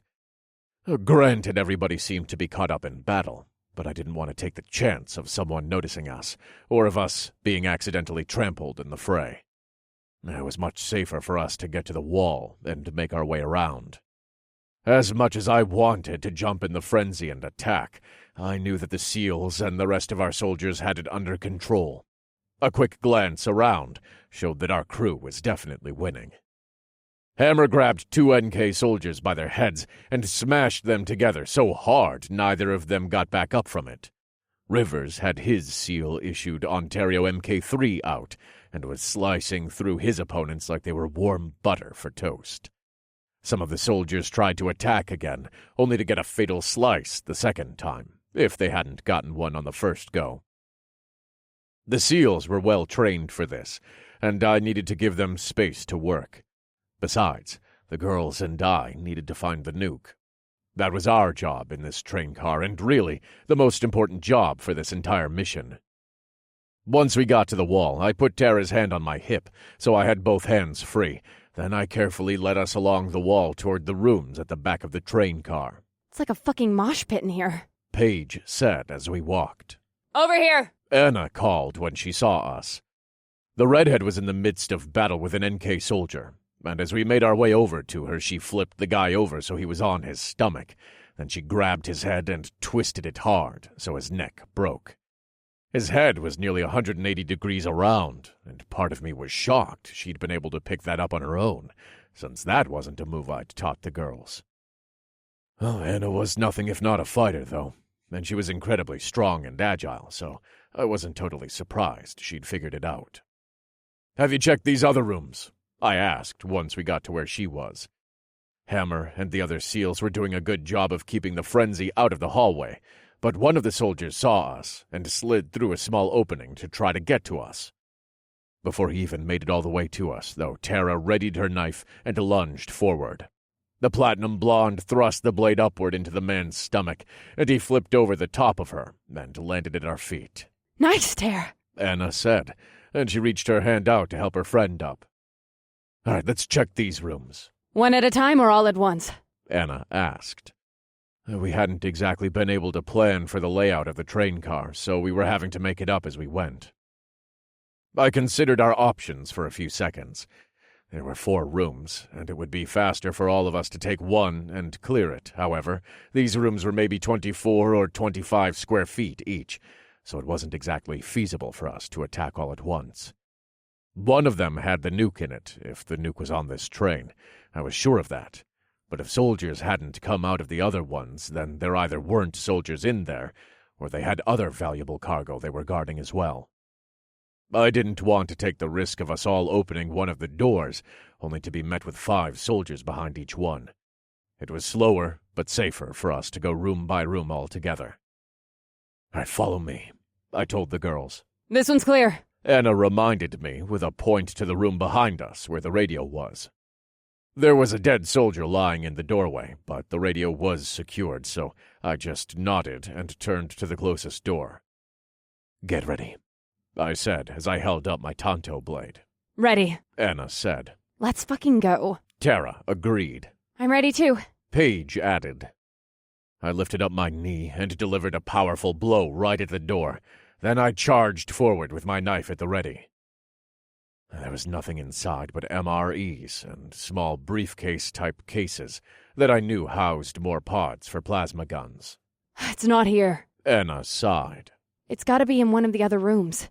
Paige said. "Probably well guarded too." Tara added, and she flipped her knife in her hand. "Let's find these assholes." They probably heard us bust into this room, and they definitely know we're here, so they're going to be prepared for us regardless. Stay close and be careful. "We got this." Tara nodded. I led the girls back out to the hallway and turned to the next unopened door. The fight was still going on in the larger open area of the train car. However, there weren't nearly as many NK soldiers left as the last time I looked. The floor was covered in blood, so much so that it was a massive puddle that was making its way toward us at the back of the car. But I'd worry about that later. Right now, I just had to make sure I didn't slip on it. I gave a swift kick to the door in front of me, but instead of bursting in like the one before had, it met resistance. "What the fuck?" Paige whispered from right behind me. I lifted my leg and kicked again. This time the flimsy wood bent inward, but it still didn't break. I heard voices, though, and I knew there were NK soldiers behind the door. This had to be where the nuke was. Unless they were simply cowards, there was no other reason why they'd be locked in a room away from the main fight. "They're holding the door shut." Tara growled. "I'll get it." I grinned and lifted my leg once more. This time I kicked the door with every last ounce of muscle I could muster, and the thing split down the center. The girls and I rushed forward as several NK soldiers fell backward into the small room. There were bits of wood all around from where the door splintered, but I just grabbed the closest guy to me and held my knife to his throat. The poor son of a bitch didn't have time to respond before I slit his throat, and his blood added to the large puddle that had already overtaken the floor. Another NK soldier hopped on my back then, but I quickly spun around and slammed him against the wall. The sorry son of a bitch slid down to the floor, but he wasn't giving up. He was right back up on his feet before I could even blink. I didn't have time to look around me and see what else was happening, but I could hear the grunts, and I could feel the girls' backs press against mine as they took on their own opponents. The soldier in front of me was quick, and he had his own knife ready to go. I licked my lips as his dark eyes locked on mine. Then he slashed up with perfect precision. If I were a lesser opponent, he certainly would have caught my face, but he had no idea who he was fucking with. I dodged his strike and countered with one of my own. I thrust my tanto toward his shoulder, but he half twisted around so I never made contact with him.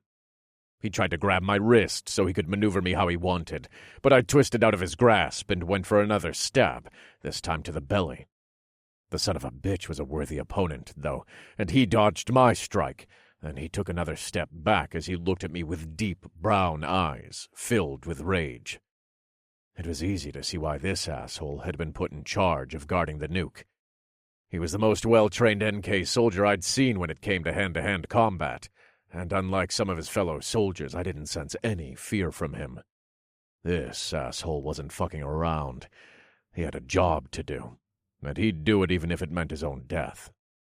Unfortunately for him, that's exactly what it meant. The guy was only about 2/3 my size, too, which meant I had a slight disadvantage when it came to speed and dodging, especially in such a cramped space. His small stature gave him the upper hand here. It didn't give him the upper hand when it came to strength, though, and that's what I'd need to use against him. Now, all I had to do was get his knife away from him. The NK bastard narrowed his eyes on me. Then he let out a loud cry in the small, already crowded room as he lunged toward me. "Not today, motherfucker!" I growled as I grabbed hold of his wrist to stop his knife from making contact with my skull.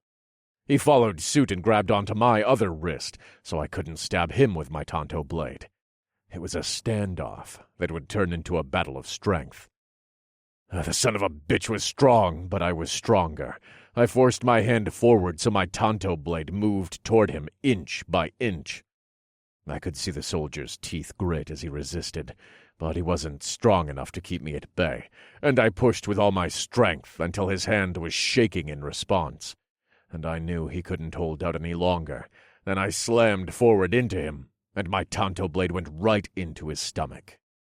The soldier's mouth fell open, and his dark eyes locked on mine as I yanked my blade down, so his entire stomach was cut open like the belly of a fish. Warm blood rushed over my hands, and I couldn't help the smile that came to my face as the man slowly slid to the floor and the light drained out of his eyes. It was always nice to have a worthy opponent, and it felt incredible to beat one. Once the asshole I was up against was down, I spun around to see the girls all locked in battle with the last opponent. There were 2 more dead men on the floor, but I figured this guy was probably just as good as the one I'd taken down.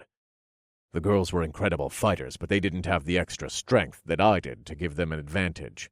Their quickness worked well for them, but I bet this guy was just as quick as mine had been, so I was sure he made quite the formidable foe. The girls were all as far away from him as they could get, and each of them stepped forward in turn to either block a hit or try one themselves. They were biding their time until he messed up, but we didn't have any more time to wait. None of them seemed to notice I had finished off the soldier I'd been fighting with, so I took the opportunity to wipe my tanto blade off on my pants. Then I narrowed my eyes as I focused on my target. I held the blade with just my forefinger and thumb as I lightly moved it back and forth to draw the line of where I wanted it to go. Finally, I pulled my hand all the way back and let the blade glide out of my fingertips as I flung it forward. My tanto did a couple flips in the air before it buried itself deep into the soldier's temple.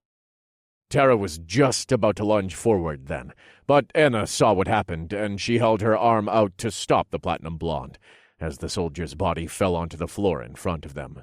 What the fuck? Tara breathed, and her head whipped in my direction. Hey.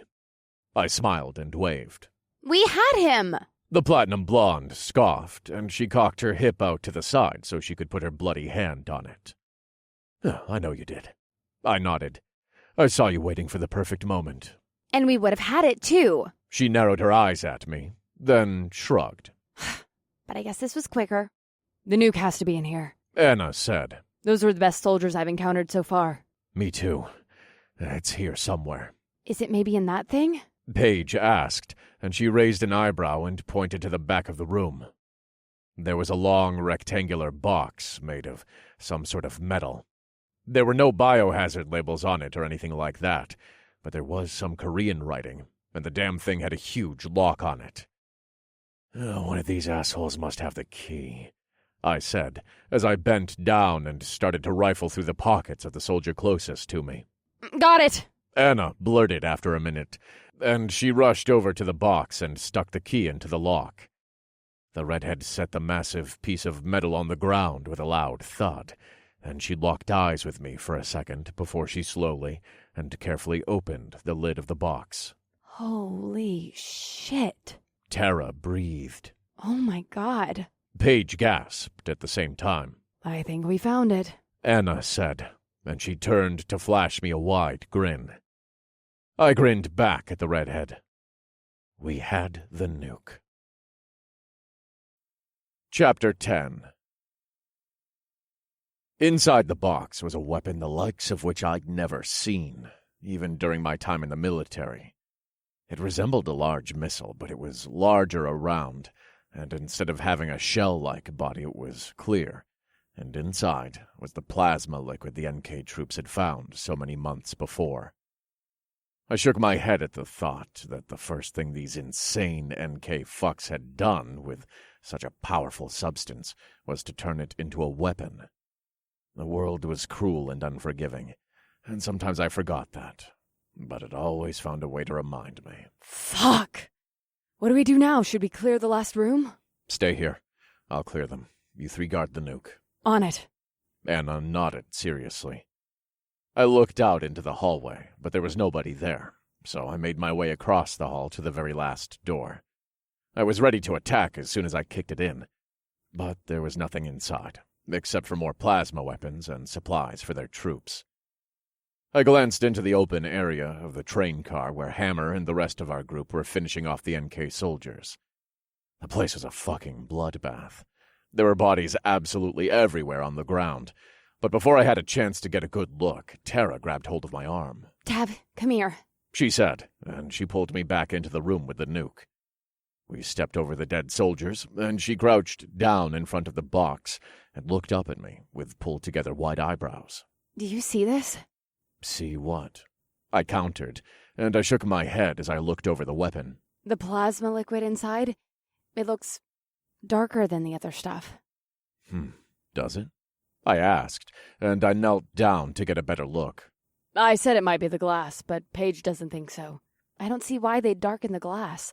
I think this is some sort of condensed version of the plasma fuel. You mean like soup? That's not the comparison I'd usually make, but yes, like soup. Fuck, I love soup. Tara's eyes drifted halfway shut as she looked up at the ceiling and smiled. Focus, preggers, Paige said with a snap. Right. The platinum blonde shook her head. Sorry, what is it you were saying? I think that's how they were able to make this one so powerful. Paige explained with a gesture at the huge weapon. They must have figured out a way to condense the fuel so it worked like a nuke. But then why wouldn't they have done that for all the weapons? Then it would take like nothing to power the guns. That's probably why. Paige nodded. It only takes a drop to create a plasma blast now, but if the substance was even more concentrated, it probably would be too much for the guns to handle. Yeah, you might be right. They would have had to create all new guns.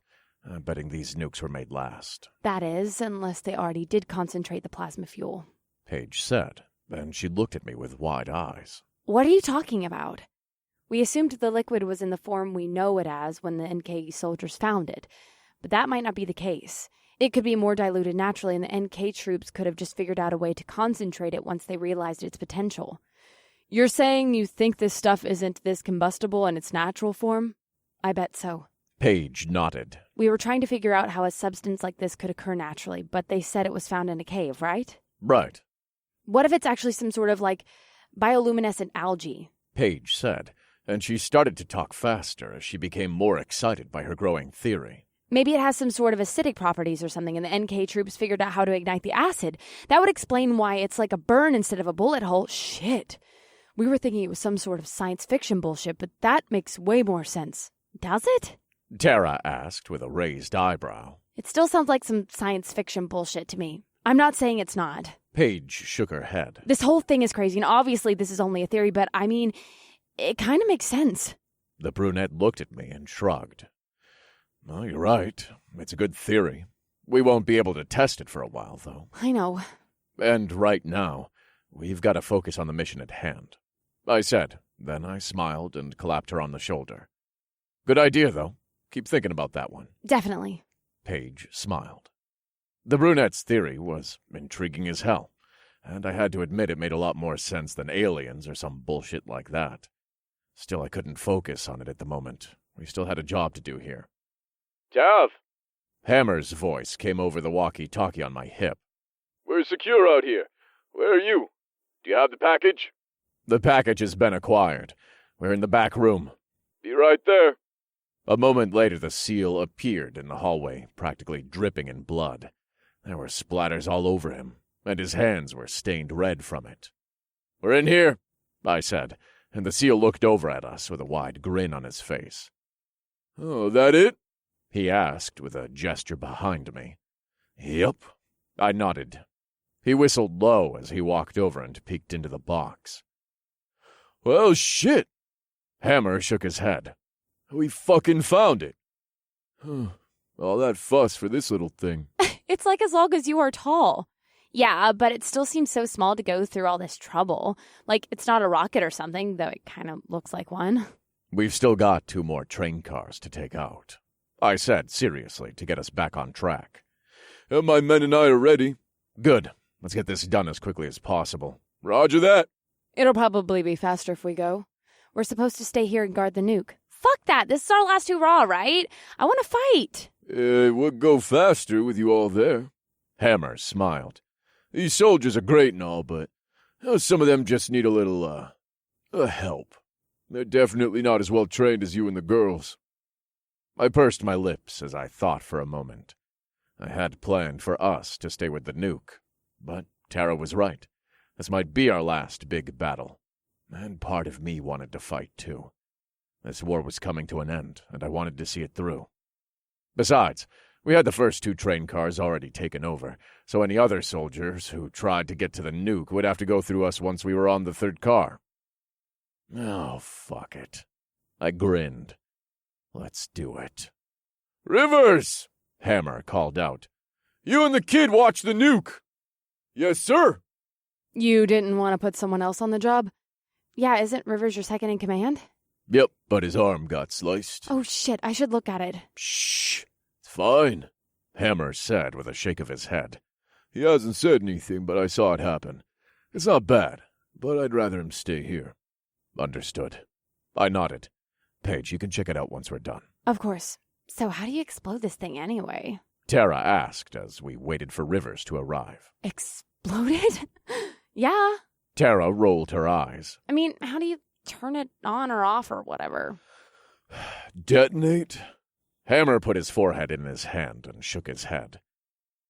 Sometimes I don't understand how you're so well-trained, but also so not well-trained at the same time. It's a gift. Tara shrugged and smiled.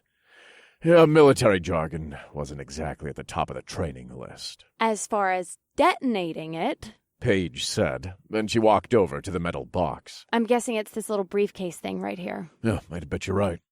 I nodded as I looked at the small case that sat at the bottom of the crate. I was sure if we pulled it out and opened it, we'd find some sort of button or something that would allow us to detonate the nuke, but I'd need to wait for one of my Korean translators before I could say for sure.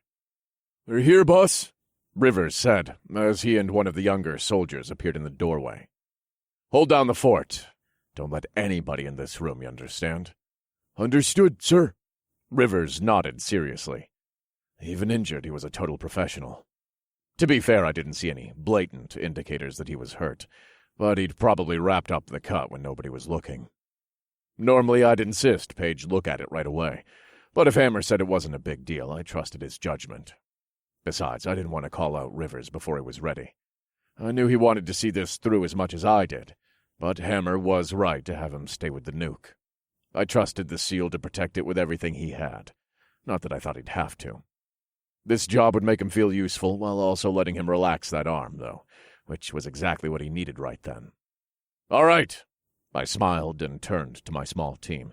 Let's do this. Fuck yes. Tara grinned and rushed out into the hallway. Well, I miss Bales. Paige said, as we made our way to the back of the train car. I'm sure she'll show up here soon. She always does. Dramatic, that one.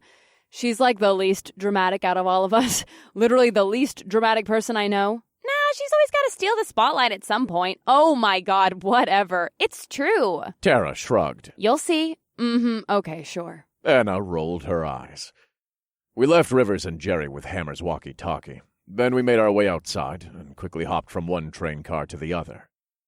Paige didn't seem nearly as terrified this time, but there still wasn't room for many people on the small platform, so I readied my Tonto blade and yanked open the door.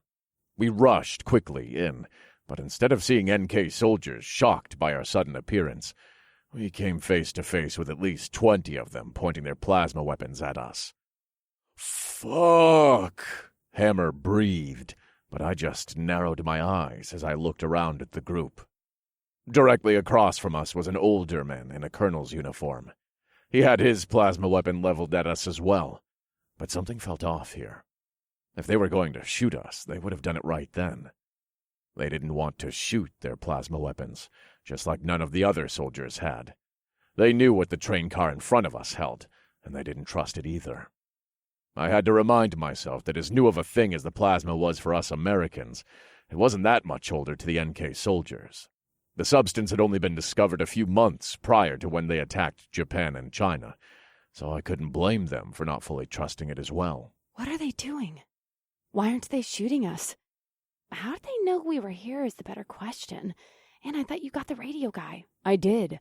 I don't know how they found out we were here. They could have seen some shadows or something. Either way, they don't want to shoot, I said seriously, without looking away from the NK colonel. What gives you that idea? Because from where I'm standing, it definitely looks like they want to shoot us. The nuke is just on the other side of us. They don't trust it any more than we do. So what is all this then? A last-ditch effort to take back the power in the situation. Exactly. I nodded and held my hand out for the NK colonel to watch as I slowly pulled my walkie-talkie off my hip. What are you doing? Just trust me. I do. The brunette said, and she grew quiet behind me. The NK colonel lifted his chin as he watched me raise the walkie to my lips, but he didn't stop me. "Wilson, come in," I said into the device. "I'm here," the sergeant said a second later.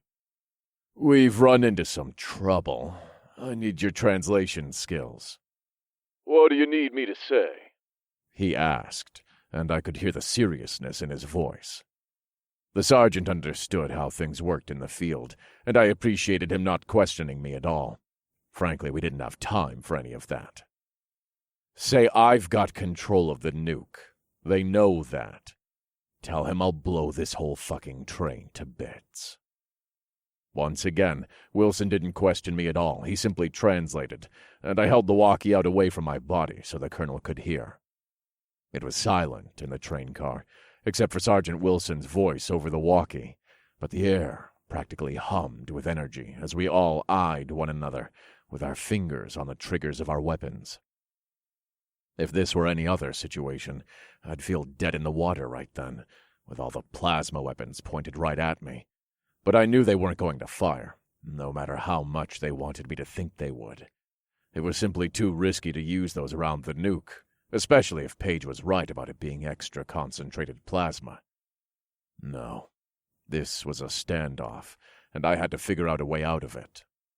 As soon as the sergeant was done relaying my message, the NK colonel spat something in his native tongue, and he narrowed his eyes on me. "He says you're bluffing. He says you wouldn't put your whole team in danger like that." "Tell him he doesn't fucking know me," I sneered as my nostrils flared with outrage. "You tell him this war is bigger than the two of us, and that my only job is to stop that nuke from getting to Atlanta so my boys can win. And unlike him and his little lackeys, I'd die for my country instead of begging for my life whenever I got the chance." Of course, I was bluffing. I'd never put my crew in danger like that, especially not my women and my unborn child. There was no way I was going to set that bomb off, but this asshole didn't know me, and he didn't need to think he could read me in any way. I had to show him how serious I was. That was the only way to win a standoff. There could be no question in his mind whether I would go through with it, and based off his pursed lips, He was starting to suspect I was as serious as I claimed to be. Shit. He's not wrong, though. The colonel narrowed his eyes on me again. Then he spat something in Korean and moved to step forward. Before his foot even landed on the floor, the distinct sound of glass shattering filled the air, and it was followed a second later by the colonel's head evaporating into a spray of red mist, and then exploded into the chest of the guy right behind him. The soldiers tried to catch them, not realizing they were dead at first, but they didn't last long either. Another BMG shot came through the window, and another soldier or two went down. The NK soldiers looked around in a panic as the third shot came through, but I just grinned and readied my tanto. I told you. Now! I yelled as I dove toward the nearest NK soldier and yanked his plasma gun out of his hand. Bailey's perfectly timed attack had given us just the opening we needed to take these fuckers down. Sometimes it was easy to forget about the blonde since she wasn't with us during the main part of missions. But Tara was right. There always came a time when she stole the spotlight. I stabbed the first soldier I got a hold of with my tanto. It was a swift jab up through the soft part of his throat into his head, and his eyes rolled back as I dropped his body and moved on to the next. Our men were swarming in from the platform now, and the NK soldiers had been so startled they were easily being overpowered. Not to mention, they obviously had commands to not fire their plasma weapons without the colonel's explicit orders.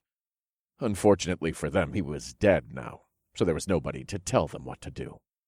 My men were after them with a vengeance, too, and out of the corner of my eye, I saw Hammer grab one soldier by the face and throw him into the side of the car while he kicked another square in the chest. Anna used her buck knife to slice down one soldier's chest, then stab him through the heart once he was on the floor. Tara had her knife buried into some poor son of a bitch's face, and she yanked it out and stabbed him through one eye socket, then the other. I glanced over just in time to see Paige knee one of the soldiers in the privates, and when he doubled over in pain, she stabbed her knife right behind his ear. I grabbed the closest soldier to me as he dropped his plasma gun and held his hands up, as if he were trying to surrender.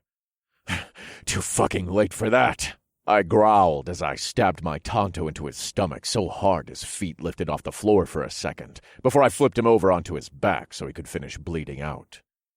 The next soldier wasn't so eager to give in. The son of a bitch held his plasma gun up with his arm shaking, then realized his fellow soldiers were behind me, cursed in Korean, and threw the weapon down before he rushed at me. I grabbed onto him to keep him at bay, but he got his teeth into my shoulder like a wild animal, so I adjusted my tanto and put it right through his temple. His body fell limply to the floor as I yanked my blade out, but that damn bite stung, and suddenly I felt how incredibly desperate these assholes were. They were so far gone they'd resorted to biting, which was actually good for us, though not so great for my shoulder. The hair on the back of my neck stood up, and I instinctively turned around just in time to see a tall soldier headed right for me. The man's nasty yellow teeth were bared as he let out a war cry and ran toward me. "Not today, fucker," I said through gritted teeth, and I stepped to the side just as he dove for me. Then I planted one knee on his back before he could get up and stabbed my tanto right through his neck to sever his spinal cord. Soldier after soldier kept coming at me, and a quick glance around showed everyone else was locked in battle too. But it didn't add up. I'd only counted maybe 20 men when we first hopped onto this train, but there had to be double that now. "Where are they coming from?" I hollered as I sliced one soldier across the neck and turned to kick another that tried to come for me. "They're coming in from the back!" Hammer yelled over the frenzy. "Of fucking course they are," I breathed, and I grabbed hold of an arm that tried to wrap around my neck so I could flip the guy over me. The soldier landed on his back with a hard thud that knocked the wind out of him. Unfortunately, I didn't have time to lean down and stab him since another one of his buddies came at me right then. So instead I lifted my boot up and slammed it down onto his face a few times until I felt his skull crunch beneath my feet. Soldier after soldier came after me, until finally I took one down and another didn't replace them. My breath was heavy as I looked around the train car and saw that it was absolutely brimming with the corpses of NK soldiers. Hammer twisted the last soldier's neck nearly 360 degrees, then he dropped him with the others and turned to look at me. "Are we clear?" There's no more in this car. Anna said. Then she gestured to the back door of the train car that hung wide open. But there might be more in the last car. "Let's go," I said, and I flipped my Tonto in my hand and rushed to the back of the car. I didn't hesitate, as I rushed off of one platform and onto the next. The last train car door was open too, and I quickly made my way inside and looked around. Hammer and the girls were right behind me, but I didn't see any soldiers. The place was empty, except for a few bodies littered on the ground. The window on the train had a bullet hole in it, though, so I knew Bailey had taken out those assholes, probably as soon as she realized they knew we were there. They must have all come after us in the third car. Wait. Anna said, and she held up her finger and narrowed her eyes. What's that? What's what? It's like whispering. Anna's eyes widened as they locked onto mine. There was a single conductor room at the end of this train car, just like there had been on the first one, and as soon as I stopped for a second and listened, I knew Anna was right. Someone was whispering. "Let's go," I said, as I rushed down the car until I got to the heavy metal door. I yanked it open, though I felt some resistance from inside. There was a small soldier with one hand on the handle and the other on a walkie-talkie. He looked at me with shocked brown eyes, then started to say something else into the radio. Before he could get another word out, though, I lunged forward and stabbed my Tonto blade right into his chest. The radio slipped out of his hand as the life drained from his eyes, and I stood up and pushed a hand through my hair. A voice came over the radio in response to whatever the soldier had just said, and even though I couldn't speak Korean, from the way they repeated the phrases, I could tell they were asking for a response. And when they didn't get one, they'd know it was officially over. "Fuck," I cursed as I walked out of the small room. Oh my God. Do you think he... Yup. Anna said, and she let out a deep breath. "He got a message out," I said through gritted teeth. "Now the whole NK army knows we've taken over the trains." So much for this being a stealth operation.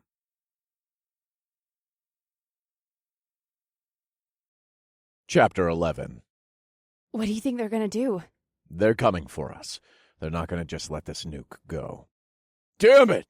Hammer sighed, and he hit his fist against the train car wall. "Hey, whoever's in the engine, come in," I said into my walkie-talkie. I didn't know the young guys' names, but at the moment I wasn't too focused on being polite. "We're here." "Stop the train." "Are you sure?" "Stop it," "Yes, sir."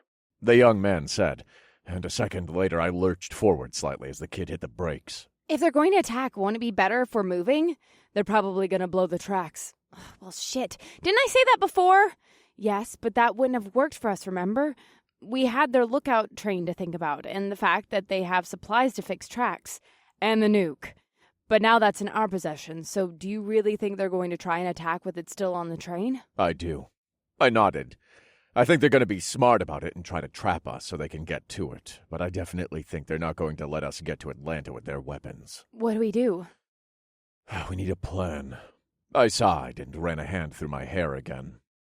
The girls got quiet as I paced around the train car and thought about our options. I wanted to be mad that things hadn't worked out the way I'd planned, but at the moment I didn't have time for that. And there was always that possibility in war anyways, so I was prepared for an event like this. Now I just had to figure out how I was going to fix it. Those motherfuckers were definitely going to come after us with everything they had, which meant we needed to get to them before they could get to us.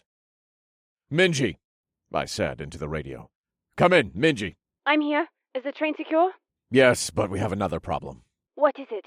Someone on board got a message out. The NK troops know we have their train." Fuck. What do you want us to do? "Does whoever's with you know how to put the train in reverse?" He's nodding, so yes. "All right. You're only an hour or two ahead of us, but I need you to get back here. It's too dangerous for you guys to be out on your own." Roger that. We're on our way. "Hurry." After another minute or two, the train came to a complete stop, and I walked out to the platform and hopped off so I could get some fresh air. The night was cool and smelled like the forest, so I breathed in deep to clear my head. Hey. A familiar voice called, and I turned to see Bailey coming right toward me. "Hey." I greeted her with a smile, and I pulled her into my arms as soon as she was close enough. Are you okay? She asked, and she leaned back and looked at me with pulled-together eyebrows. What's wrong? One of the soldiers got a message out. Shit.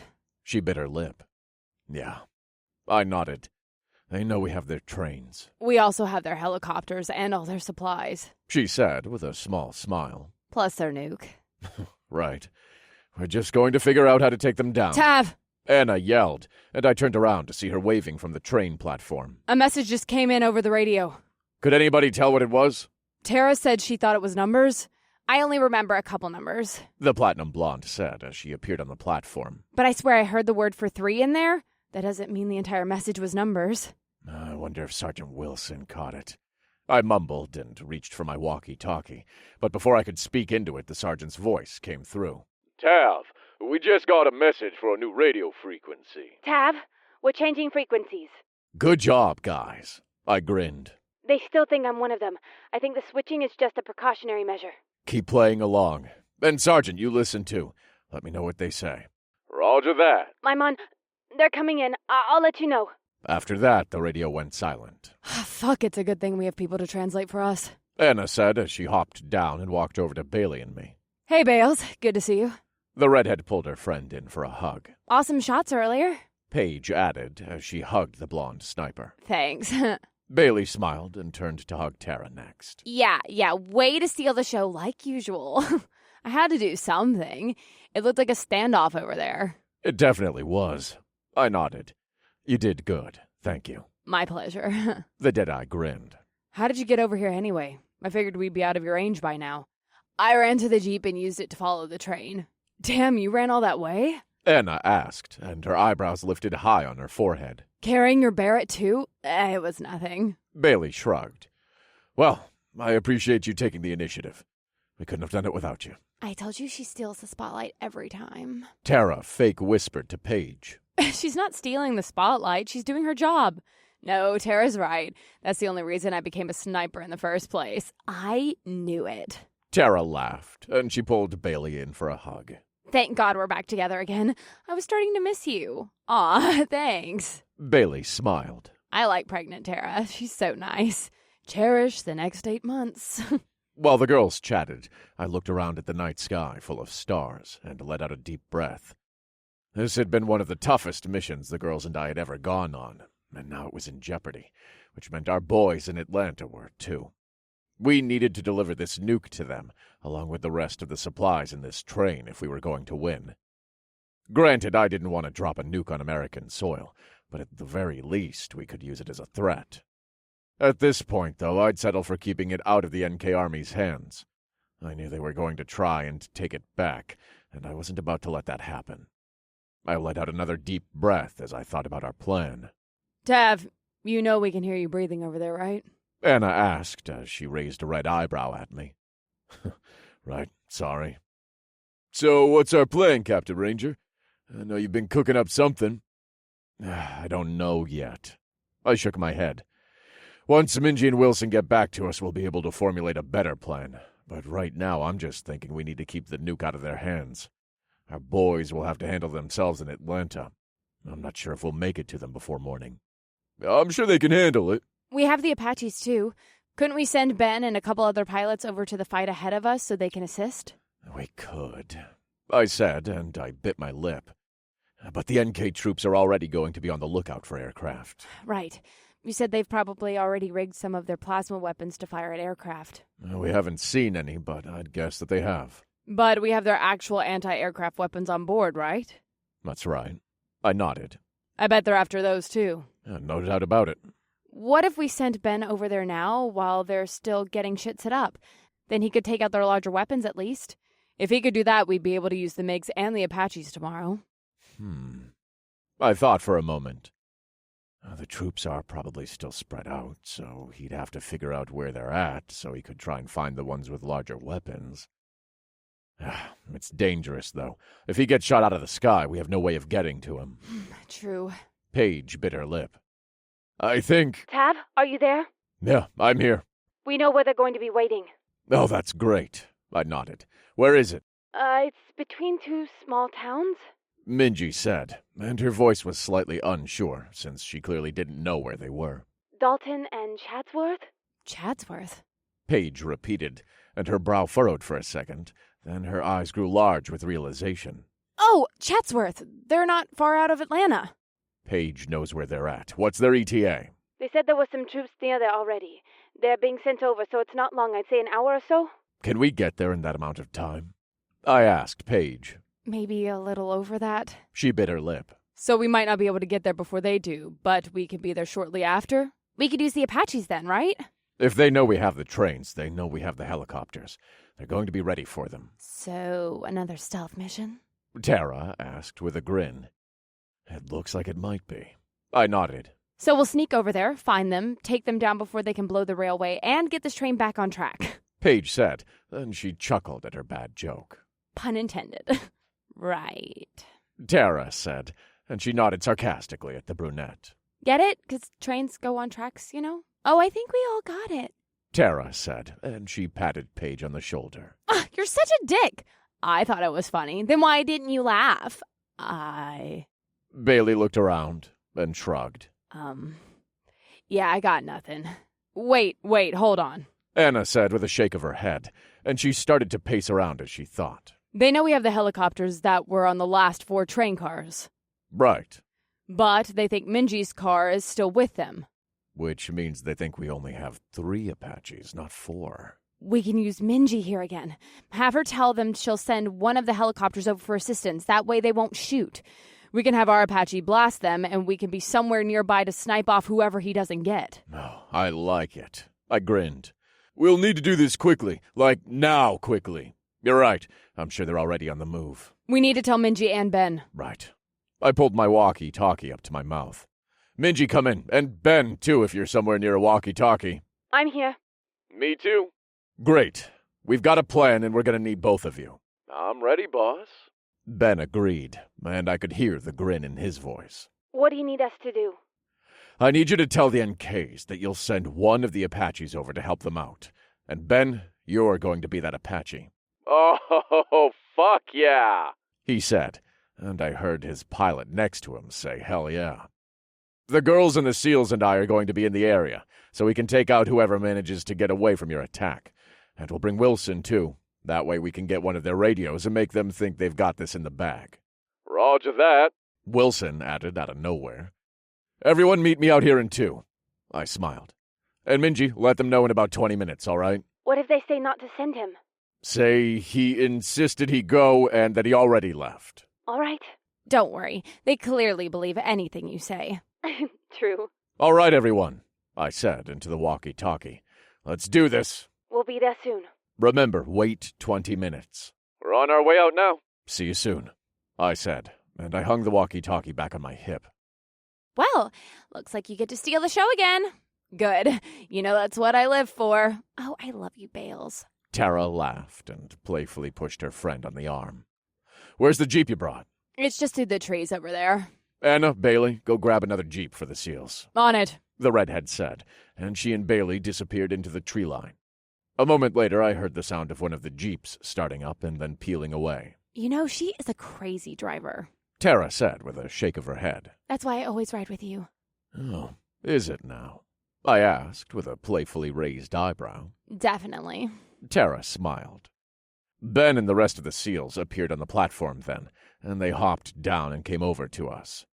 We're ready, Rivers said with a clap of his hands. Actually, I'd like you to stay here and keep your post with the nuke. Rivers narrowed his eyes at me, then turned to Hammer and sighed. You know about the cut, don't you? You think you could just slip it past us? Well, shit, I thought I could. It's not that bad. I'll be the judge of that, thank you. Paige said, and Rivers pushed up his sleeve and held out his arm. The brunette pulled him closer to the light from the train so she could get a better look at the arm wound. It was still bleeding a little bit, but Rivers had tied a piece of fabric above it on his arm, so it wasn't bleeding nearly as bad as it probably could have been. Paige pursed her lips. It's not very long, but it's somewhat deep. You'll need stitches. I'm sure that can wait till you all get back. It'll be fine till then. Not necessary. Paige told him, and she dug in her pocket. We've got to wait for Anna and Bailey with the Jeep anyway. You got a whole med kit in your pockets now? Tara asked as Paige started to pull out supplies from her jeans. I thought my pack might get in the way. The brunette shrugged and handed Tara the lighter. Hold this for me? Fine. Tara sighed, and she looked over Paige's shoulder at River's wound and scrunched her nose. Gross. Thanks. It feels great, too. Thanks for asking. Sorry. Does it hurt? It stings more than anything now that my adrenaline's going down. He answered with a shrug. It's not too bad, though. Yeah. Tara sighed and shook her head. You know, I was shot once, so I totally get it. What?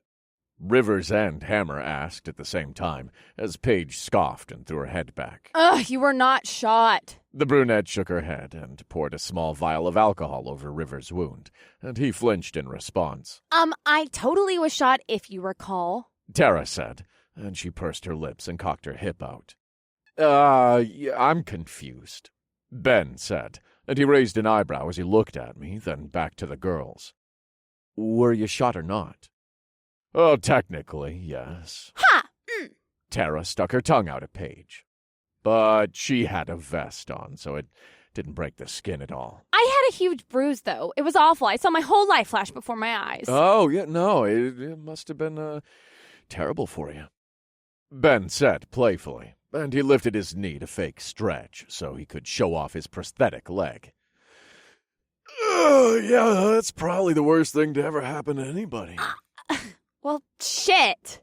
Tara glared at the pilot. Now I feel like a dick. Oh, it's all right. I'm just fucking with you. I got shot with a vest on before, too. It sucks. Yeah, but losing your leg definitely sucks more. I'm sorry. It's all right. Ben chuckled and shrugged. I barely miss it anymore. Son of a bitch! Rivers cursed, and he sucked in a breath, squeezed his eyes shut, and looked away, as Paige held his arm in her hand and squeezed the wound together. I thought you were giving him stitches. What the fuck are you doing to him? Liquid stitches. It's the best way to seal up a deep wound like that. Otherwise, an infection could develop underneath the stitches. Oh, she's right. Oh, but fuck, it hurts. Just a few more seconds. Paige said, and she waited another minute, then let go. There you are. I'll want to look at it more in the morning, but it should be good. Where did you get liquid stitches anyways? I didn't even know that was a thing. It's just super glue, basically. Paige shrugged. You're telling me you just glued his arm back together? Well, yeah. Tav, our medic's gone bananas. Super glue was originally designed for surgical use. It's sterile and holds the skin together really well. Paige is right. You've never put super glue in a small cut or something like that? I've super glued my nail back on before, but that was only when I couldn't get to the salon until the next day, and I had a girls' night I was not about to miss. Jesus fucking Christ! Hammer cried, and he looked at me with wide eyes. You glued a nail back on?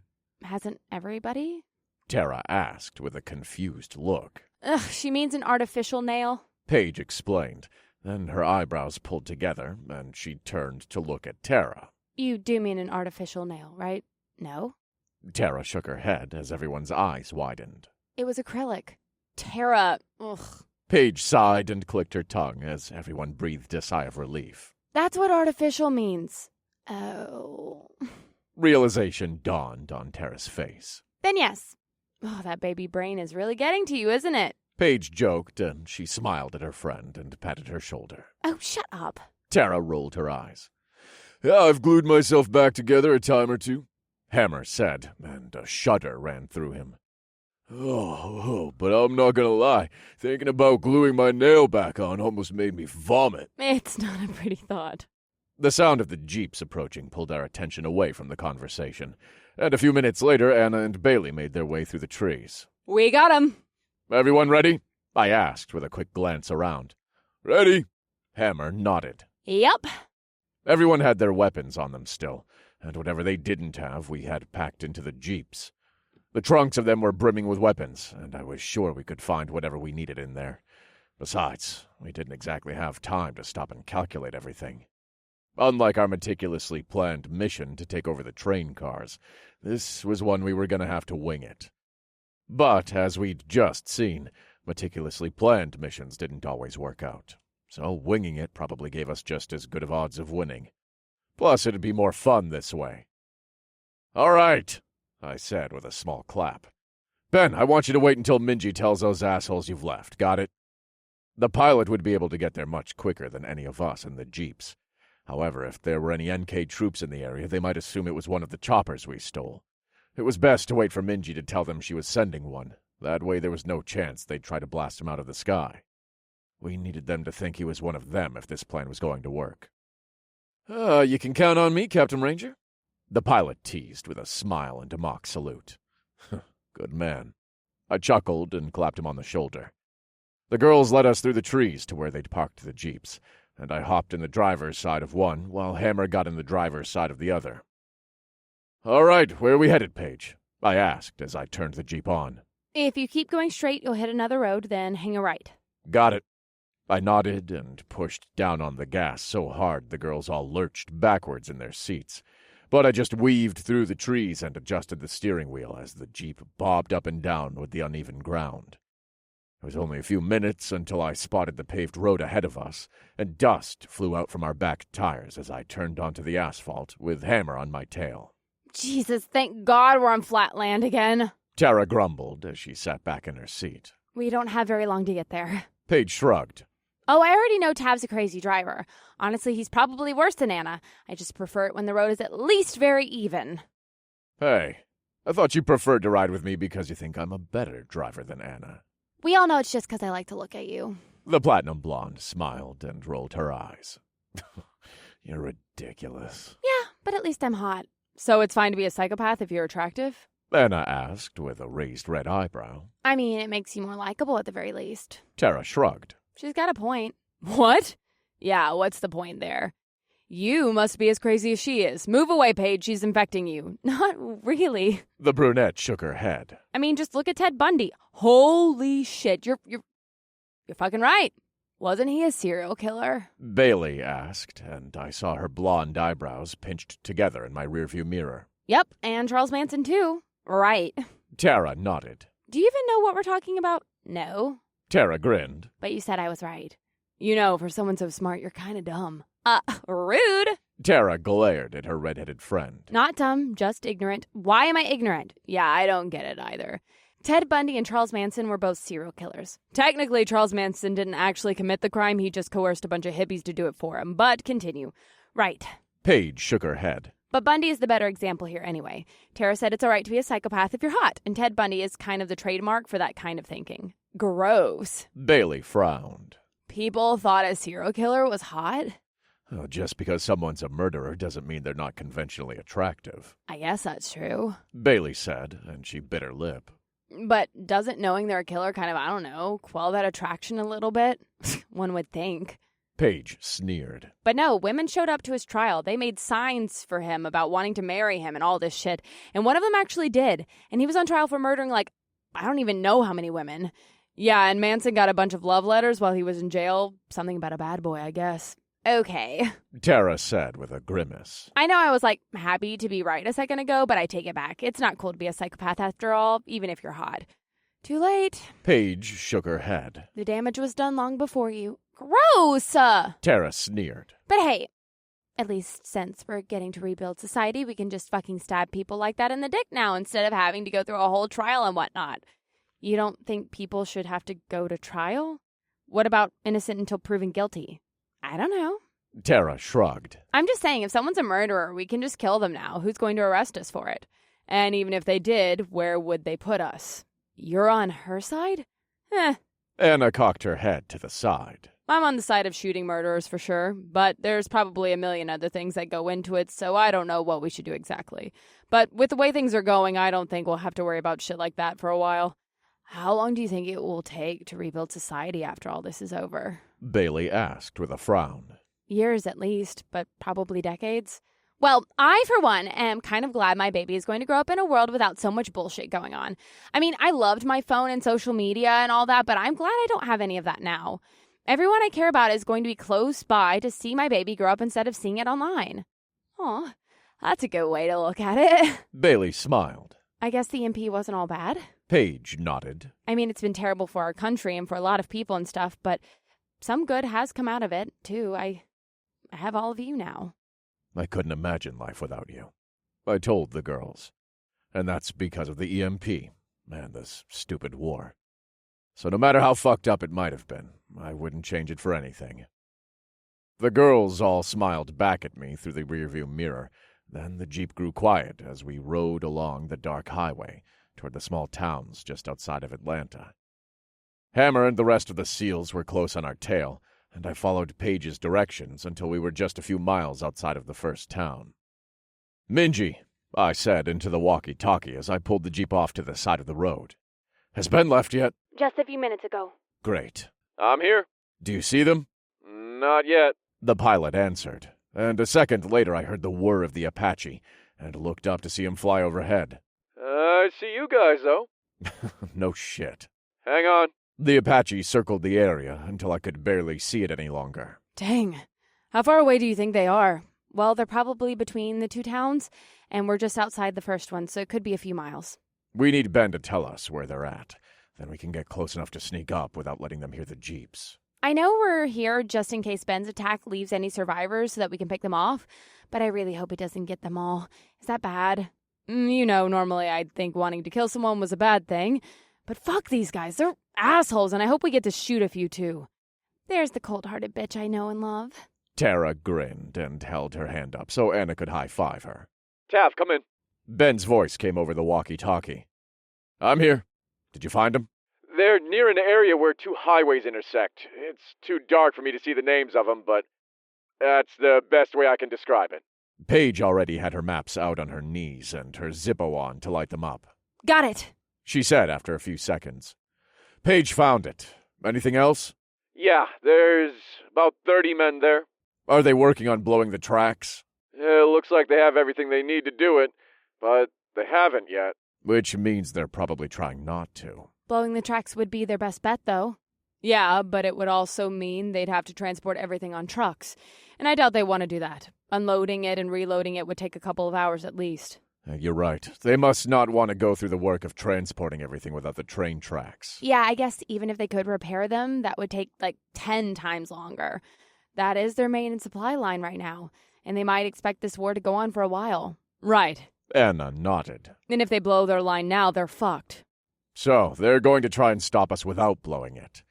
Anything else, Ben? Yeah, they got a couple of anti-aircraft guns with them. What? I thought they didn't have actual ones. They look like they were ours. Probably stole them at some point and now found a purpose for them. Well, fuck. We still have the element of surprise. We do. I nodded. But unless he can hit both anti-aircraft weapons at once, the other will fire at him as soon as he shoots. Exactly. And they got him set up on either side of the highway. Shouldn't be a problem to take him out. So you're going to have to do an in and out. Yeah, looks that way. Let's get it done. You get to kick this off and take out as many of them as you can. We'll circle around over here. Just let me know when you're in place and I'll lay down some fire. Thanks, Ben, I said, and I hung the walkie-talkie back on my hip. Looks like we're gonna get to shoot a few of these NK sons of bitches after all. Tara grinned. Looks like it. Let's get to it then. Anna smiled. Let's. I threw the Jeep in drive and tore off down the road with Hammer right behind me. Paige gave me step-by-step directions as I drove, and I followed them obediently while I thought about the plan we had going and how this night had gone so far. I was used to things going my way since I planned so meticulously, but sometimes it was unavoidable that shit hit the fan. Tonight was one of those nights, but I wasn't going to let it end that way. I was going to finish off these bastards if it was the last thing I did. This was the final battle, and I was going to make sure we won it. I thought about the general and the rest of our team back at camp. They'd be getting into position soon, and I knew some of them had to be scared shitless. They'd all been fighting so hard and for so long, and I wanted them to know it hadn't all been in vain. We needed to win this war and take our country back, and right now the only way we could do that was to keep the NK soldiers' grubby hands off that nuke. We're about a mile away. All right, we'll stop here, I said, and I pulled the Jeep over into the parking lot of a small shopping plaza. Hammer pulled in right behind us and parked his Jeep as well. "Lead the way, Captain Ranger," the SEAL said as he walked over with the rest of his crew. I guess that makes me Captain Ranger today. This way? The brunette led us toward the highway just down the block. Then she took us into the trees that were alongside it. It was as dark as hell, and we couldn't use any light since the NK troops might see it. so all we could do was let the moon guide our way. Unfortunately, the tree branches were so thick, we didn't get a whole lot of light from the moon, so we pretty much had to guide ourselves. I was careful to step softly to try and keep quiet, and everyone else followed suit. Nobody spoke the entire time we walked through the woods, and after about 10 minutes, the sound of voices floated over to us, and Paige turned around to look at me with wide eyes. The brunette pointed through the trees, and I nodded and walked over to the tree line as quietly and as carefully as I possibly could. Once I was right near the edge, I lowered myself down to the ground and looked out to the road. The sons of bitches were there. They'd blocked off the roads with their vehicles and weapons, and they were ready to block the train tracks with their largest weapons aimed in the direction we would be arriving from. Ben was right. I counted at least 30 men, and they had anti-aircraft weapons, the large plasma cannons hooked to the top of their vehicles, and every one of them was equipped with a plasma gun. Some of them were too close for comfort, being only 100 yards or so away from where we were in the trees, and I knew I'd need to step back a ways to call Ben on the radio. The sudden cracking of a branch caused my head to jerk to the left. There was an NK soldier just kitty-corner to me, and all of his buddies were in earshot. Fuck, I breathed. Chapter 12.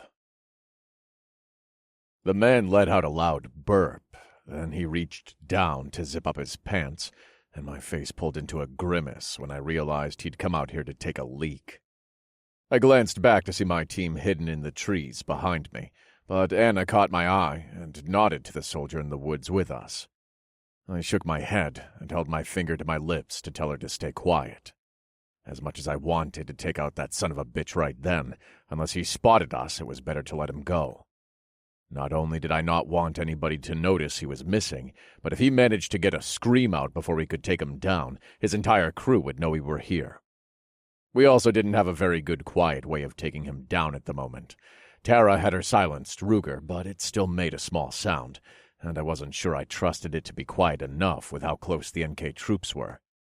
The plasma weapons were silent, but they were bright as hell, and one of the soldiers would no doubt see the giant blue light that flashed in the trees.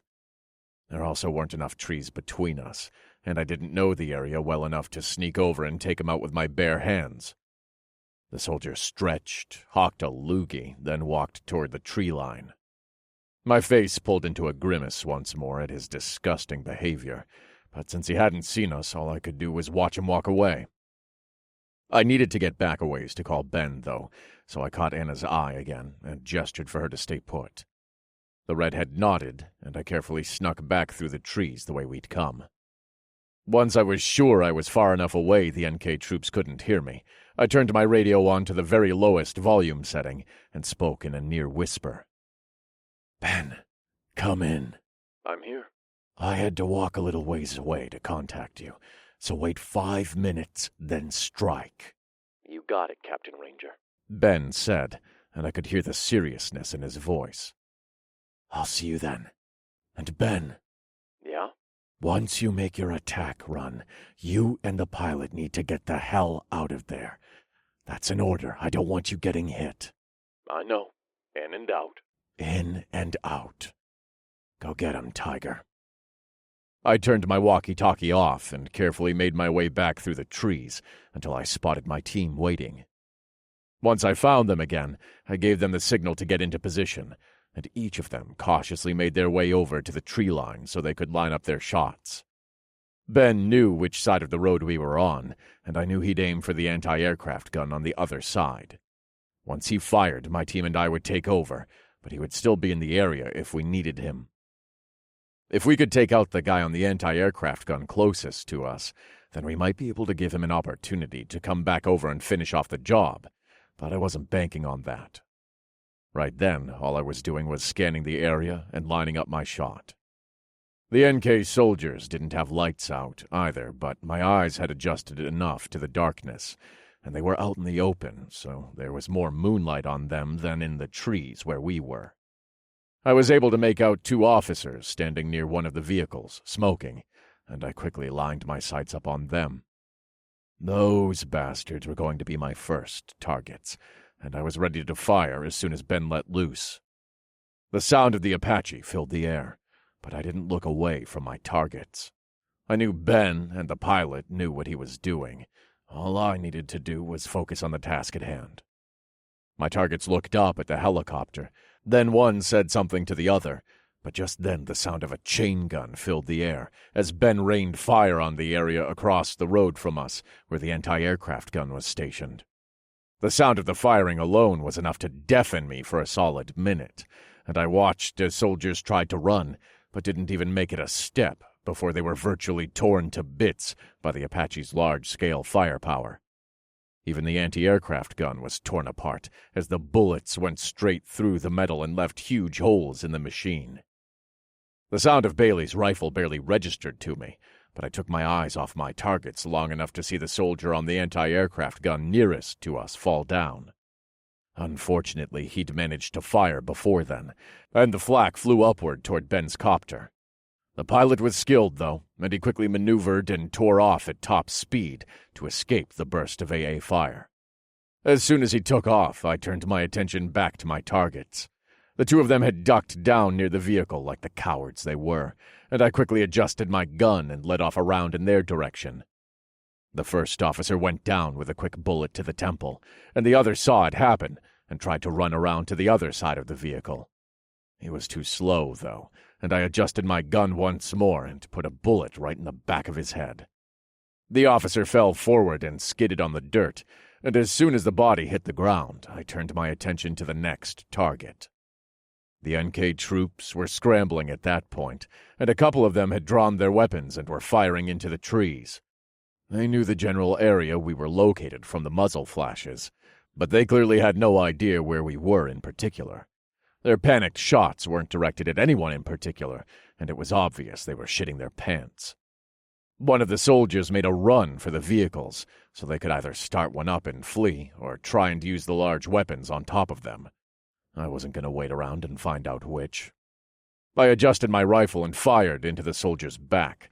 His arms flailed out as he fell forward and skidded on the ground, and once he was down, I turned my attention to the next soldier I could see. This one was a short, thin man who was trying to crawl to safety under one of the vehicles. He turned around and flashed a panicked look, but I let off a shot right then so his body went utterly limp. Another soldier tripped over the body of the man on the ground, and I pulled my trigger again and caught him in the chest. NK soldiers were going down left and right, and as I looked around, I struggled to find a target that wasn't immediately taken out. I looked to my left and saw a tall, lanky soldier running toward the woods, but as soon as I raised my weapon to shoot, he was taken down by someone else's bullet. I thought for a second I'd need Ben to come back to take out the rest of the soldiers since there were so many, but I forgot how many people we had in our group as well. It was amazing how quickly the NK soldiers had been overtaken. There were only a few left, and they were scrambling to get to cover, but they weren't making it very far. One rushed toward the far tree line, and I quickly caught him with a bullet and took him down with a shot to the back of the head.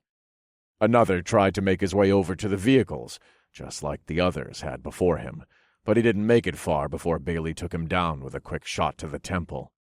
There were far more bodies than there were live soldiers left, and I glanced around again to see exactly how many we had left. There were only 5 that I counted, and that was only because I could see their feet behind one of the vehicles.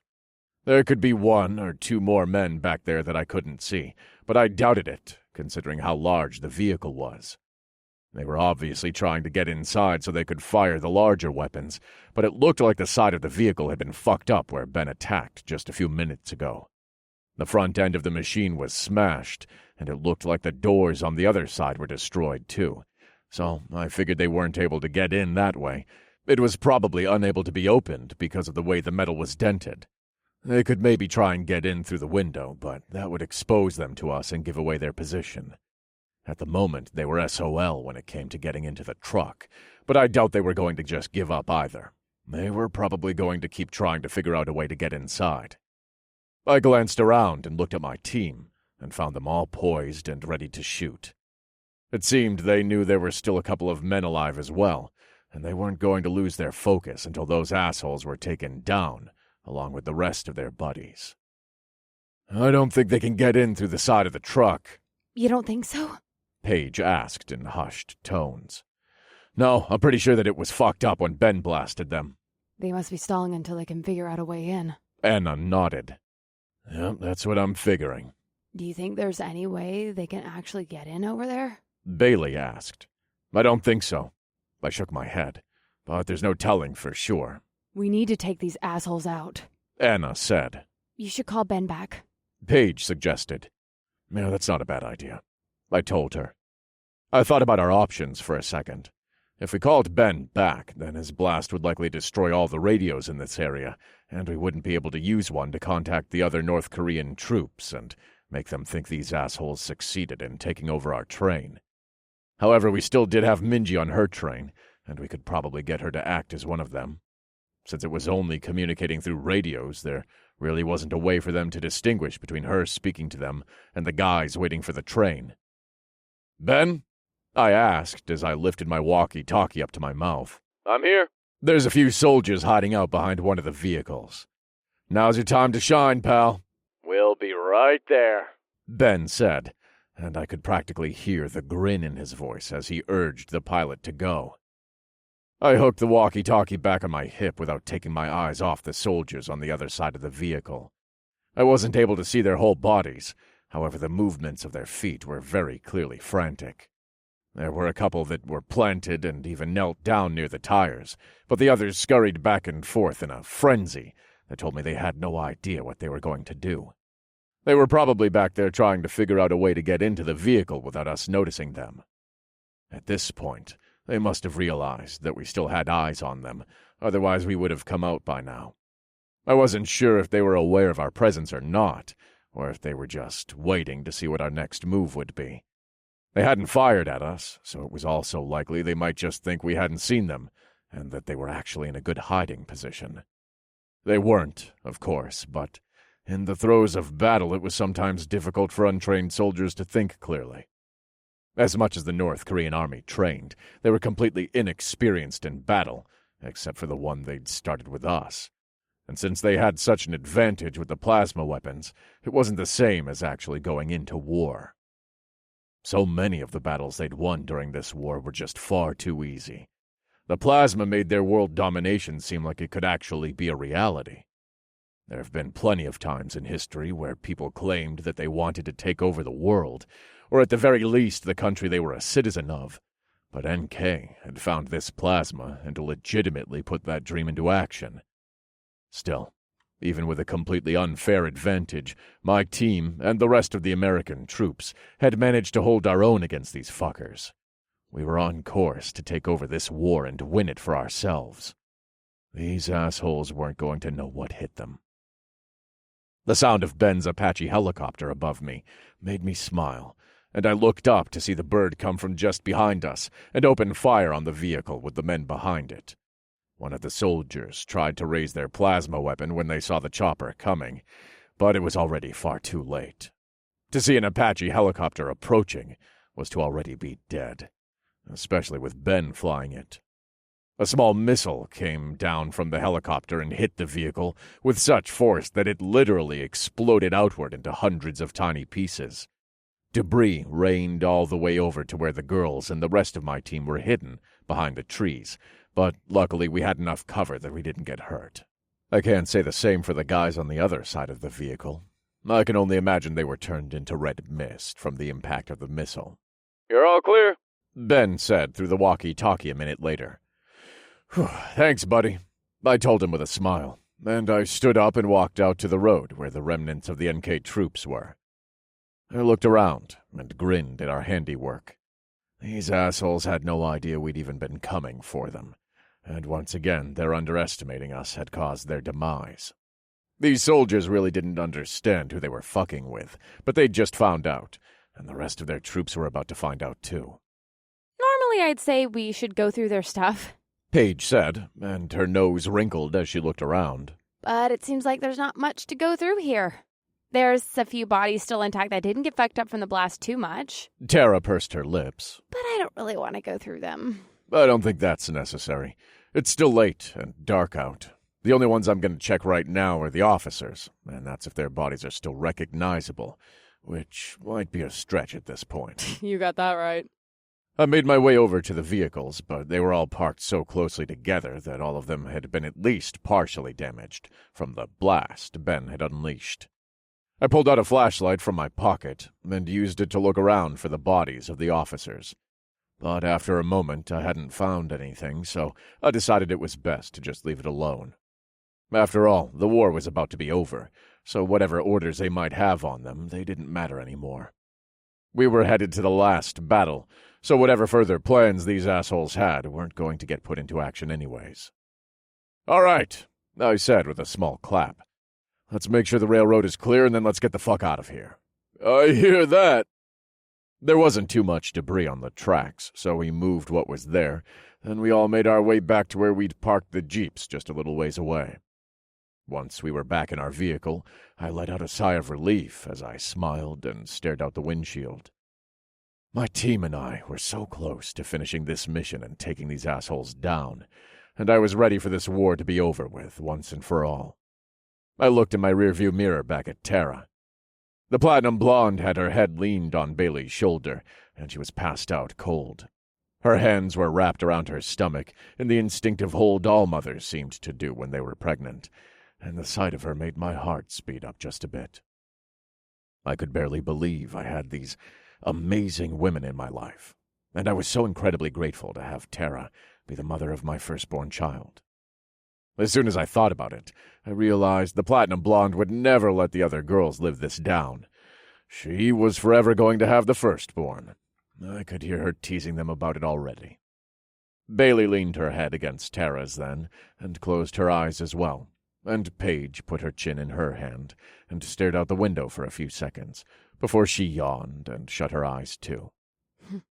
It's been a long night, Anna said with a smile, as she glanced back to the sleeping girls in the back seat. "It has." I nodded.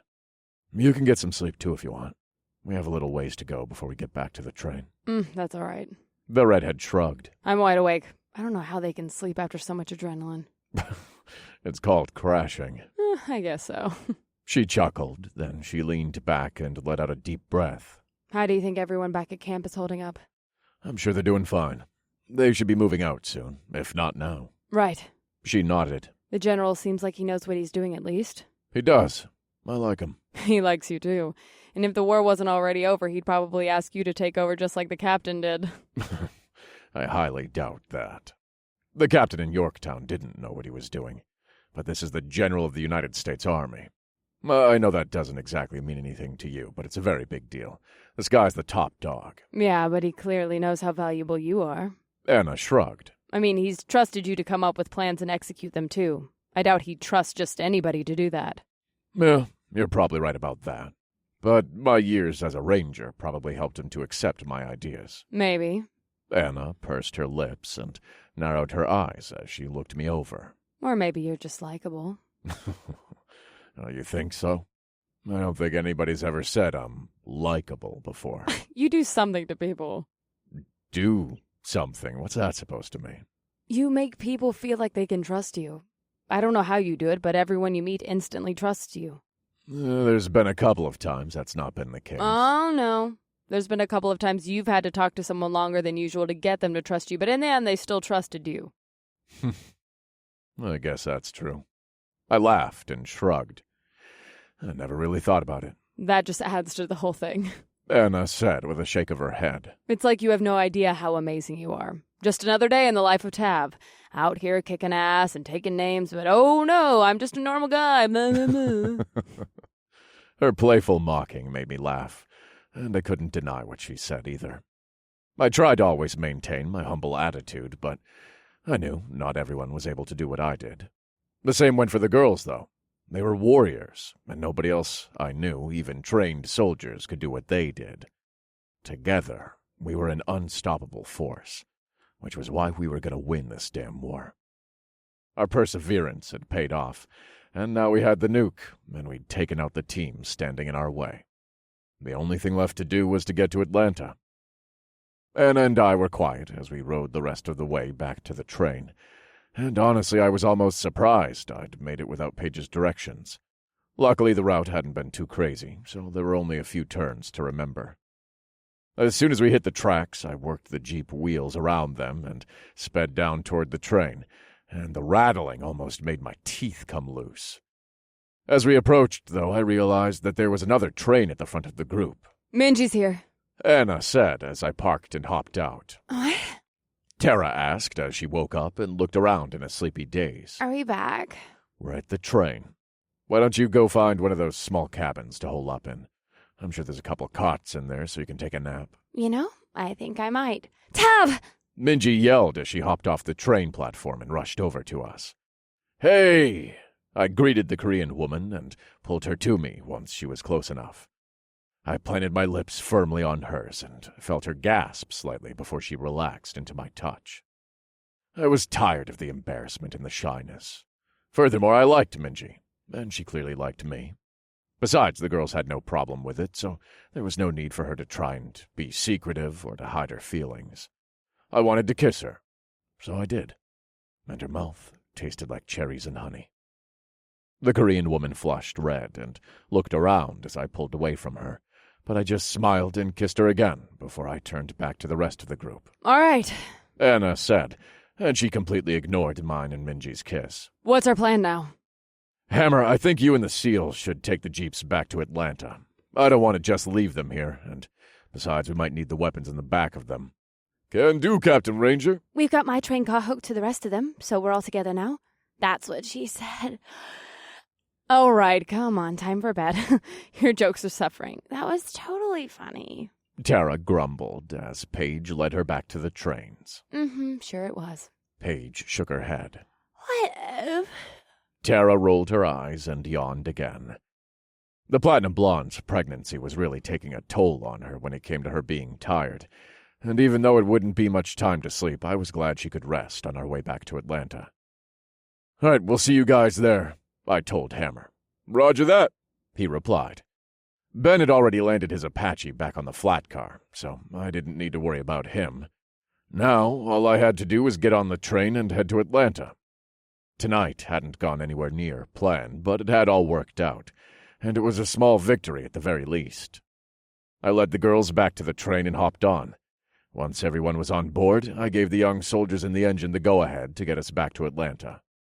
The rest of the soldiers had dispersed throughout the train cars, so it was only the girls and I in the middle car with the nuke, which was fine by me.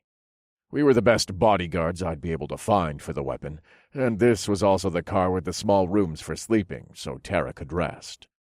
While we were gone, everyone had cleaned up the train cars, and while there weren't any more dead bodies inside, there was still plenty of blood on the floor.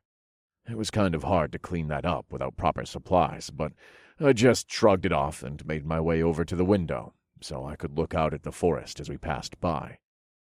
After a few minutes, I made my way to the back of the train car and into the room with the nuke. It was empty, and I carefully leaned down and opened the chest to look inside. It was amazing to think these were what had taken down China and Japan.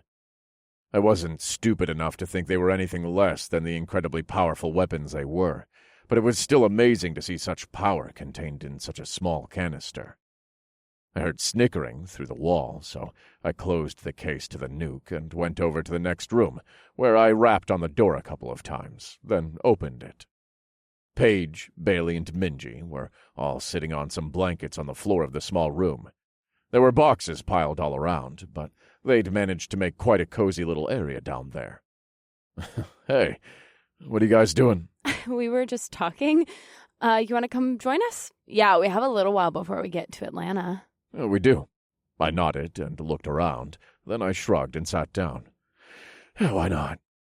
Awesome. Paige smiled. Are Tara and Anna sleeping? Yeah. The brunette nodded. Tara was out before her head even hit the cot, and Anna laid down next to her and just passed out all snuggled close like true besties. It's been a long day. It has.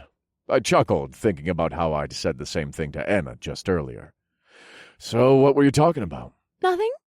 Paige squeaked, and her face turned bright red before she looked down. Okay. So you were talking about me, yeah? What gave you that idea? Oh, I don't know, just a feeling. Are you at least going to tell me what you were talking about? The girls were all quiet. Minji turned red and looked around, and Bailey bit her lip and fiddled with her fingers, but Paige didn't move from where she'd looked down a moment before. Damn. That bad, huh? Hardly. We were talking about, you know. She nodded her head at my crotch. You were talking about my private parts? Seriously? We were saying good things. She assured me, but she flopped her hands around and shook her head with embarrassment as she tried to avoid my eyes. Oh, yeah? Like what kind of good things? Just, like, how much we like it. Mm-hmm. I smiled and nodded. Shut up! Paige laughed and swatted my arm. Oh, no, I don't think I will. Maybe we'll make you.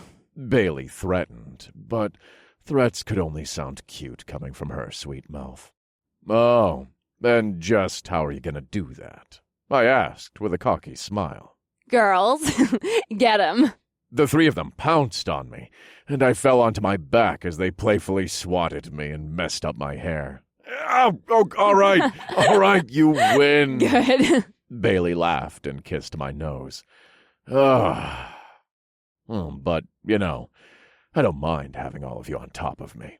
I grinned. I kind of like it. Oh, yeah? Paige asked, and she leaned down and kissed me. How much do you like it? No, too much. Maybe we like it too. Paige said, and she looked at Minji and Bailey and wiggled her eyebrows. Definitely. Bailey giggled, and she leaned down and kissed my neck. You guys really do this often, don't you? When you're in a relationship like ours, you get used to sharing. Paige shrugged. As long as you guys don't mind, I guess. Minji said, and she turned to flash a grin at me before she leaned down and placed her soft, full lips on mine. Her long, dark hair covered my face as she kissed me and thrust her tongue inside my mouth, only to bite my bottom lip a second later. While Minji kissed along my jaw down to my neck, Bailey and Paige lifted up my shirt and made their way down my abs to the top of my jeans. Oh, fuck. I groaned as my cock grew hard at the feel of their lips on my lower abdomen. You're so hot. Paige whispered as she undid the button on my jeans and slid the zipper down.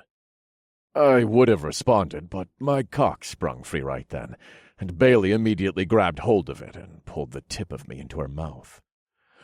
Oh, I groaned and threw my head back as I tried to contain my excitement.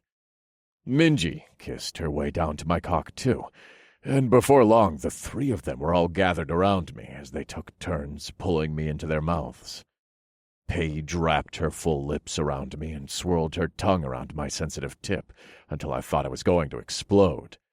Bailey licked me from base to tip, and Minji took the entirety of my cock into her mouth and down her throat. God, I love how good your cock feels in my mouth. Paige said as she leaned down next to Minji so the two of them could lick up the sides of me. Oh, Jesus. I groaned as I reached down and worked my fingers into their hair. I carefully undid Paige's bun so her long chestnut locks fell all around her shoulders and down to her waist. Her hair being down wasn't enough, though. Oh, I needed to see all of her. So I reached down and pulled her shirt over her head to reveal her simple black bra that pushed her breasts up so she had a perfect cleavage line. Now I feel overdressed. Minji said, and she pulled her white t-shirt over her head to reveal a dark blue sports bra that somehow still managed to look incredibly sexy on her. Your turn. Paige told Bailey. I'll feel way underdressed if I take mine off. Oh, that's what I like to hear, I said, and I leaned over to kiss Bailey and pull her shirt off all at once. The blonde didn't have on a bra underneath, not that I'd expected her to. She was a total hippie at heart, and, well, bras just weren't her thing. She was sexy as hell, with her small, perky breasts on display, though, and I leaned down and pulled one of her taut pink nipples between my teeth to give it a tiny little nibble. Fuck. She groaned, and she threw her head back with pleasure. Yes. Paige breathed, and she scooted over to us and kissed Bailey softly on the neck while she reached down and grabbed the bottom of my shirt. I pulled the t-shirt over my head, and then I pulled Minji to me so I could capture her mouth with my own again. While I kissed Minji, Bailey and Paige made their way over to us, and they started to kiss and stroke the two of us as our tongues danced with one another. Paige ran her hand down my abs, then she gripped my cock and stroked me slowly while she kissed and nibbled on my neck. Fuck. I growled, and I worked my hand down Minji's flat stomach and into the front waistband of her jeans. Her pussy was soaked for me, and my cock twitched with anticipation as I easily slid first one, then 2 fingers inside her. Bailey kissed along my arm. Then she crawled over behind Minji and pulled the Korean woman's sports bra off. Minji's full, perfect breasts were on display for me, and the sight of them was enough to make me groan with pleasure. Oh, fuck, you're so sexy. I breathed as I continued to thrust my fingers in and out of her wet pussy. Isn't she? Bailey giggled as she reached her hands around and lightly pinched Minji's nipples. Oh, God, yes. Minji moaned, and she laid her head back on Bailey's shoulder. God, that feels so good. Oh, you're so fucking wet for me. I growled, and I undid her pants and yanked them down. Then I spun her around, so she was facing Bailey, but with her ass to me. Minji spread her legs as wide as she could, since I'd only yanked her pants down to her thighs. Then she arched her back so her ass was out to me. I want your cock so bad, Tav. She gasped. Then she pulled Bailey to her, so she could capture the blonde's mouth with her own. The sight of the two of them together was too much to bear, and I pressed my cock up against Minji's dripping wet pussy, then slowly slid in so I could savor every inch as I filled her completely. Oh, God. The Korean woman groaned as she broke Bailey's kiss for a second so she could grip onto her shoulders to steady herself. Does it feel good? Bailey asked, and she bit her lip and looked at me through heavy lashes. Oh, so fucking good. Minji panted, and each word was accentuated by a thrust as I slammed into her over and over again. Minji pulled Bailey to her again, and the two of them started making out once more while Bailey toyed with Minji's nipples. Paige had her naked chest pressed against my back, and she kissed along my neck and shoulders while she ran her nails across my abs. The feel of her pert breasts against my skin only turned me on more, and I nearly couldn't stand the feel of it all, but I could tell Minji was close to climax, so I kept thrusting until I heard her drag in a ragged breath. The dark-haired woman gripped Bailey's arms hard and pried her mouth away so she could let out a low moan. Her pussy spasmed and clenched my cock, and I grabbed her ass and held her in place so I could enjoy the feel of her pussy gripping me tightly. Oh, fuck! Minji gasped after she finished, so I slowly slid out of her and watched her swollen pussy lips spasm in response. Minji collapsed on the blanket next to us with her eyes closed as she pulled in ragged breaths. Go on without me. I need to catch my breath. All right, if you insist. I insist. Paige said, and she spun me around so I was facing her. Then she grabbed the back of my neck and pulled my head down so she could plant her plump lips on mine. Oh, you want it, don't you? I chuckled throatily as I pulled back and looked into her dark brown eyes. So bad. She purred, and she bit her lip and looked at me through thick lashes. Oh, yeah? I growled, and I pushed my hand into her pants to feel how wet she was for me. Paige's panties were soaked with her desire, and her pussy was so slick, I easily slid 2 fingers inside her. Fuck. She moaned as I wiggled my fingers. Oh, you do want it. I grinned and leaned down to nibble on her collarbone. I do. She moaned, and she tossed her head back and grabbed onto my shoulders to steady herself. I hooked my knees under Paige's legs and lifted her up. Then I spun around so she was laying in front of Bailey.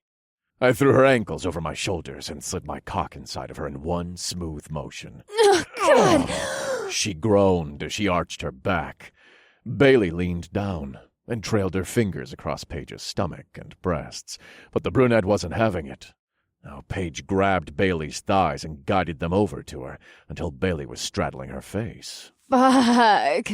Bailey groaned, and she arched her back so her perfect, perky tits were jutted out toward me, while Paige ate her sweet, already dripping wet pussy.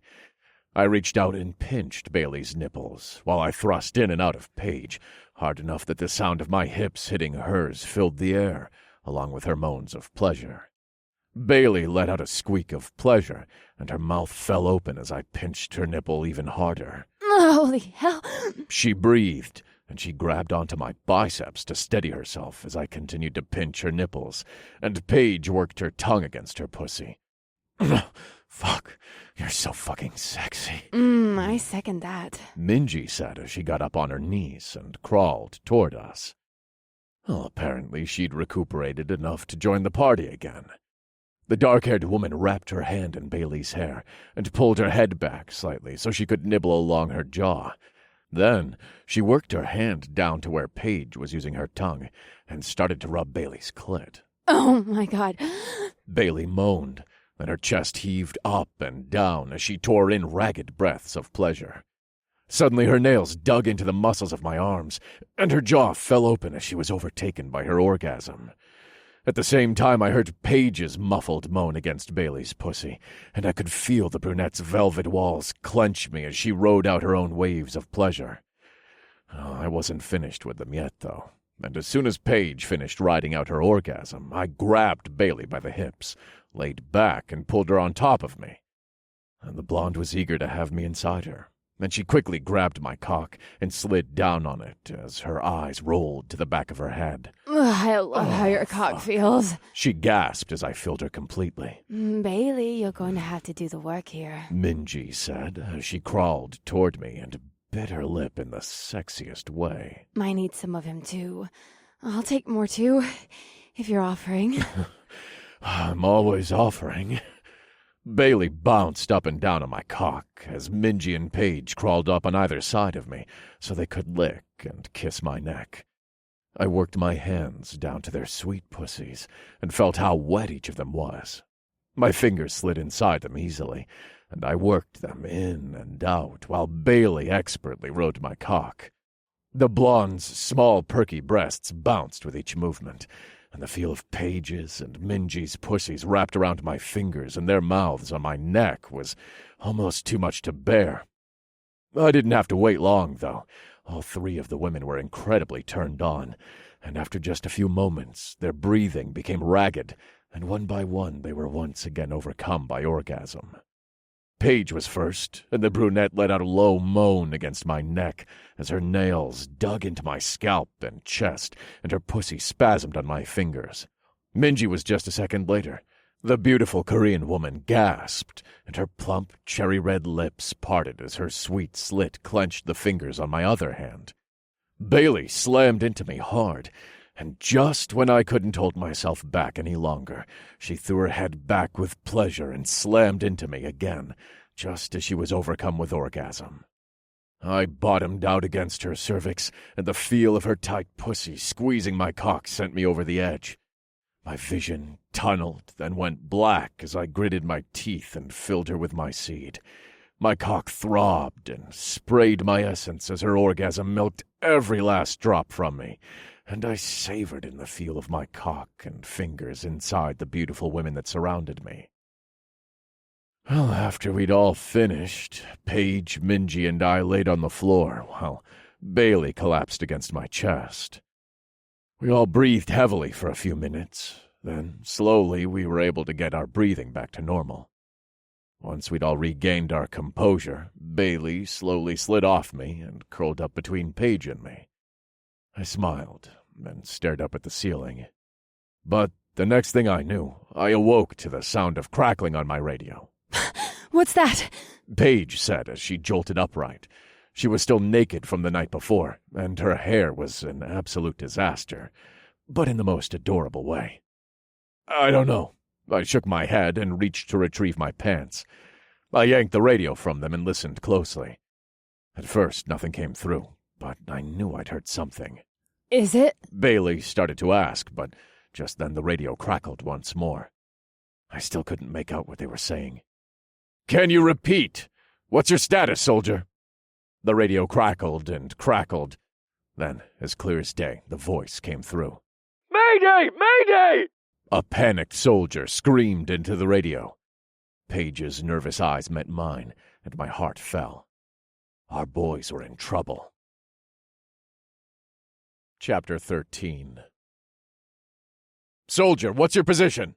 I asked, and my heart rate spiked as I thought about our boys out there on the battlefield. "We're just outside of Atlanta. The NK troops have been here since before dawn. It's an all-out brawl." What about the MiGs? Paige asked, and I held the button on the walkie-talkie down so the soldier could hear her. Have they helped at all? They've got anti-aircraft weapons. I don't know where they got them, but they look like some of ours. Must have been the same place the soldiers we took out last night got theirs. I'm betting so. I nodded, then I turned my attention back to the walkie. "Soldier, listen to me carefully. Don't engage unless you have to. Try and hold them off, but don't go on the offensive. Let them think they're winning if you have to, but just keep everyone alive. We'll be there as soon as we can." "Roger that," he said, but I could hear how shaky his voice was. "And soldier, "Yeah? you're going to be okay." Just keep everyone alive." "That's right. We'll be there soon. Over and out." As soon as I pulled my thumb off the walkie, a feeling of dread washed over me. I hated the sound of a soldier in such turmoil, but there was nothing I could do at the moment except to get to him as quickly as possible. We had to be nearly to Atlanta by now, but there were no windows in the small room the girls and I were in, so I wasn't sure if it was light outside or not. Fuck, that was hard to listen to. Minji said after a moment of quiet. Yeah. Bailey frowned. He sounded so scared. You have to remember, a lot of what the general's soldiers have been doing is guerrilla warfare. They might not have really seen a pitched battle before this, especially the younger ones. Yeah, Paige has a point. With the sneak attacks and sabotaging they've been doing, they've been in control of it all.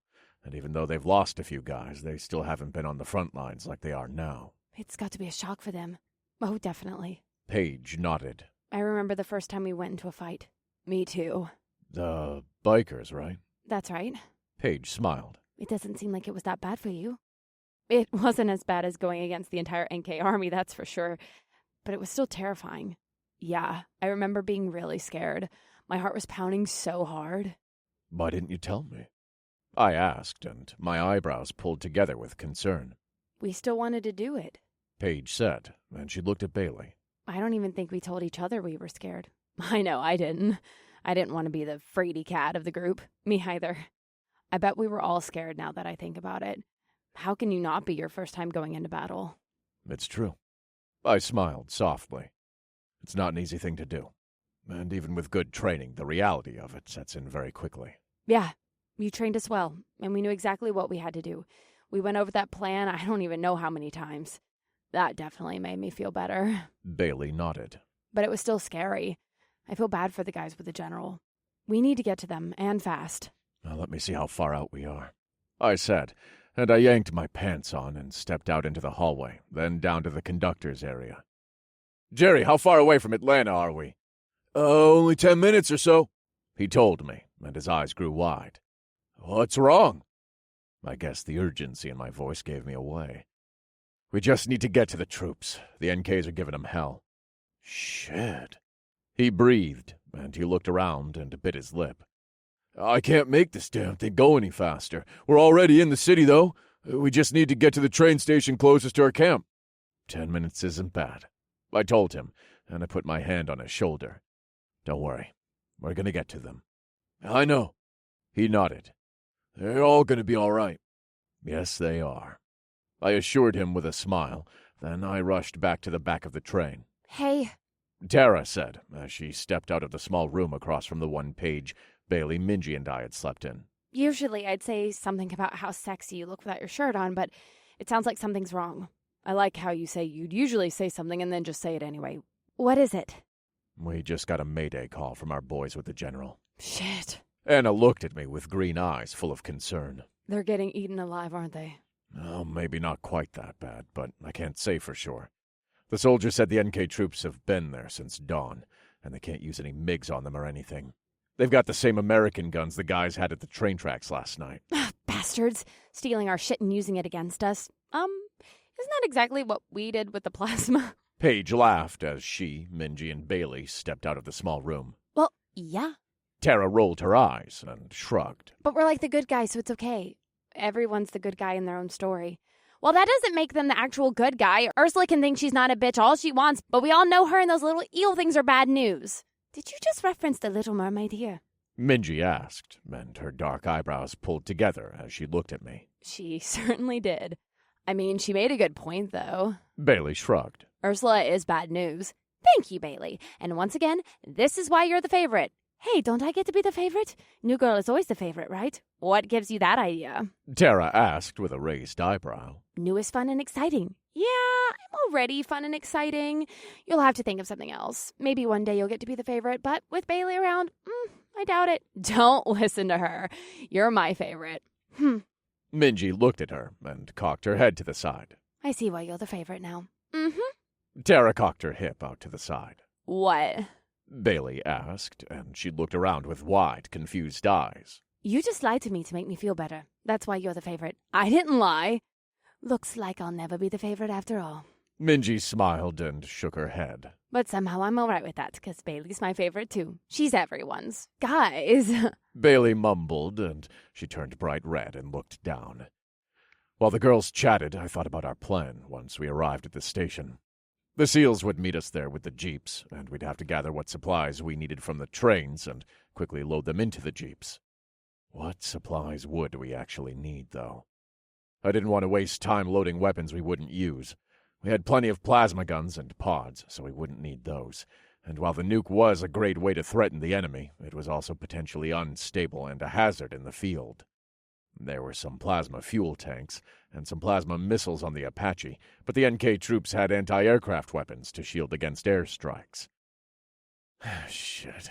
What is it? Anna asked, and she looked at me seriously as all the girls stopped talking. I'm trying to figure out our plan. We have the nuke, but we don't want to drop that thing on American soil. Can't we just use it as a threat?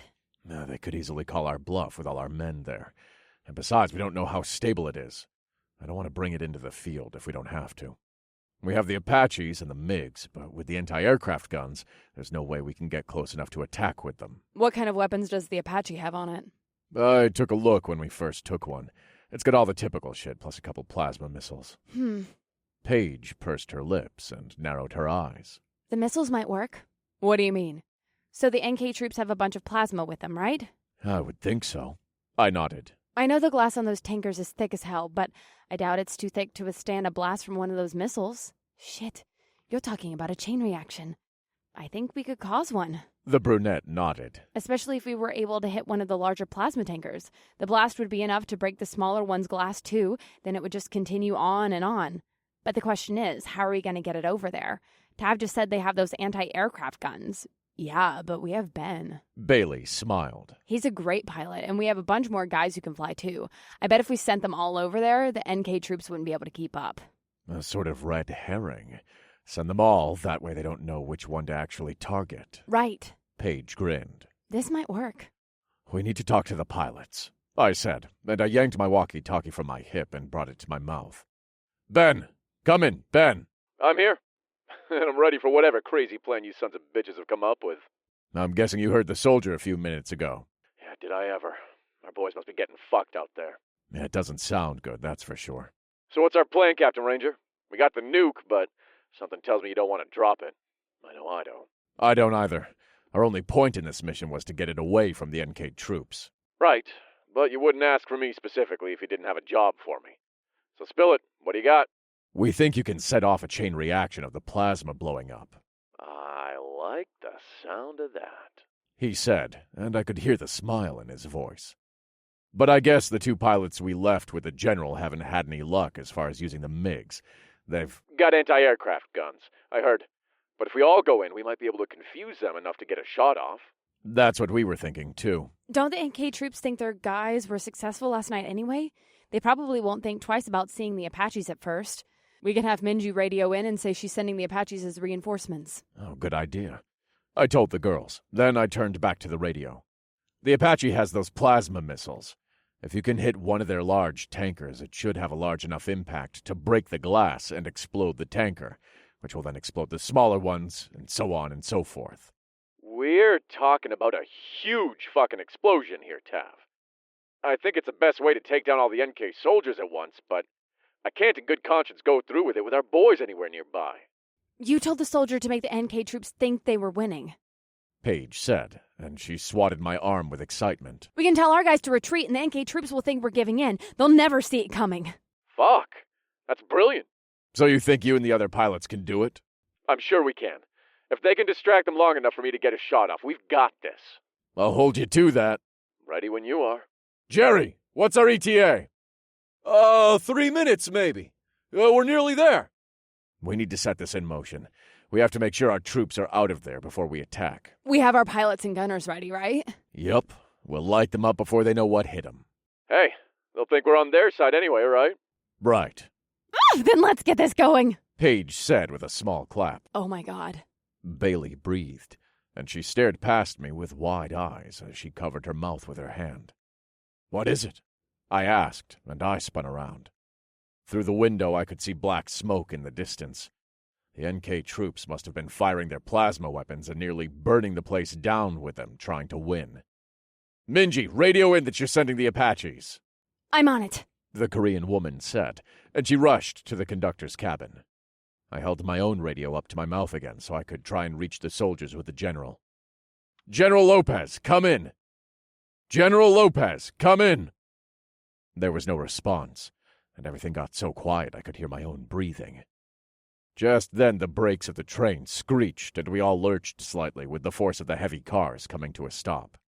Tav, come in! The general's voice came over the radio. General, we see the smoke. We're coming. We're under heavy fire, he said, and it sounded like he was running. I don't know how much longer we can hold these assholes off. They've got huge plasma tankers, and they're giving us all they've got. Don't worry about holding them off. Get everyone out of there right now. We've got a plan, but we need you clear of the area. They're gonna think we're retreating. Let them. They're all gonna be gone soon, sir. Get your men out of the area now. Trust me. All right. You better be right about this, Tavish. At the risk of sounding cocky, I always am, sir. Fall back! The general yelled to his men. Then his voice became clear again as he spoke into the radio. I'll radio when we're clear. Over and out. He didn't sound happy about them thinking we're retreating. Well, he didn't get to be the general of the army by giving up, I said with a half smile. I guess that's true. The brunette nodded. This is perfect. We've got them all in one place. This is exactly what they wanted to do to us, right? Right. The general said he thought they were trying to get all of us to come out in one area so they could just blast us all at once. And now that's what we're going to do to them. You know, sometimes I worry about you. Paige shook her head. Yeah, you get pleasure from the most twisted shit. You watch scary movies for fun. Tara glared at the redhead. Yeah, but I don't laugh about thousands of people dying. Yeah, they're assholes. Tara shrugged. Fair point. Anna nodded. I worry about you, too. Paige said as she raised an eyebrow at the redhead. It's a good point.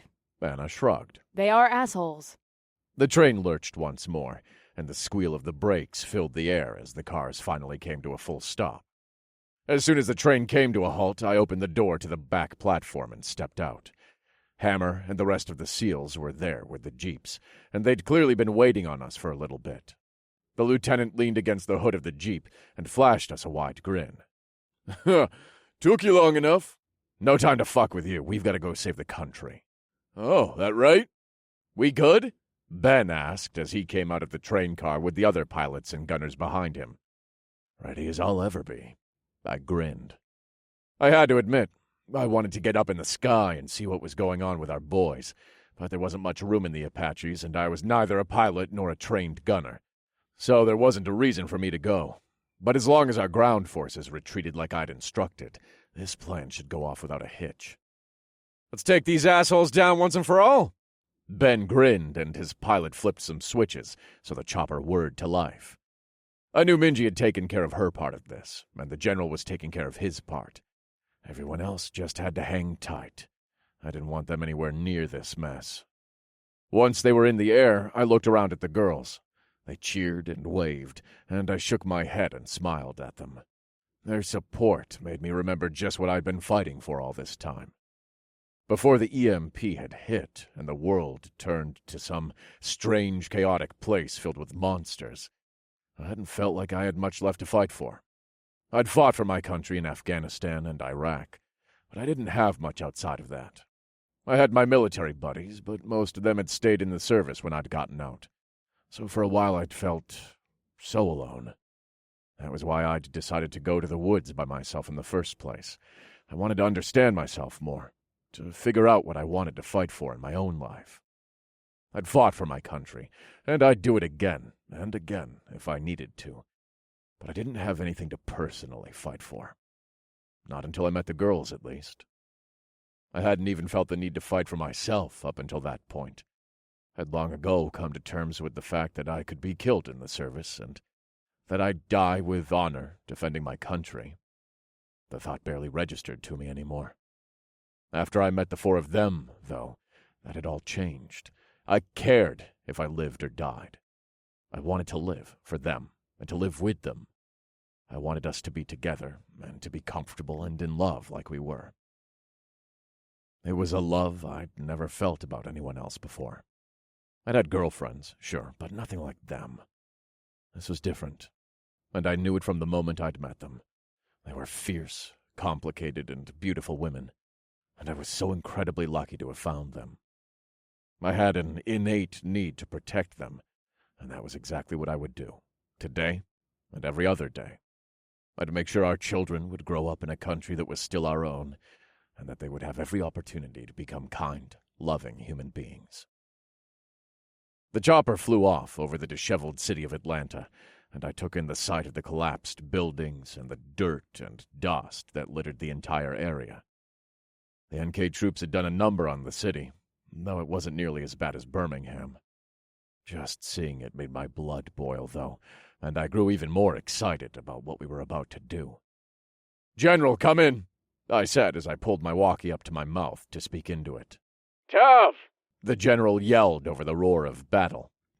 We're clear. "You're sure? All the troops are out of the area?" I'm positive. We're all cleared out. We're making our way back to base camp now. "We'll meet you there. And whatever you do, keep going. Don't look back." Roger that, Ranger. "Ready?" I asked as I spoke to Ben through the walkie-talkie. We are ready. I'd served in the military, and I'd fought overseas, but I'd never seen anything like this except in a movie. These assholes had grossly underestimated us, and they were going to pay for it now. They'd believed Minji when she'd pretended to be one of them, and told them their operation to take back the train had been successful, and they'd believed her again when she'd told them she was sending Apaches to assist in the battle. They clearly didn't think very much of us Americans, if they were so willing to believe we'd be that easy to overthrow. Around the world we had a reputation for being loud and obnoxious, but we also had a reputation for being tough as nails and ready to lay down our lives for our country. I'm ready whenever you are. Ben told me through the speaker. "Let's do it. Fire at will." I smiled and took my binoculars out.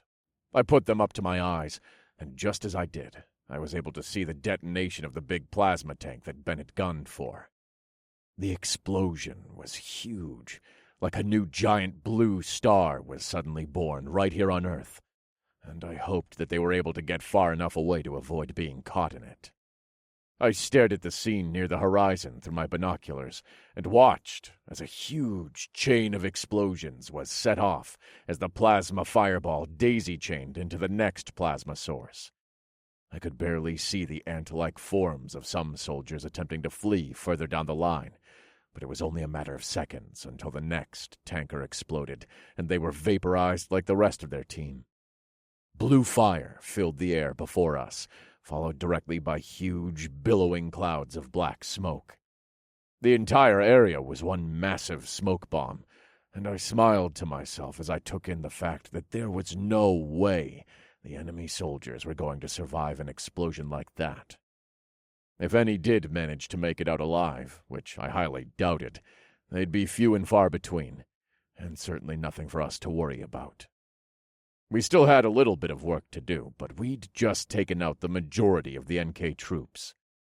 I turned to my girls and looked into each of their smiling faces as they cried tears of happiness, and the enormity of the scene nearly brought me to tears as well. We'd officially won this war. Chapter 14.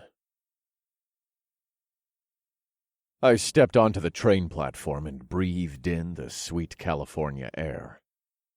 It had been a month since we'd taken out the NK troops in Atlanta, and during the interim we'd sought out any small groups of enemy soldiers that had tried to flee before the big battle and taken them out. We'd also gone along their supply route and taken out any troops posted at pit stops between Atlanta and Los Angeles. There hadn't been many, but we'd make sure to take no prisoners. The North Koreans were in full retreat, but I knew there still had to be some soldiers left in Los Angeles, and I was determined to exterminate every last one of these assholes. I'd joined this war, and I was going to finish it. Between Atlanta and Los Angeles had been some of the worst destruction I'd ever seen. Entire cities were leveled, with nothing left standing except maybe a streetlight or two, but usually there was nothing.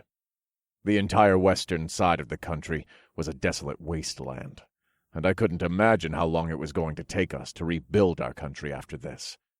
We'd probably lost 90% of our citizens, and while I was sure a few had survived here and there, they'd never be the same. Once we got rid of any remaining NK troops, that was when we could actually start to rebuild, which was why the girls and I were here with the rest of our team. The general was in Atlanta, holding down the fort there with some of his men to begin humanitarian operations, but we'd hooked up several more trains to ours, so we had a much larger convoy to take on any threats we found here. I didn't expect it to be much, but I knew there had to be a small force remaining over here. The NK soldiers' supplies were coming from somewhere, and it was most likely here. The girls and I had also managed to find some orders that talked about a supply shipment from Los Angeles, so we knew those bastards were here somewhere. Now we just had to find them. Look out! Tara yelled, and she rushed past me to the edge of the platform and threw her head over the edge of it. I grimaced and looked away as the platinum blonde tossed her cookies. Her morning sickness still hadn't let up, but otherwise her pregnancy had been progressing well. Now she even had a small swell starting to show on her belly. It was tiny, of course, since she wasn't a large girl, and she wasn't very far along yet either, but it was there. Sorry, she said, and she wiped her face and turned to me. Even after just vomiting, she looked like a supermodel, and while the pregnancy hadn't let up with her sickness, she had certainly developed the pregnancy glow so many people talk about. Her skin was beautifully flushed, and her hair and nails were growing like crazy. "Are you all right?" I asked as I pulled her to me and rested my chin on the top of her head. Yeah. She sighed against my chest. Stupid baby always made me throw up all the time. She glared down at her stomach. I'm giving you life, you know. The least you could do is be nice. "Hey," I said, and I got down on one knee so I was face to face with her tiny baby bump. "Be nice to your mommy. She loves you." Oh my God, stop. Tara said, and she pulled on my arms to lift me up. You're gonna make me cry. You cry at everything. Anna said, as she, Paige, Bailey, and Minji walked out onto the platform. No, I don't. Tara protested, but she turned away to try and hide the fact that she was wiping away her tears. Oh my God. Anna laughed and rolled her eyes. What did you do this time? Yeah, it wasn't last time because you told her she was pretty. The word he used was gorgeous, thank you very much. Tara scoffed as she finished wiping away her tears. Oh, I think it's sweet. Bailey smiled. It's okay to cry, you're pregnant. Yeah, it's starting to show finally, too. Anna said with a point at Tara's belly. You're just jealous because you don't have a cute little baby bump. It's pretty cute. Anna said with a smile. But I'll have one soon enough. Wait, you're pregnant too? Tara asked, and her light brown eyes grew wide with excitement and emotion. No. Anna held her hands up and shook her head. Not yet, but I want a baby too. They'll be so cute. Oh, little red-headed Tav baby.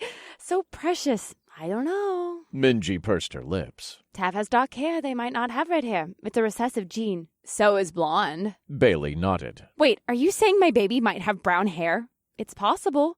Your dad's hair is really white like yours, though, so that recessive gene is obviously kind of strong, but still, there's no guarantee it'll beat out the dominant gene. So, you're telling me that I'm going to do all this work and my baby's going to just come out looking exactly like Tav? I don't get anything here? Isn't that always the complaint? That's what my mom always said. She did all the work and we had the audacity to come out looking like our father. So your dominant genes are just going to overpower all of ours? Tara glared at me. Sorry. I laughed and shrugged. Not mine. Paige said with a smile. Or mine. Minji grinned. Yeah, our babies are doomed to have brown hair and brown eyes regardless. Wait, Tav has blue eyes. Yeah, but brown eyes are dominant. Didn't you pay attention in science class? How does eye color have anything to do with science class? Tara sneered and rolled her eyes. So, let me get this straight. My baby is going to get Tav's black hair and my brown eyes? Most likely. Paige shrugged. Fuck! Tara shook her head. Well, I'm sorry my genes displease you so much. Why do you think I got a blue-eyed guy to begin with? I wanted blonde-hair, blue-eyed baby, damn it! Calm down, Hitler. Anna shook her head. Whoa, rude. She doesn't get it. Paige told Anna. Get what? Hitler thought the perfect race was blonde hair and blue-eyed people. So you? I mean, yeah. Wasn't that the guy with the weird, tiny mustache? Tara asked, and she looked up and squinted, as if she were thinking very hard. Yes. Paige put her head in her hand. Yes, it was. He had brown hair, though, right? Yup. Paige nodded, but didn't lift her head out of her hand. Then why would he think the perfect race was blonde? Well, I mean, I know why, but I just figured he would choose his own hair color, you know? I don't think I can continue this conversation without my head exploding. How do you know nothing about Hitler? Did you even go to high school? Oh, yeah. How else would I have gotten into college? I mean, your dad does have a lot of money, right? Hey, Tara scoffed, and she reached over and swatted Minji playfully on the arm. So rude. She's not wrong, though. What have? Tara rolled her eyes. I didn't buy my way into school. Somehow, I find that hard to believe. Anna fake whispered to Minji, and they both laughed. You are so bad! Tara giggled, and she gave Anna a little shove. Help, I'm being attacked by a pregnant woman. Oh my god! Tara shook her head. I hate you so much. Nah, you love me. Anna grinned. Only sometimes. Tara glared. While we were talking, the rest of our team got off the train and stretched their legs. It had only been about a day we'd been traveling since the last place we'd stopped to take out a small NK troop posted on the supply line. But being on the train still felt very confining, and I knew it had to feel good to be back on solid ground. I was surprised Anna hadn't felt worse after traveling for so long, but it seemed only boats caused her stomach to turn. I guess we should get this show on the road. Paige said with a smile. Yeah, I think so. Should we send Ben out like we talked about? There's always the off chance I'll have some anti-aircraft weapons, but as long as he stays far enough away, he should be all right. All we're trying to do is locate them right now, yeah? That's the first thing we've got to do. I nodded. We can figure out the rest of our plan from there. Well, we've been on that train for ever. I want to get out and do something. Can we look around while Ben does his thing? Yeah, I don't see why not. Oh, here comes Hammer and the Seals. Paige said, with a point at the approaching jeeps. We'd radioed them when we were close and told them where to meet us. They'd arrived late last night and set up camp for the evening while they waited for us to get here. Took you long enough? Hammer laughed as he parked the jeep next to the railroad tracks and got out. Oh, yeah, those few hours without us must have been agony for you. Yeah, they tore me up inside. He grinned. So what's our plan, Captain Ranger? We're going to send Ben up to scope out the area, but I'm thinking we'll get a look around while he's up there. Sounds good to me. Hammer nodded. We haven't had a chance to scope out the place yet. We'd brought 5 jeeps with us, as well as one of the larger vans the General had back at camp. I wasn't sure I wanted to take all the vehicles out right now, though, at least not until we knew where the NK troops were located. I found Ben and told him the plan. Then I told everyone else to stay put and wait for our signal and a location. Once we found these assholes, we'd need everybody with us to take them down. After that was done, Hammer and the SEALs piled into one jeep while the girls and I piled into another. Home at last. Tara said, as she plopped down on the seat and laid her head back. The Jeep isn't home. No, but it's a lot better than that damn train. It's only been a few weeks we've been riding it. A few weeks too long, if you ask me. I like our Jeep. Me too. Bailey smiled. I missed riding around in it. Well, miss no more. I chuckled, and I started the engine, and pulled away from the train tracks, toward what was left of Los Angeles. The city was the worst one we'd come across yet, and I couldn't help but compare it to the imagery I remembered seeing in the various Terminator movies, after Skynet had nuked the world, which made sense, considering this was where the NK troops had landed nearly 2 years ago, and they had probably shelled the city for a few weeks to kill everyone. Then they'd destroyed nearly all of America. We were here to tie up loose ends, but we'd already won the war, though the devastation they'd caused was a whole other beast to tackle. The fall air here was crisp, but nice, so I rolled the window down as we drove slowly through the outskirts of the city, until we finally reached what I thought was the inner part of L.A. It was hard to tell where we were, exactly, because there were no buildings around for what seemed like miles. Everything was so destroyed that there weren't even any roads left, so I was just driving on the flattest-seeming part of all the rubble, with the Jeep in low gear and all the differentials locked. Almost everything was badly scorched, and considering how flammable Southern California was normally, it made sense that NK plasma bombardment burned the place to the ground.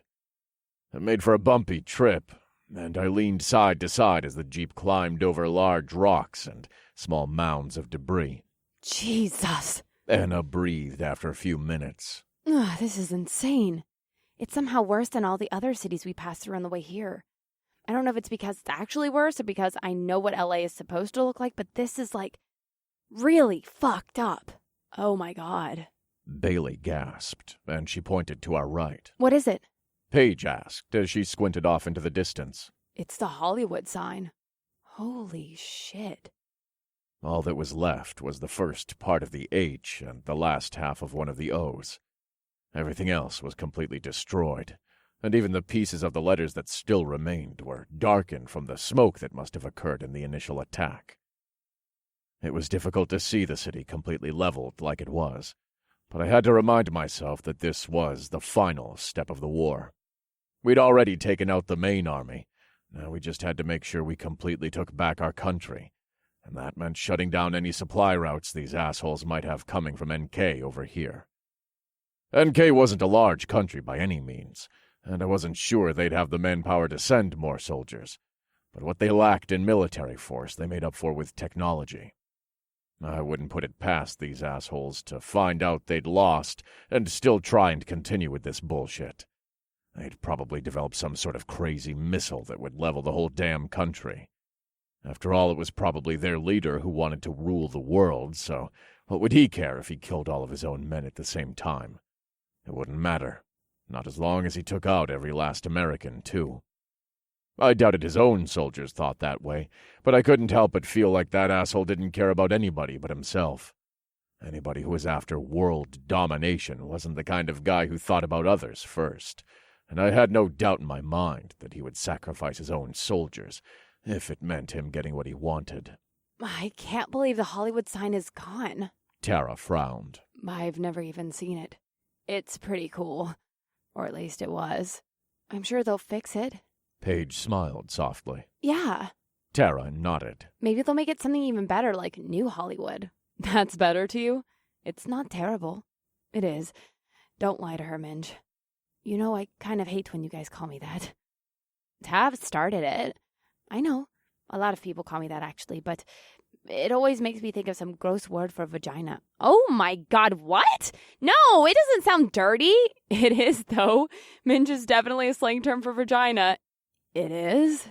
Bailey asked, and her jaw literally dropped from how shocked she was that she'd been calling someone something impolite. Definitely. The brunette nodded. I think it started in Australia or something, but it's definitely widely known. Fuck, I'm sorry, Minji. We don't have to call you that if you don't like it.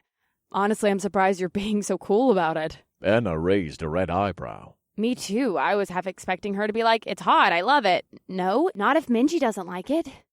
Tara shook her head. I'm all for female sexual empowerment, but I'm not going to force anything on anybody. That's like literally the opposite of what should be happening here. Good point. Paige nodded. It's all right. I hate it, but I love it too. I know you guys don't mean it that way. It's just kind of funny is all. All right. Tara shrugged and grinned. Minge it is then. Hey, what's that over there? Paige asked, and she pointed ahead. There's actually something standing. Anna said, and she turned to look at me with wide eyes. I'm surprised Ben didn't radio us about this yet. Maybe there's nothing over there. Well, something tells me there might be. What is it? If I'm right about where we're at, I think that's LAX. The airport? Yeah. The brunette nodded. The Air Force base is right by the airport. Oh, damn, you're right. I almost forgot about that. That's smart. We should go check it out. You think they're over there? I think they very well could be. We're also not far from the water, and if they were using this area as the first point of contact in the supply chain, then it would make sense they'd be near the water. You think the military base would be the first place they'd attack, though? Yeah, but if they kept enough of the airport intact, they could restore the base enough to use it. Besides, they'd only need it as a place to store their supplies. And the troops that worked in that area. Right. How many do you think we're dealing with here? I'm not sure. I doubt there's too many, since this is part of the supply route. Probably about the same amount as we saw in the other places. I think the most we saw there were 30 guys. So after we take these guys out, then it's finally over? I told you, the war's already over. We're just tying up some loose ends is all. He's right. We already took out their forces. These are just the leftovers. Minji grinned. Yeah, I'm just not sure I'll believe it's over until I'm back home eating Betty's homemade biscuits. Tara said with a small shrug. I mean, she's got a point. It doesn't feel quite over yet. It will soon. Just bear with me a bit longer. Fine, but this is the last one. It is the last one. I'm just saying this is the last one I'll be a part of. If there are any others, you'll have to handle them by yourself, and I'll consider you a filthy liar. Well, I'll be sure to keep that in mind. There's nowhere to park the Jeep. Paige said as we got closer to the airport. Part of the LAX sign is still intact. Anna said with a point. We can park there. Yep, good call. I told the redhead, and I slowly pulled over to the area near the sign, parked the Jeep, and hopped out. Hammer and the SEALs pulled up behind us, and I walked over to meet him halfway between the two vehicles. We're going to check out the airport. The Air Force base is right around here, too. Oh, considering this is the only building still even partially standing in a 5-mile radius, I'd say that's a good idea, the SEAL said as his eyes darted around cautiously. Everybody stay close, I instructed, and I pulled my MP5 from my hip and led us around the LAX sign toward the airport. The closer we got to the actual building, the more deteriorated it seemed. The place had been taken over by nature, and weeds and bushes and dying flowers grew out of the cracks and up through the rubble on the ground. Geez, it's crazy to see something so huge look so disheveled. It is. I nodded. We made our way around what remained of the main terminal, but I didn't see any signs that someone had been there, let alone that there was a group living here. We knew from orders we'd found on other soldiers that there were troops still in California. My guess was that they were trying to evacuate their men and get as many soldiers back to Korea as they could, so they could regroup and plan another attack. The men still left here were probably itching to get back home, but that wasn't going to happen. These assholes were fucked, whether they knew it or not. Once we'd made our way around the airport without finding anything, I led the group over toward the Air Force base so we could check it out as well. Just then I saw Ben's Apache fly overhead. I half expected for an anti-aircraft missile to come after him, but nothing happened. Tav! The pilot's voice came through my walkie-talkie. We're here, I said quietly into the device. What did you see? I saw you guys below. You're on the right path. There's a small group of soldiers on the base. You want me to take them out? I pursed my lips as I thought for a moment.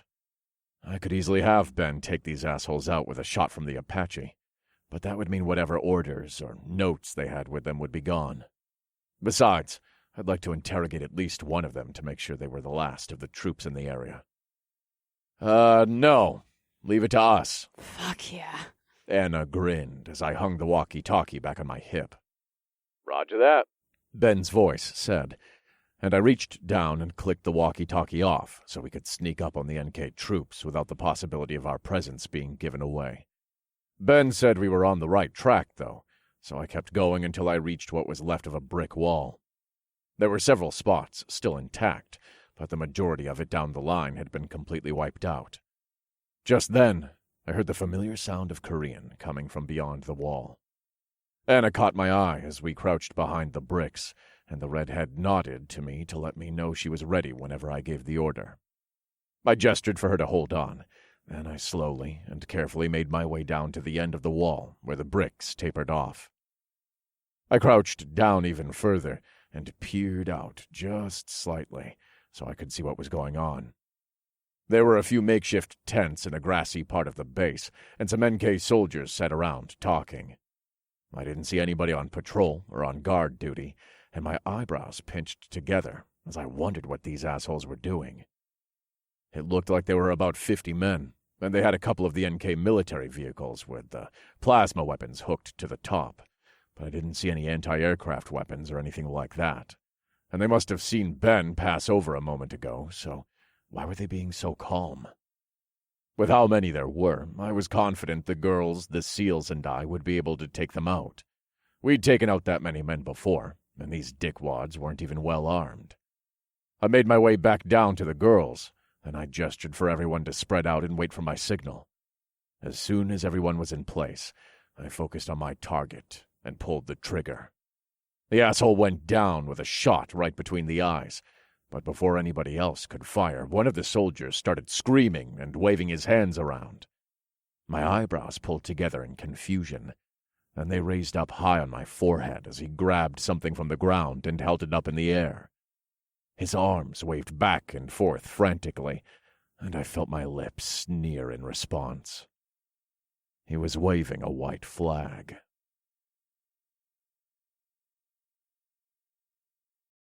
Chapter 15. What the fuck?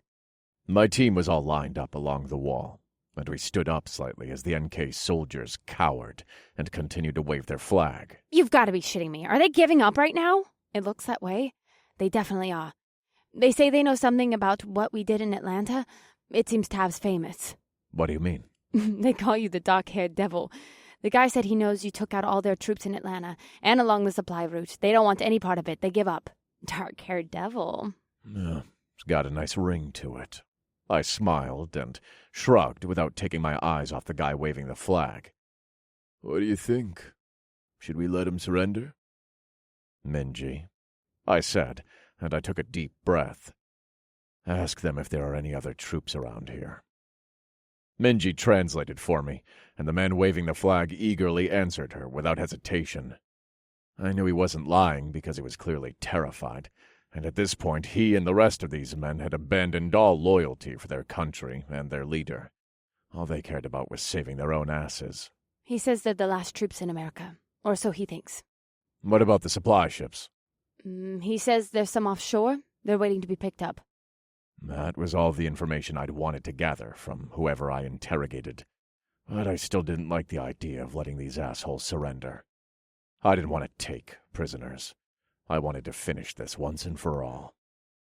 I took another deep breath as I thought about the city we were in and how vibrant and full of life it had once been, compared to how incredibly desolate they'd made it.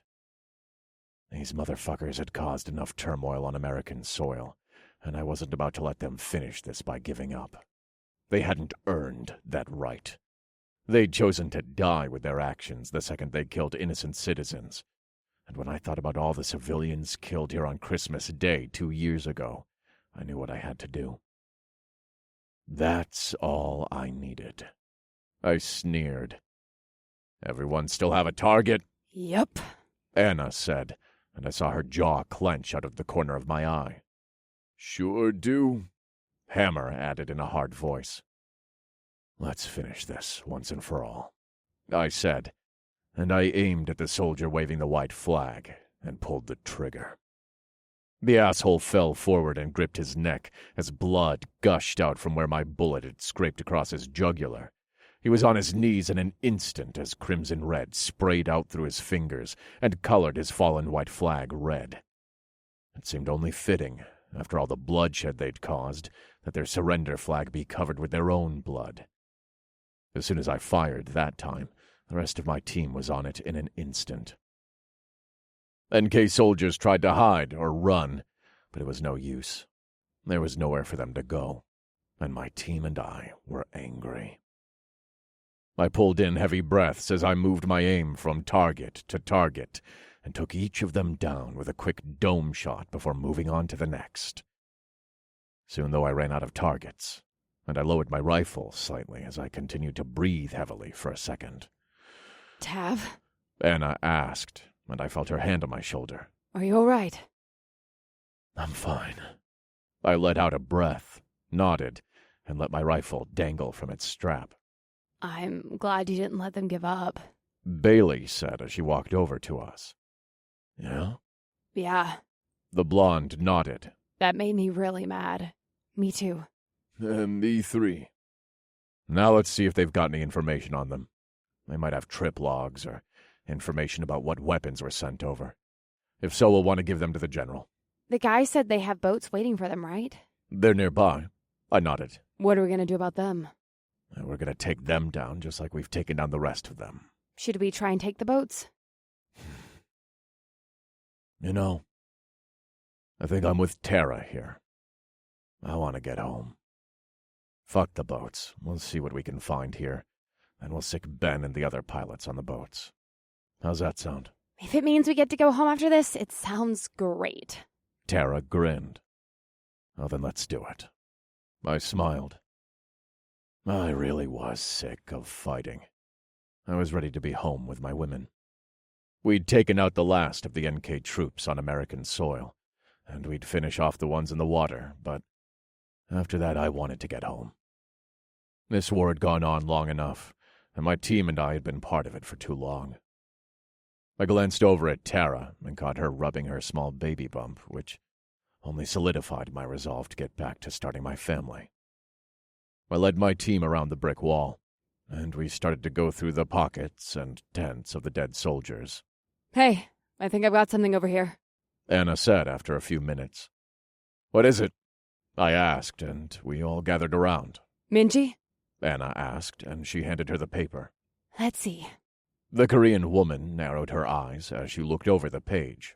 So this says the NK leader isn't happy with their efforts. Are you serious? Paige asked, and her eyebrows pulled together. Way to lower morale. Yeah. Minji nodded. It says the attack on America is taking too long, and they need to hurry up so they can move on to the UK next. So they were going after Europe next. Looks like it. It outlines plans for the UK, then Africa, and geez, it's just everywhere. It even lists the order they were going to take them over in. So basically, that's the boss guy's master plan for world domination. As strange as it sounds, I'd say that's an apt description. I totally said they were after world domination. How fucking crazy is that? Everything about this is absolutely nuts. Anna shook her head. Right. I can't believe you actually found those. We'll give him to the general. Are you sure you don't want to take him up on his offer? The redhead was referring to the general offering me a place among the remaining American leaders who had begun plans to piece the country back together, while the girls and I finished up with the smaller troops that were left. The general had even told me I could do this mission and come back and take my place at the table. But I'd refused. I'd never wanted to be in charge. It just wasn't what I strived for. Somehow I'd found myself the leader of a small group of people back on campus, and then a larger group when I became captain of the Vermont militia. But I'd never asked for either of those things. Honestly, I wasn't sure how this kept happening, but I didn't want to be in charge of anything, especially not piecing our country back together. I'd leave that to the professionals. I knew how to take back a country, but I had no idea what it took to run it or build it back up to its original glory. Tara's father was on that council as well, and he'd urged me to join too, but I didn't want to leave the girls. All I wanted to do right then was get back to Vermont and make more babies with my beautiful lovers. Hey guys. Bailey said, and I turned to see her on the other side of the area where the NK troops had set up their tents. You might want to see this. What is it? I made my way around and saw boxes and boxes of plasma weapons strewn out across the grass. What the fuck? They had all this here and they still tried to surrender? Minji shook her head. Oh, these guys were in charge of the supply chain. They weren't used to actually having to fight. Yeah, but damn, they had so much at their disposal. More for us now. Paige grinned. I guess there's no sense in leaving it here. We'll take it back to Atlanta with us to give it to the General and the rest of the Council. Can't we keep some? I'm sure we could. What do you want with it? Paige asked, and her brown eyebrows pulled together as she looked at her friend. I was just thinking maybe we could find a use for it for good. The blonde explained. Oh yeah, I bet Kimmy can figure something out. Like, maybe we can turn it into a power source. I was thinking that too. Bailey said, and a wide grin came across her face. I mean, you need so little of it to cause a combustion, there's gotta be something good we can do with it. If we can figure out how to turn it into energy, we can harness it and power the whole campus, I bet. Well, if anybody can figure it out, it's Kimmy. Ugh, I miss that bitch. Yeah, that sounds real genuine. It's true. I can't wait to see her and baby Anthony. They're going to be like little siblings. Oh, you're right. Oh, so cute. I bet he'll be the best big brother ever. Paige smiled. I hope so. Tara said, and she looked down at her belly. I'm going to need all the help I can get. We're all here for you. Yeah, me too, if you'll have me. I already assumed you were coming back to campus with us. Oh, Minji's face turned red. I just didn't want to invite myself. Oh, please. Tara scoffed and rolled her eyes. You're in this now. Stop acting all embarrassed about it. Well, all right then. I guess I'm coming to campus with you. Hearing Minji say that brought a smile to my face, and I thought about Kimmy and baby Anthony back home, and how much I missed them. Soon all my women would be back together, and I couldn't wait to have my whole family in one place again. Campus was my sanctuary, and I couldn't wait to introduce Minji to it. The Korean woman had been living in Yorktown with the captain and the rest of his men for too long, and I knew she'd forgotten what it was like to actually feel comfortable and loved. That was why she was so hesitant to outright claim she was in our strange but wonderful relationship. I knew the girls wouldn't let that stand for long, though, and seeing Tara call her out for being embarrassed was just the icing on the cake. Minji had no reason to be uneasy about us now, and I caught her eye and smiled wide at the thought of her back home with all of us. Oh, I can't wait for you to meet Raleigh and Betty in Winchester. Bailey smiled. They're gonna love you. Just don't get too mad when Winchester continues to like Bailey best. Well, it's already been established that she's the favorite. Minji shrugged. I'm the one who rescued him, and he still likes her more. Paige glared at the blonde. I'm sorry, it's not my fault. Who's Winchester again? You said you rescued him? Oh, he's our dog. Oh, I love dogs. Geez, I haven't had a dog in I don't know how long. Well, he's kind of the community dog. Her dog. He's everybody's dog. Bailey rolled her eyes. Besides, I think he likes Raleigh more than me sometimes. That's because Raleigh gives him table scraps. What? No, he doesn't. Oh, he totally does. Anna nodded. I've seen him slip bacon and venison, jerky, and all sorts of stuff to him. Winchester is all about it. Why do you think he's always sitting by Raleigh when he eats? I guess I never thought about it. Bailey shook her head. Smart man. Minji smiled. That's how you get a dog to like you. She's not wrong. What's that phrase? The way to a man's heart is through his stomach? Oh, yep. As a man, I can say that's fairly accurate. Yeah, that's why he likes me best. Ah! Paige scoffed and smacked Tara. He does not. No, of course he doesn't. Tara said, and she turned and mock whispered to me. They clearly can't handle the truth. You're such a brat. Bailey shoved the platinum blonde playfully. I love you all equally. Damn straight. Anna said, and she put her hand on her hip. Now, what are we going to do about those ships? Right. Let's call Ben. We'll finish going through the tents. You call him and make a plan. Yes, ma'am. The redhead smiled and winked at me before walking over to one of the tents to look inside. She was bossy as hell, and I loved it. Of course, she knew I was in charge, but she also knew I wouldn't argue with her if she had a good idea. Ben, come in. I'm here. The pilot answered almost immediately. All right, we got those assholes taken care of. Is that it? Is that all of them? No, not quite. I've got one last job for you. Ah, that's what I was hoping to hear. He said, and I could hear the smile in his voice. What you got for me, boss? They've got some transport ships offshore. They, evacuated the last of their soldiers except for the handful left here. So, what do you want me to do? Well, normally I'd say we should take the ships over and get their supplies. But this war is done, and I want to go home. I'd like that too. Let's finish this. Get your other pilots and take those fuckers down. I'm on it. Give me 10 to get everybody up to speed.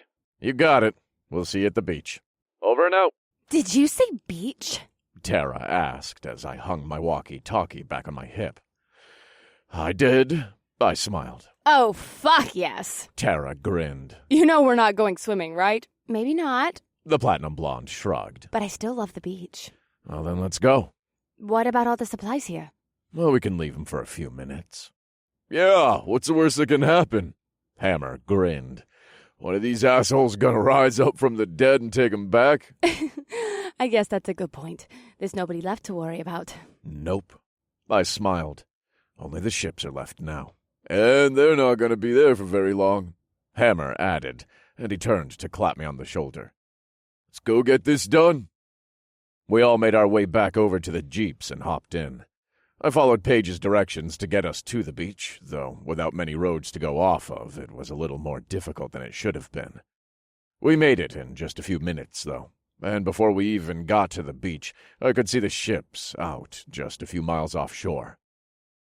There they are, I said with a shake of my head. Should we call Ben? Or be concerned about them seeing us? Ben'll be here, and no, I don't think we need to be concerned about them. I'm the dark-haired devil, remember? Oh my God, you're never going to give that name up, are you? Hey, I think I earned it. I grinned and pulled right onto the sand, through the jeep and park, and hopped out. Ew, what the fuck? Tara groaned, and I followed her eyeline to the flagpole near the broken-down lifeguard shack. Instead of the flag's warning of high tide, or stating whether or not a lifeguard was on duty, there was an NK flag hung on the pole. What the actual fuck? Anna sneered. Calm down, ladies, Hammer said, and he walked around to the trunk of his jeep and pulled his bag out. What are you gonna do? Should we shoot it? Well, you can shoot it as soon as I take it down. Why don't you just shoot it up here? Yeah, fuck them. Because I'm gonna replace it, the SEAL said, and he pulled an American flag out of his bag. Oh, nice. Tara grinned. Let those fuckers know we're taking this place back. You carry an American flag with you? I've been carrying it with me ever since this war started. I knew the time would come when I could hang it back up again. And now feels like that time. It is, I told him with a grin. Do the honors, brother. With pleasure. Hammer smiled and walked over to the small flagpole. The SEAL pulled the NK flag down and threw it on the ground. Then he attached Old Glory and slowly raised her up. I pulled in a deep breath as I watched our flag raise high into the sky once more. My chest tightened with emotion to see my nation's symbol being restored, and I instinctively put my hand to my chest. The SEALs all followed suit, and Anna turned and saw what we were doing, so then she and the girls put their hands over their hearts as well. As our flag lifted into the air, Paige began to sing the Star-Spangled Banner softly, and I couldn't help the emotion that swelled inside me. The brunette's beautiful voice sent shivers down my spine, and just then I heard the loud whir of the Apache helicopters and the loud hum of the MiGs, and I looked up to see Ben and the rest of the pilots headed out to the ships. Hammer finished raising the flag, but Paige kept singing, and soon we all joined in as we watched the pilots shoot missiles directly at the NK ships. Our rendition of the Star-Spangled Banner became loud and obnoxious as we sang and cheered for our men as they took down the very last of the NK troops. The ships exploded as soldiers jumped overboard. Then Ben's Apache and the other two Apaches let loose huge blasts of plasma that caused a huge blue vaporization that nearly decimated the entire ship. Before long, our pilots were headed back inland, and all that was left of the ships was some smoking scraps that stuck out of the water. We'd officially finished off this war and taken back our country. I shook my head as I thought about how strange my life had become since I stepped out of the woods almost 2 years ago. I had never anticipated this was where my life was headed, but I couldn't be more grateful to be where I was. I had somehow found 6 beautiful women who I loved and loved me back. Not only that, but I was stepfather to a beautiful little boy, and I was about to have another child in a matter of months. I'd built up a thriving community of people who protected and took care of one another. We had our own food sources, running water, electricity, and, most importantly, we had each other. I could have made do with all that as a life. Beautiful women and a thriving community was a blessed life as it was. But on top of that, I'd had the honor and privilege to assist in saving my country from invaders. I'd taken my life and my country back, and the USA was safe once more. It was a good day. Fucking finally! Tara said, as she walked over and wrapped her arms around me. The platinum blonde looked up at me with a huge grin on her face. Can we go home now? Yes. I smiled and kissed her nose. Let's go home. Epilogue. I sensed something around me, and I opened my eyes, only to see Tara's light brown ones staring back at me. Hi. Hey. She smiled. Merry Christmas! Bailey squealed, and I sat up and looked around to see all my girls there with me. It had been 5 years to the date that the EMP had hit, and for the last 3 years, the girls had woken me up every Christmas morning. Merry Christmas. I smiled at each of them. Bailey sat to my right, and as I sat up, she handed me a cup of black coffee, just how I liked it. The blonde's blue-gray eyes were incredibly beautiful as they stared into mine, and her blonde hair hung down nearly to her belly button, now that she'd been growing it out for so long. She wore a dark gray pullover sweatshirt and tiny black shorts that left nothing to the imagination. Her full, pouty lips smiled back at me, and I reached out to put my hand on her cheek. Thank you, I told her as I lifted the coffee cup slightly. You're welcome. She smiled. And now for your other present. Tara grinned. The platinum blonde looked just as beautiful as ever. Her nearly white hair hung down to her perfect ass, and her tiny black tank top and pink sports leggings showed off all of her full curves. She winked at me and bit her perfect bottom lip, and I couldn't help but smile at how sexy she was. Wait, we have something else for you. The redhead turned around and pulled a small package from behind her back. Her long hair was gone now, but I didn't miss it in the slightest. Her sleek, shiny red hair hung down just past her chin and framed her face in the most beautiful way. She had on a pair of volleyball shorts that showed off her well-toned legs, and her jogging hoodie was slightly wet around the neckline, which told me she'd already gone for a run this morning. The best thing, though, was her small round belly that poked out under her sweatshirt. She was nearly 7 months pregnant with our second child, and she looked absolutely stunning. Her cheeks were flushed with color, and she radiated a sexy glow that made me want her all the more. Open it. Paige urged, as I took the present Anna held out for me with both hands. What is it? I asked, and I shook the box slightly. Don't shake it. Paige had her long chestnut locks down, and they hung around her face and landed on her back in big, loose, fluffy curls that I wanted to reach out and stroke. Her dark brown eyes were keen as they studied my face for a reaction to the present. But I just smiled at her, so she'd smile back. She looked amazing, even in her old Piper College t-shirt and baggy sweatpants, and I couldn't help but think about how many times I'd seen her in that old shirt, and how different she looked every time. All right. I chuckled and pulled open the top of the large gift box. Inside was a framed drawing of Piper College. But it was Piper College as it was now, with the barn out back and the animals and everyone I knew and loved sitting by the fire. It was absolutely beautiful. I love it. I smiled. Thank you all so much. You know Bailey did most of it. The beautiful Korean woman had come to campus with us after we'd finished off the last of the NKs, and she'd been here with us ever since. Not only had she stayed, but she was currently pregnant with our first child. She'd waited longer than the other girls, but I didn't care. I was just excited to have a child of our own together.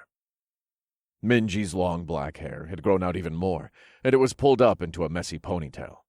Some flyaway strands framed her face beautifully, and her plump pink lips smiled back at me as she absent-mindedly rubbed her belly. I can't wait to meet this little bean. Kimmy said when she saw Minji rubbing her belly, and the dark-skinned woman bent down and placed her hand on it. I know, right? She's like so fucking cute. You were cuter when you were pregnant. Yeah, that was pretty cute. The platinum blonde smiled and shrugged. Ugh, you are so rude. Paige giggled, and she smacked Tara playfully on the arm. What? I only agreed with her. Well, you definitely are beautiful. Kimmy told Minji. You're glowing. Thanks. Minji blushed and looked down as Kimmy leaned forward and spoke to her belly. You're gonna be a girl. I can feel it. And stunning. Just like your mommy. Kimmy's long, curly hair bounced as she lifted her head up, then laid it on Minji's shoulder. She had on a light blue tank top that showed off her ample cleavage, and a pair of tiny pink shorts that displayed her long, sexy legs. And you're beautiful too, Anna. Kimmy said with a smile. Of course. It's my second time around. I don't expect anyone to make a fuss over me. You are super cute, though. I don't know how you're going through this again. One time was enough for me. You'll want another one here soon. The redhead told her with a wink. Then she turned to me. Speaking of which, I think it's time for the rest of your presents. Oh, is that right? I asked with a grin. Well, Merry Christmas to me. Yes, that's right. Tara purred, and she reached down and pulled my shirt over my head. Get 'em, girls. Gladly. Paige giggled as they all pushed me to the floor and started to touch and kiss me all over. Before long, we were all soaked with sweat, lying on the floor, breathing heavily from our lovemaking session. I had barely caught my breath when the sound of a baby crying rang out into the room. Instantly, all the girls were up and headed into the dorm rooms adjacent to the large open area where we slept. They were all wonderful mothers, and I couldn't help the smile that came to my face as I stood up and watched them head into the rooms to tend to our children. I was about to follow them when I realized I still had no pants on, so instead I made my way into my old dorm room where I still kept my clothes. I tossed on a pair of jeans and a dark blue t-shirt. Then I walked over to the window and looked outside. It was a bright, sunny morning, and it was made even more so by the fresh white snow on the ground that reflected the mid-morning sun. The courtyard and the surrounding area was all covered with the white stuff, and it was so serenely beautiful that it looked like a postcard or something off of an old movie. I watched as a couple of cows wandered out of the new barn we'd built a couple of years ago. It was much larger than the old shed we had them in before, and since they were out in the field behind the school, they had plenty of room to roam. Buttercup and Gray Lady were out there, too.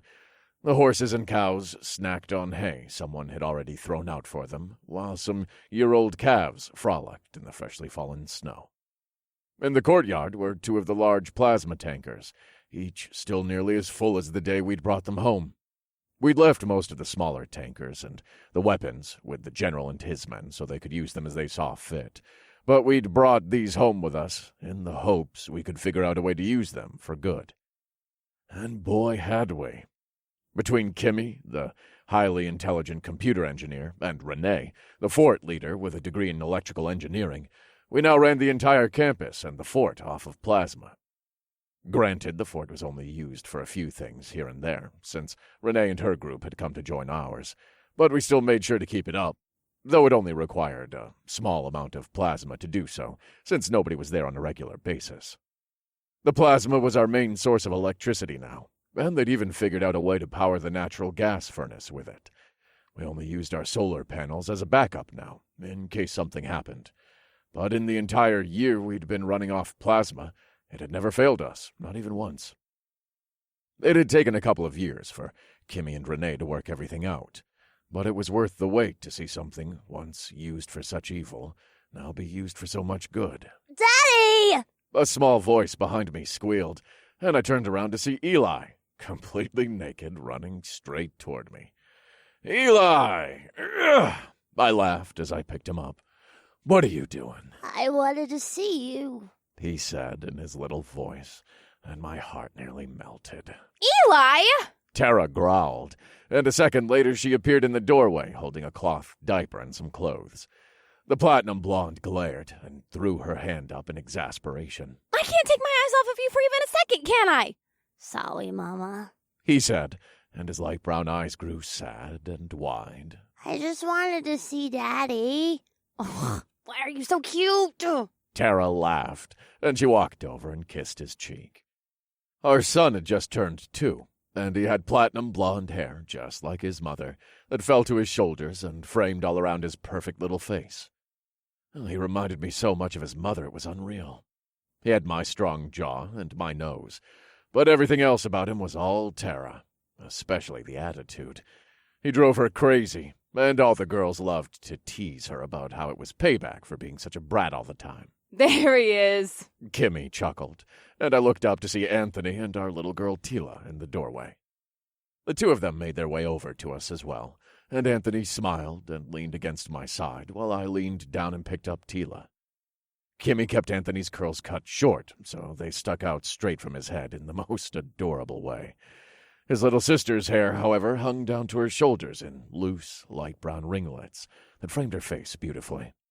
Her skin tone was just a couple shades lighter than Anthony's, since she had my blood in her as well, but she was just as beautiful as her brother, and there was a clear indication they were siblings. Both of them had Kimmy's sharp chin and cunning eyes, along with her keen wit. Are we having a baby party in here? Anna asked, and she appeared a moment later with Marie on her hip. She set the young girl down and gave her a little push on her back. Go see Daddy.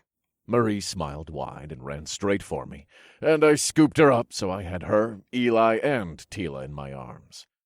Marie and Eli were nearly the same age, with Eli being only about 3 months older. And just like Eli, Marie took after her mother. The little girl's long hair was as red as could be, and it was pulled back into a braid that reminded me of the way Anna used to wear her own hair. The only thing about the child that was distinctly me was her bright blue eyes, and every time I looked into them, I felt an overwhelming sense of accomplishment run through me. I had some absolutely beautiful children. Did we hear a baby party going on in here? Bailey laughed, and she appeared in the doorway with 2 babies on her hip. Paige stood next to her, with the smallest of our children in her arms. Little Amelia was absolutely gorgeous, though she was only 6 months old.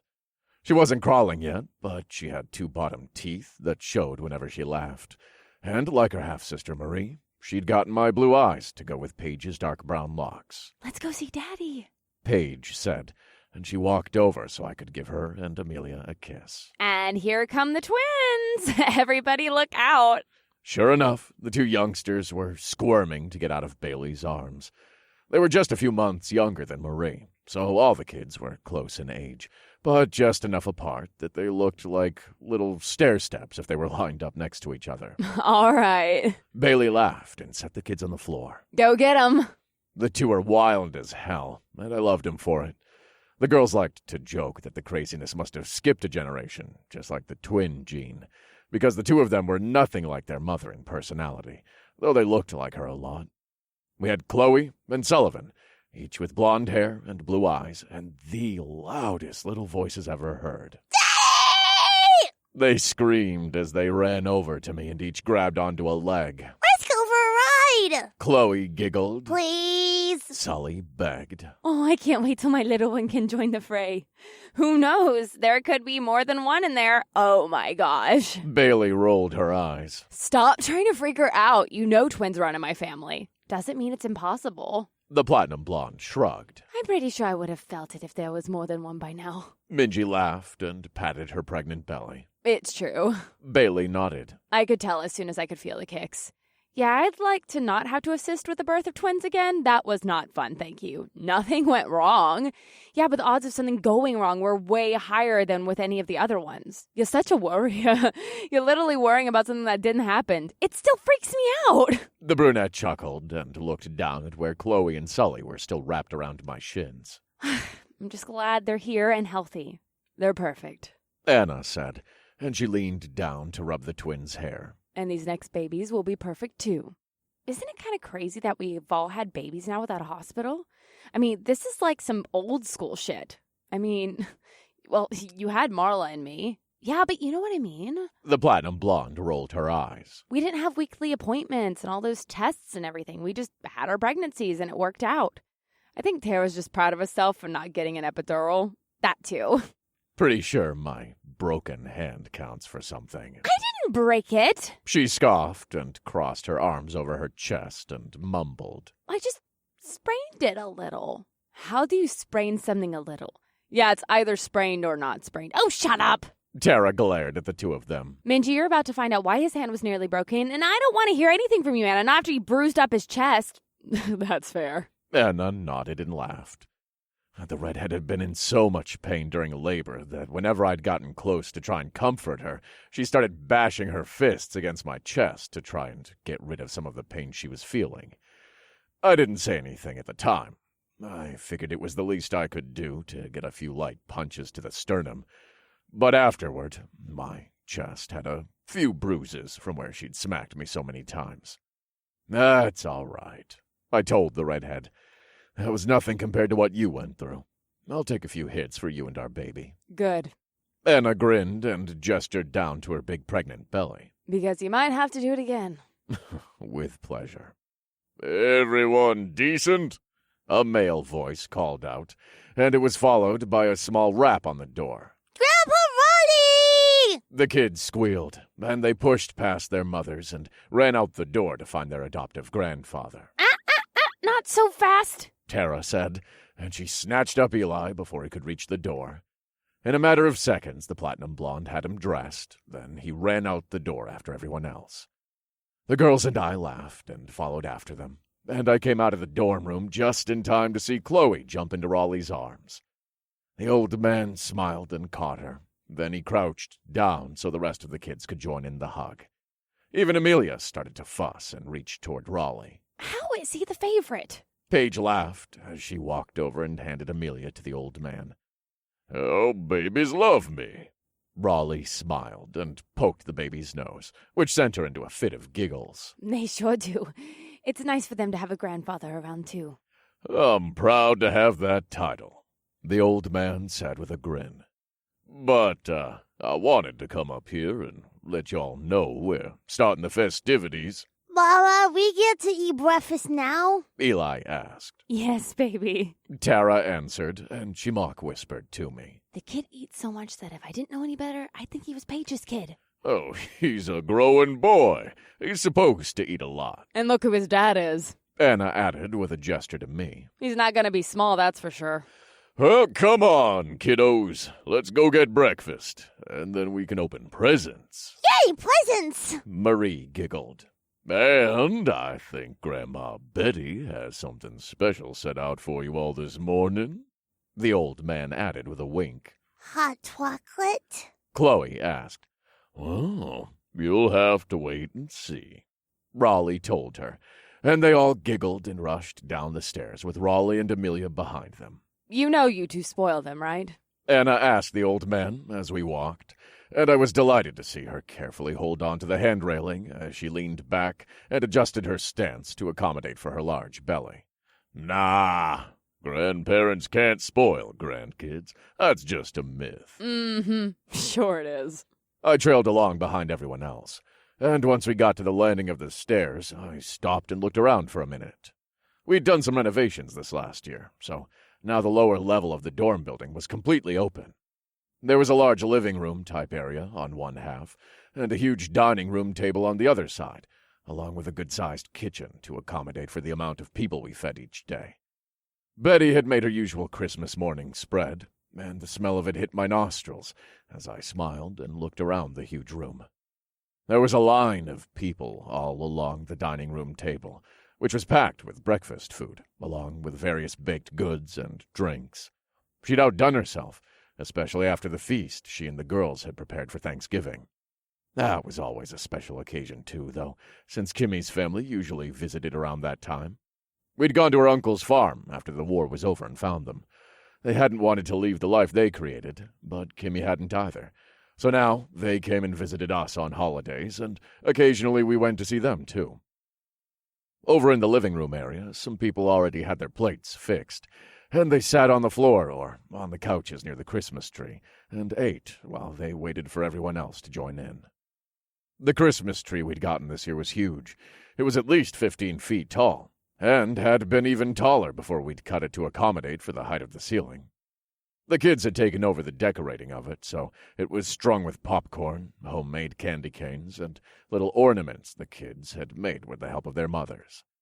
The kids all ran over to where the rest of the kids, along with Rosie, Donald, and Pammy, Jenny's daughter, sat near Betty, and the old woman gave them their hot chocolate in exchange for hugs, before all of them made their way over to the Christmas tree.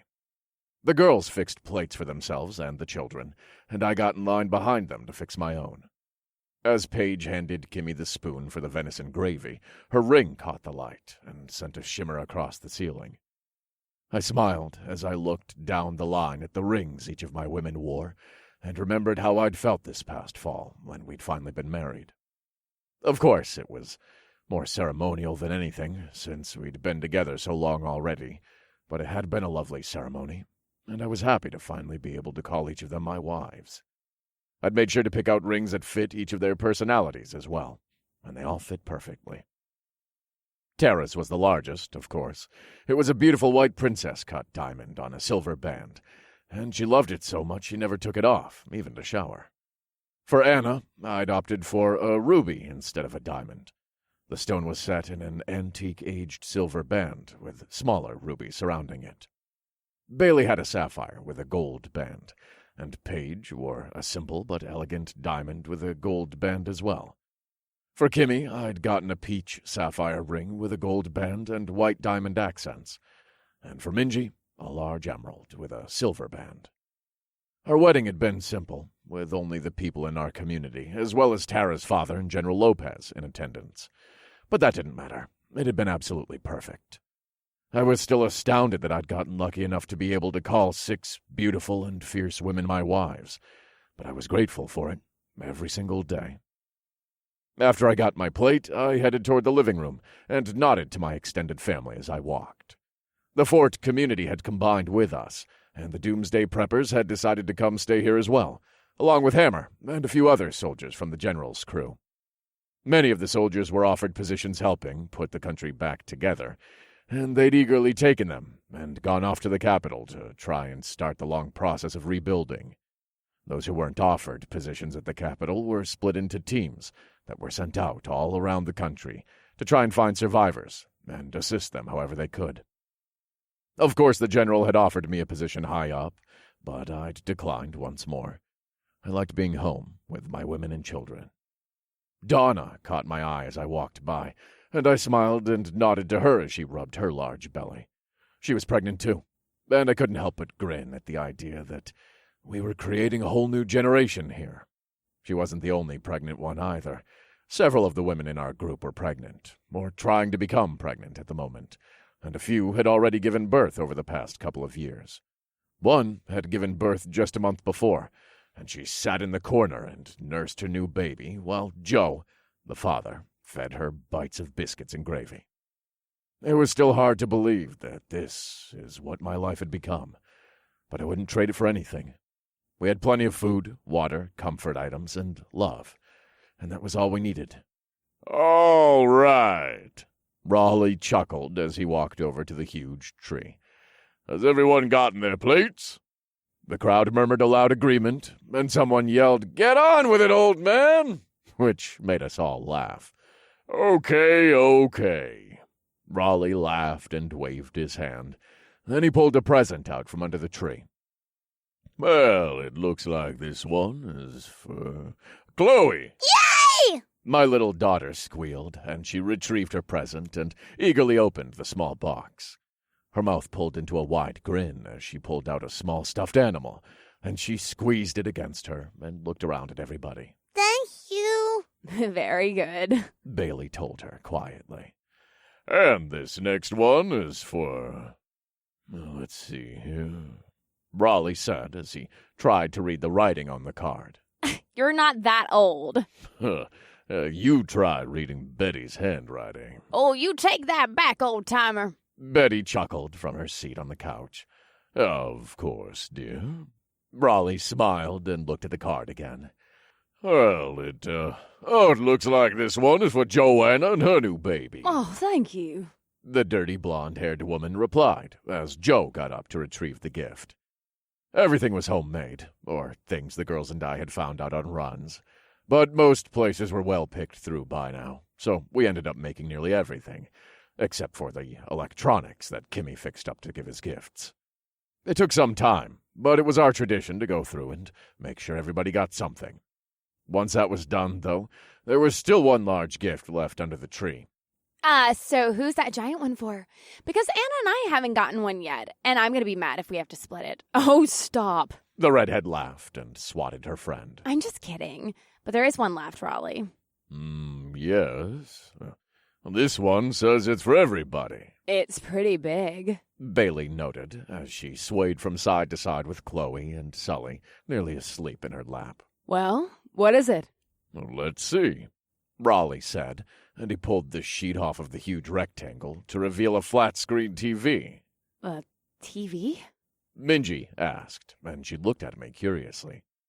I know nothing about it, I said, and I put my hands up in mock surrender. It's for everyone, Kimmy explained with a smile. Renee and I fixed it up, and that's why Anna and Tara had to wait. The dark-haired fort leader said, as she got up and handed each of them a small gift. Wait, you're telling me that TV works? Tara asked, and her jaw nearly fell to the floor. That's what I'm saying. Oh my God! It gets better.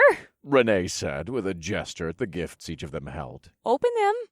The two women looked at each other, then ripped into the packages. Holy shit! Anna breathed as the paper came off.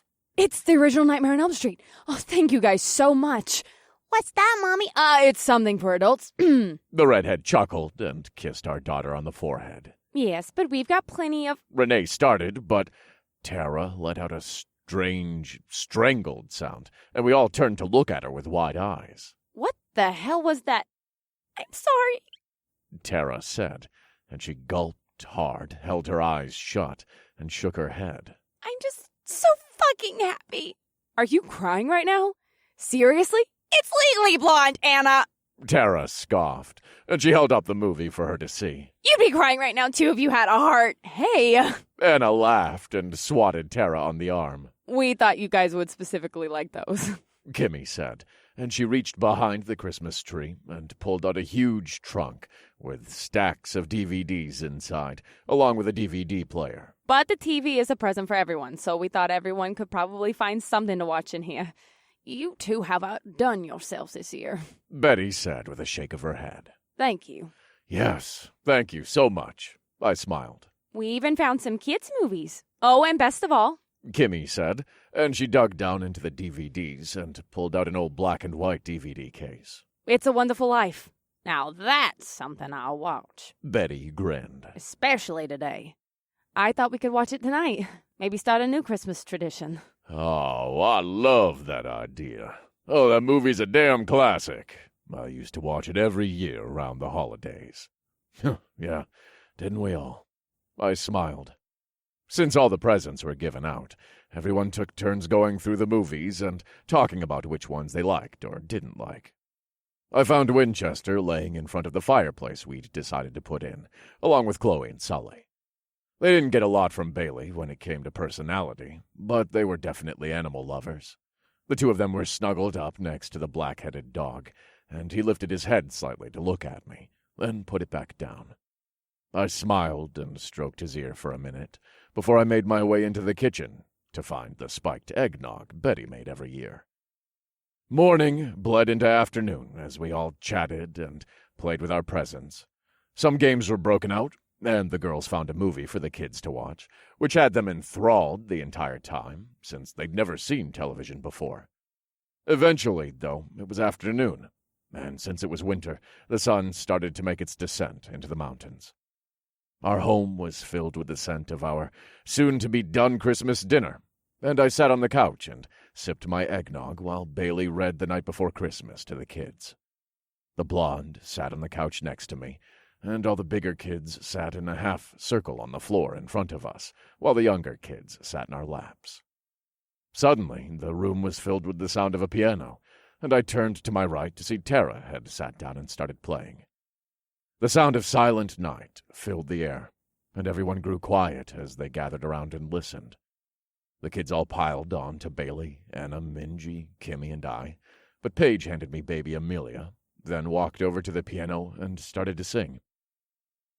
I looked down at the sleeping form of my daughter in my arms, and around at the beautiful women and children I got to call my own, and I felt my chest tighten with emotion. Tara's beautiful playing, paired with Paige's angelic voice, sent shivers down my spine. But just as the song was ending, I heard the familiar whir of a helicopter outside. Bailey held out her arms to take baby Amelia, and I quickly made my way to the door, with Ben and Hammer just behind me. Once I stepped outside, though, I recognized the American flag painted on the belly and flanks of the chopper, so I waved for them to come on down. The Apache landed, and the blades slowly came to a halt, as Tara's father opened the door and stepped out. Tav! He yelled with a grin as he rushed through the snow to pull me in for a hug. Hello, sir. I chuckled and hugged him back. Oh, finally! Tara said, as she and the rest of the girls made their way outside. I thought you weren't going to come celebrate Christmas with your grandchild. Don't mind her. We know you're busy. Good to see you, Daddy. Tara said, and she kissed her father on the cheek. And please, it's the least he can do to show up for Christmas. I would normally agree, Pumpkin, Pete said, and he ran a hand through his white hair. However, this isn't exactly a social call. What do you mean? It's Christmas. I know, and I'm sorry to do this today, but he looked at me. We need your help. What's going on? Well, I've been working with the general, along with the rest of the politicians and military personnel we've been able to find. Right. I nodded. Nobody can agree on anything. Some states are wanting to secede. Everyone's wanting to go a different direction with how we should rebuild. It's all just a mess. And we've gotten communication from China and South Korea. They've beaten some of the NKs back, but they're still hurting.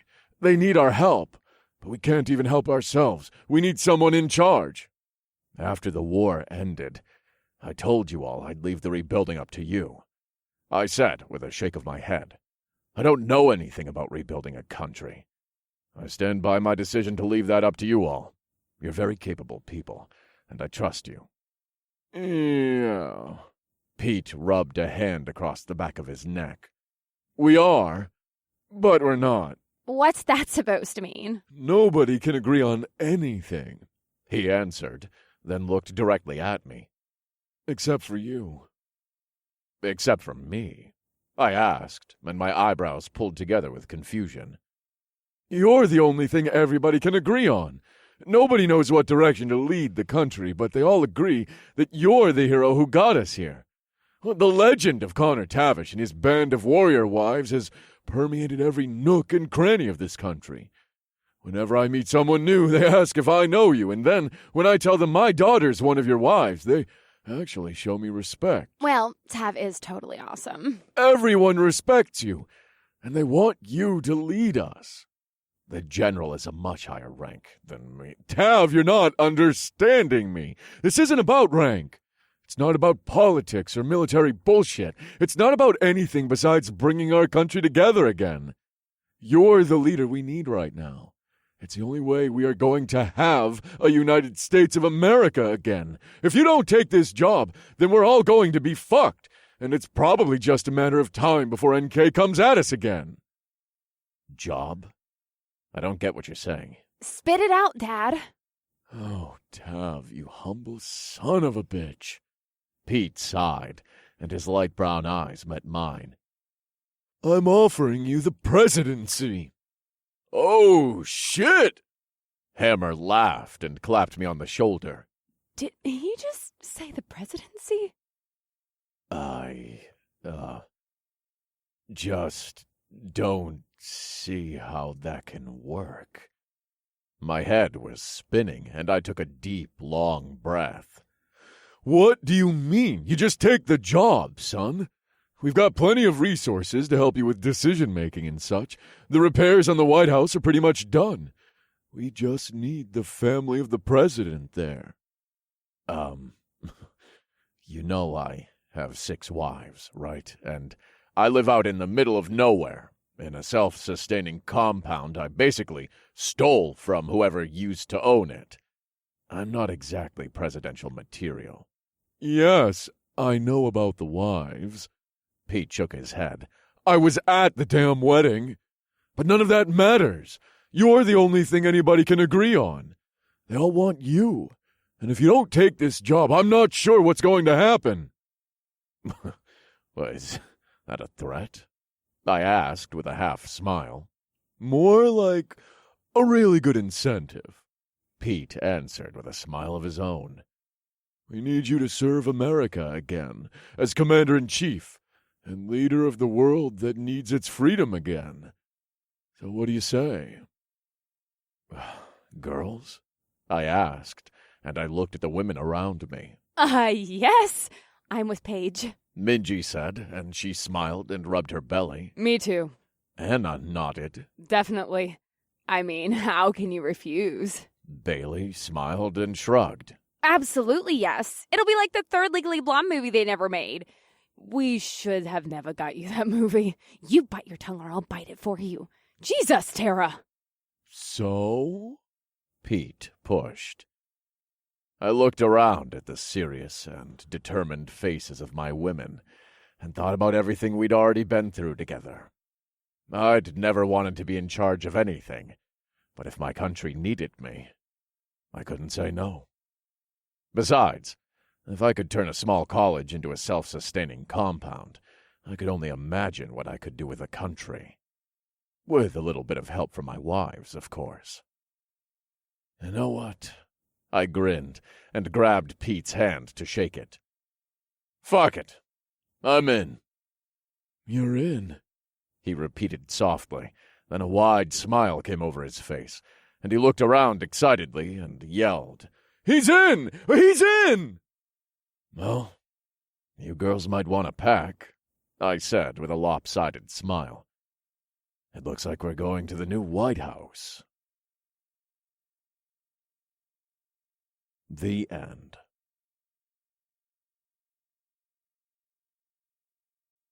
This has been Without Law, Book 20. Written by Eric Vall. Narrated by Christopher Boucher and Jessica Threet. An Actors Everywhere production.